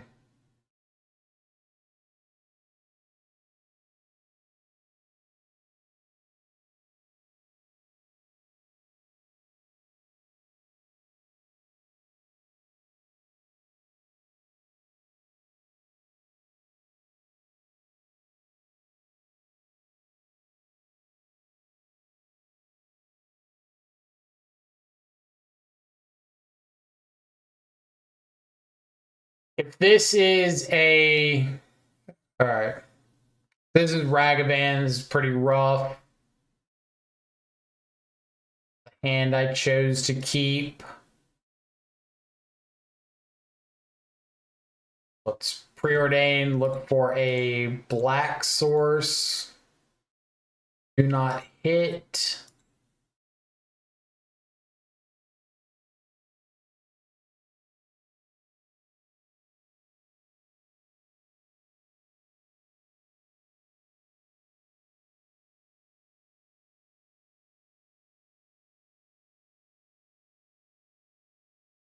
All right. Unfortunately, Ragavan hitting us unlocks a pretty good bit on their side. Now they can have like land into a tap triome if they've got specifically what the Abzan triome.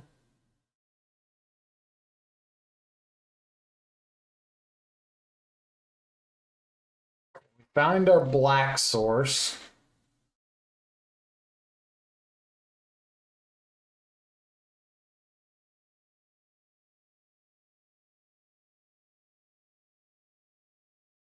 Ragavan in 2025 and not in Boros. Do have the Abzan triumph. I mean, Zoo has played Ragavan for pretty much ever. I'm not surprised to see it out of them.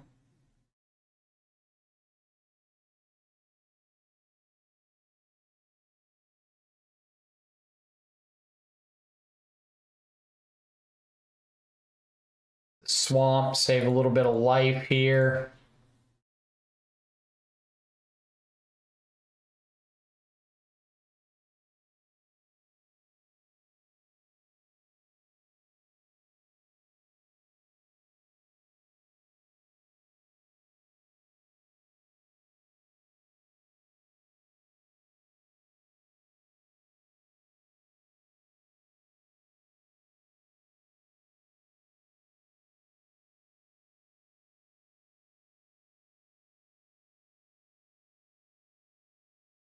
What do we got?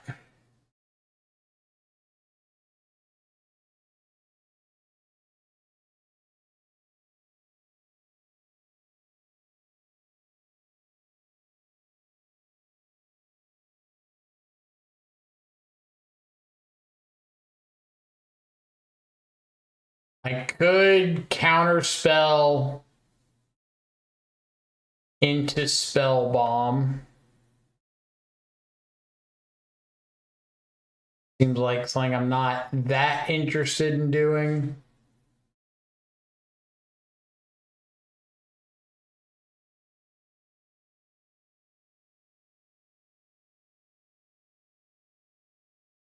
Playing Spellbomb and passing.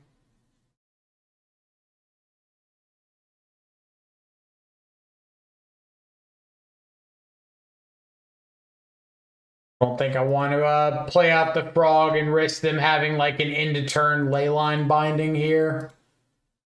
Just forcing me to make a decision on the frog.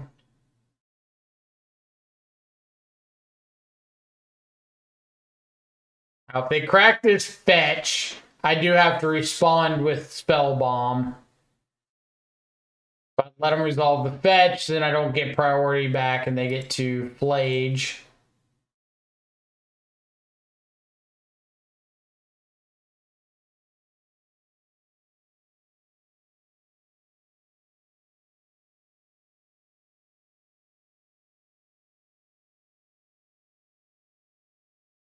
Or get a meticulous, or not meticulous. I need to have the meticulous archive in here.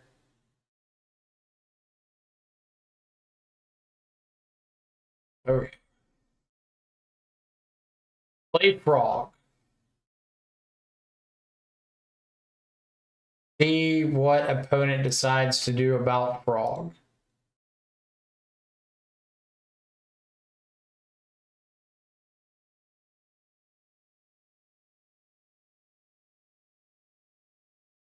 Hopefully, whatever they decide to do is on their turn.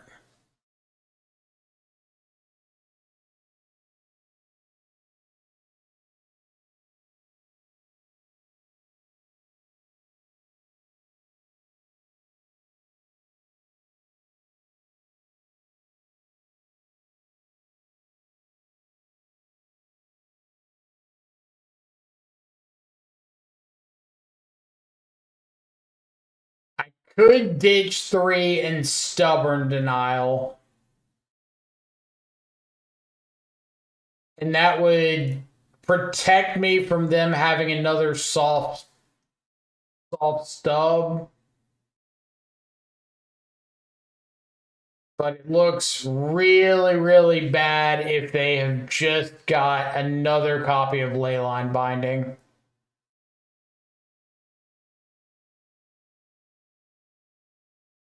I think I'm going to. I think my hand is like too reactive.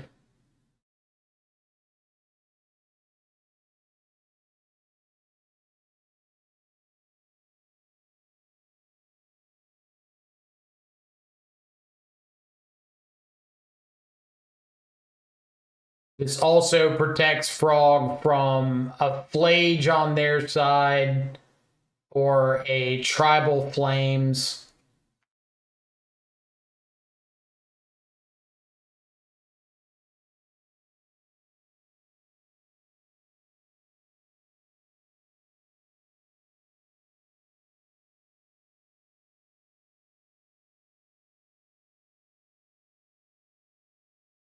Okay.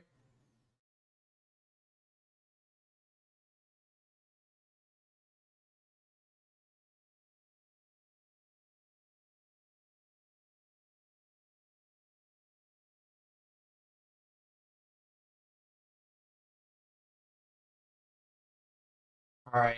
Really feels like their last card in hand is a Stubborn Denial.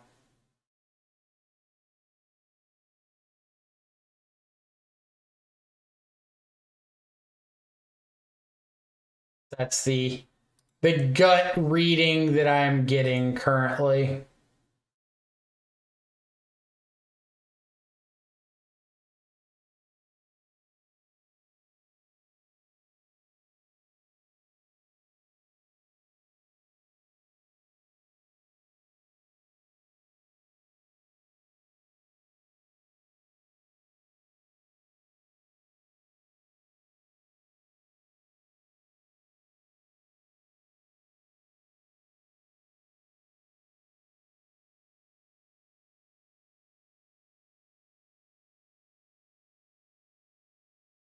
Yeah.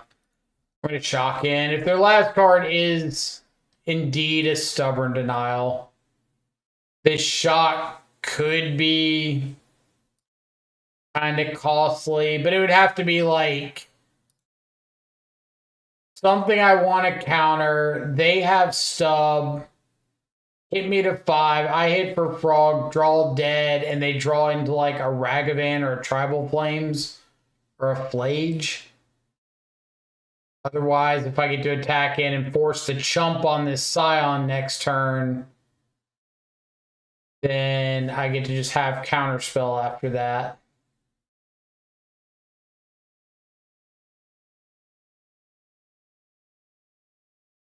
Go up to 13. So Flage is fine. They still have to chump block the dragon, which means I can counterspell the Flage without having to worry about Leyline, or without having to worry about stub.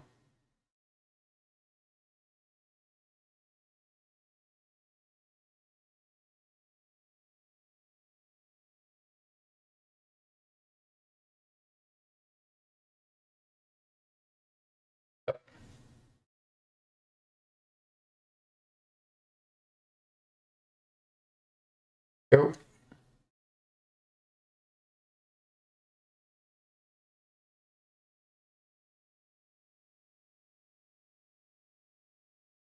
Now, counterspell on Flage is... I guess technically we don't even care about counterspell on Flage if they don't have Arena here.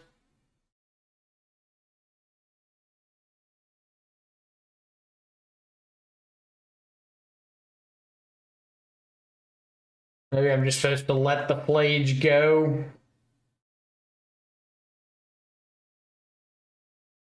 All right. On to game 3. And we didn't even have to show him Ketramose.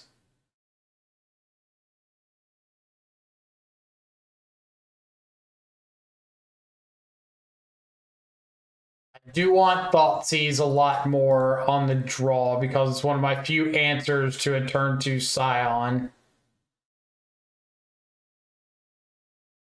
I'm not feeling these prismatic endings. I'm feeling Stern Scolding.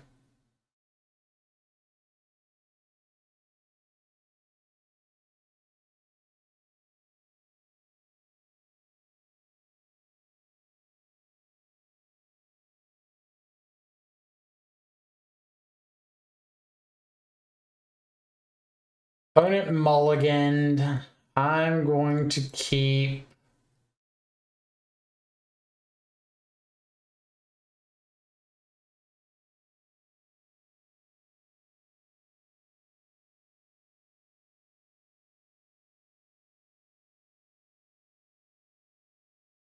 No Ragavan from them is very, very nice.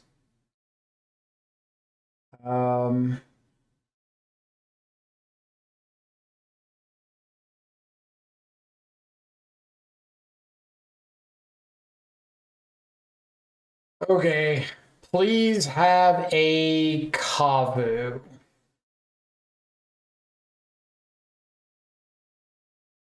Pretty please. Sugar on top. Territorial Kavu.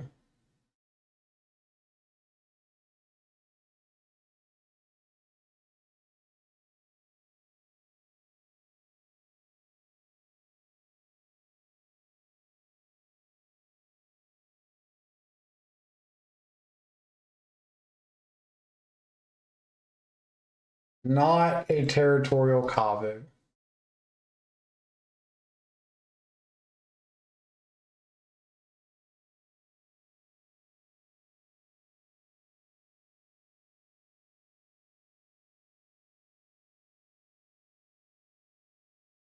Probably going to need that to fight over this Scion eventually.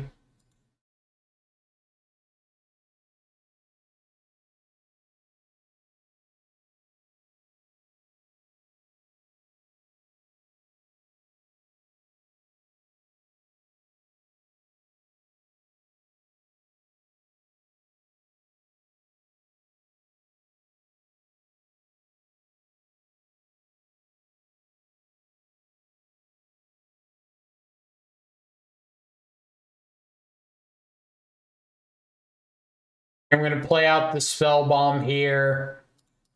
In case I need to just like crack it next turn for a redraw.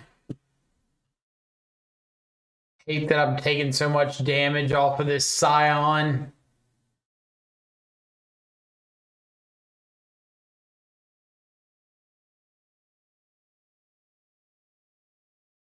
That's second Scion. Okay. That's probably GG's.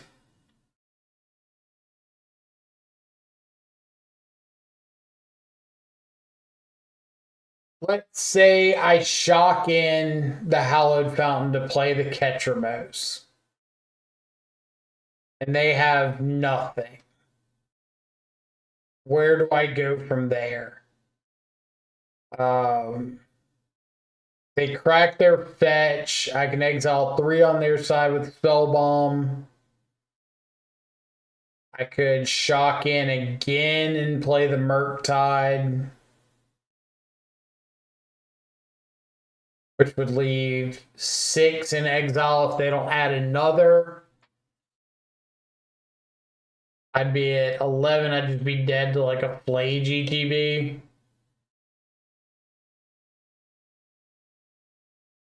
I don't think I can do that.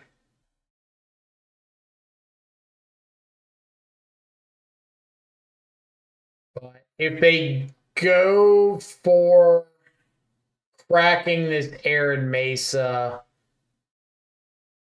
I think I'm supposed to sack the Spell Bomb here, draw a card, and try to high roll a Dismember.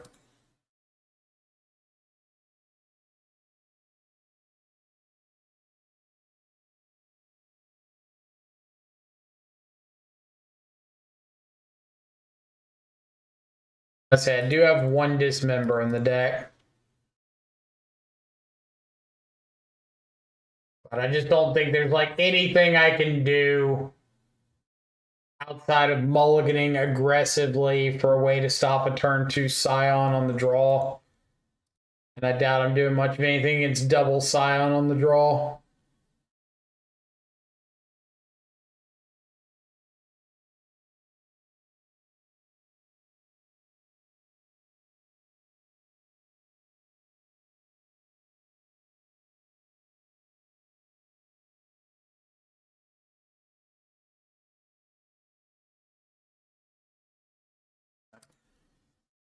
My out just starts becoming like, I need you to play into these spell snares, and there's just no reason to.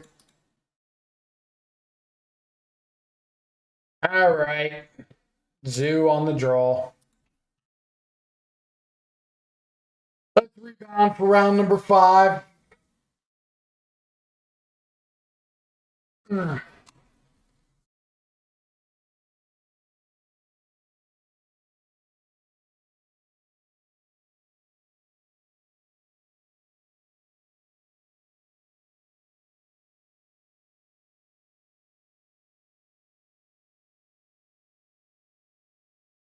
Would love to play first. Pretty good shadow hand.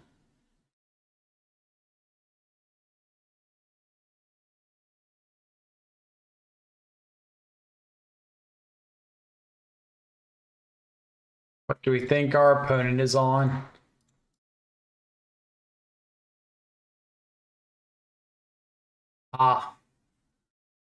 Old blink.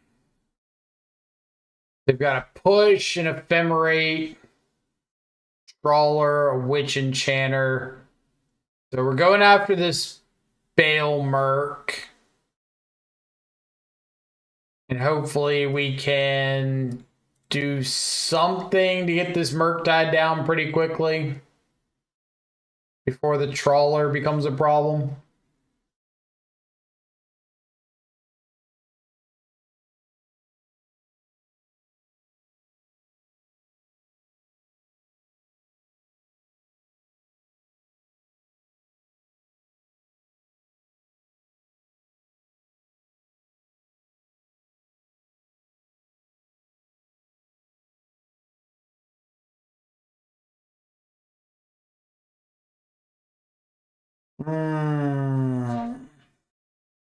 Not ideal.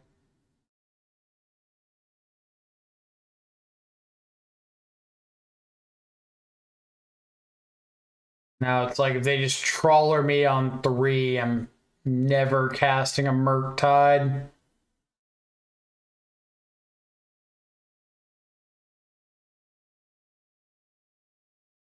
Well, maybe if they're nice enough to let me draw like a fetch land.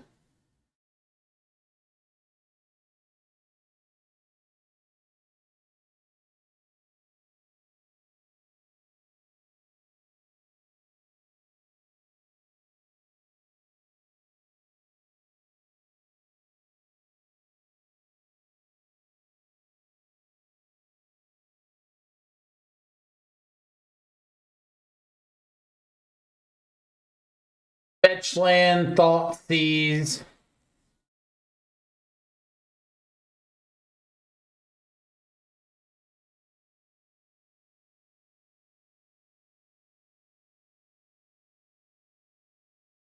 Counterspell.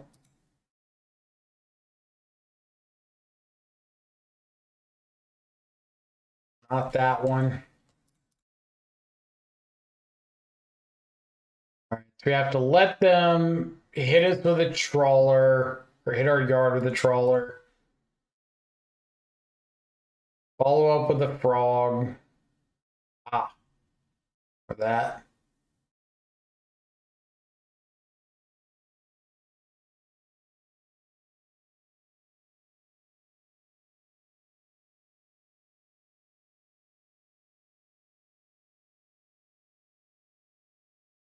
I'm going to throw the push at this Ketramose. I know it doesn't kill it, but just to get the Murktide bigger.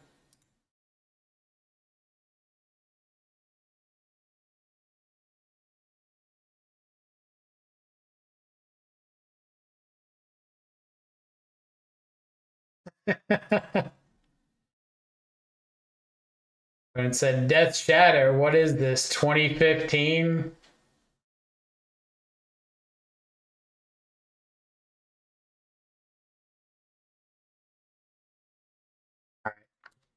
We'll scoop it up. We know they've got the fatal push for the frog. We've got a lot more stuff in the sideboard.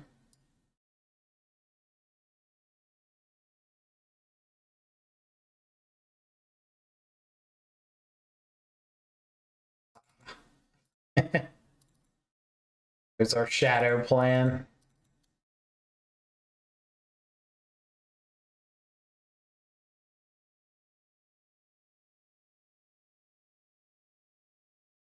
Maybe I want counter spells. I don't know what I'd rather have them over, so I'm just going to keep them in the board.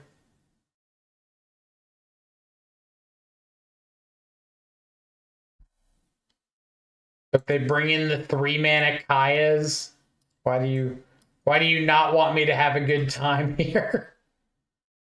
Why do you hate me?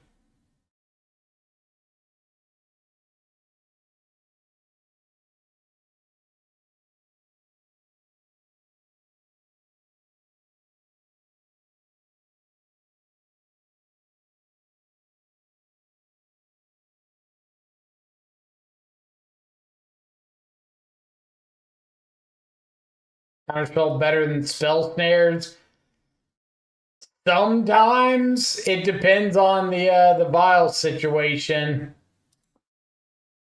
Got some games where it is, and some games where it isn't, and just a toss up.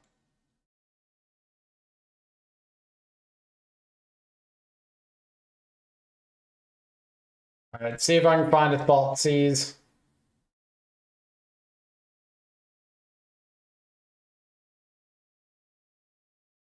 Nope. Like spell snare, being able to hit Emperor Bones and Felia is really important. Yeah, vial's 1, but like you're not counterspelling a vial on 1 on the I guess you can on you're not counterspelling a vial post board. If they have the vial on 1, like doesn't matter if you're play or draw, you're not counterspelling.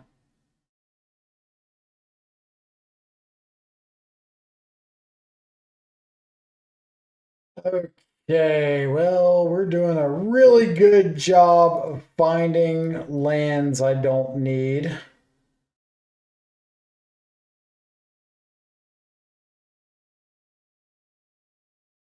Guess I'm slamming Ketramose and hoping they don't have anything, like don't have a Solitude. Or am I just waiting to try to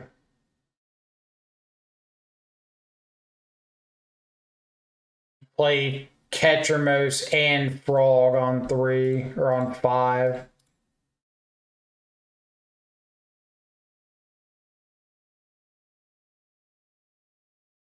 Ketramose rentable in Mana Traders? I have no idea. Maybe, but I'm not positive.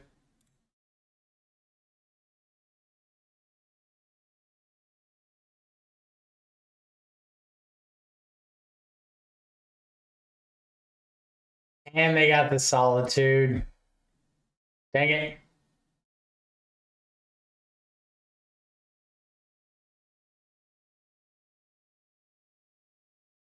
Them's the beats at. Back to having a chance.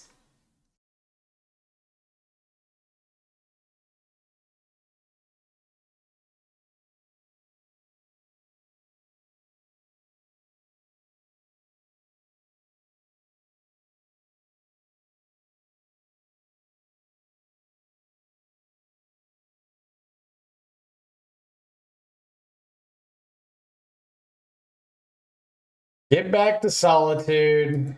Okay. Well, unfortunate. Yep. Good old Solitude. Making life miserable since 2020, whatever year it came out.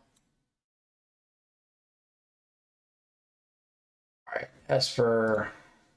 What did we think of Esper? So,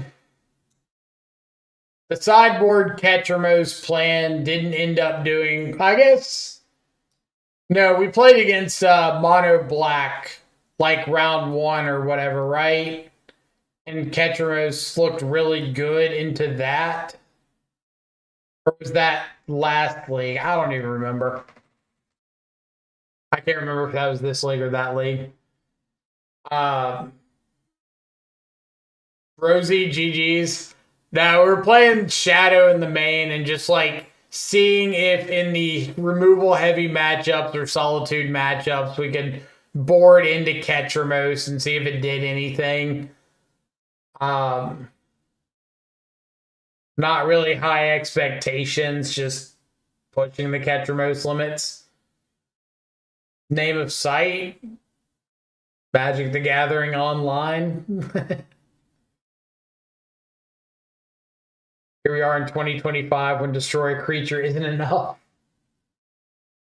To be honest, Ketramose in these reactive shells and no unearth is slow. So the first couple leagues we played today, we played Ketramose in Oculus, and I hated it with a passion. Just like getting back Ketramose when you don't have the exile effects just doesn't matter. Kind of a worthless body to get back. So I don't even think, personally, I don't think you even want Ketramose in Oculus shell. I think it's traditional Murktide or like Orzhov. For what it's worth, my build was the vilest version with 3 relics main. Yeah, so we probably weren't beating that regardless.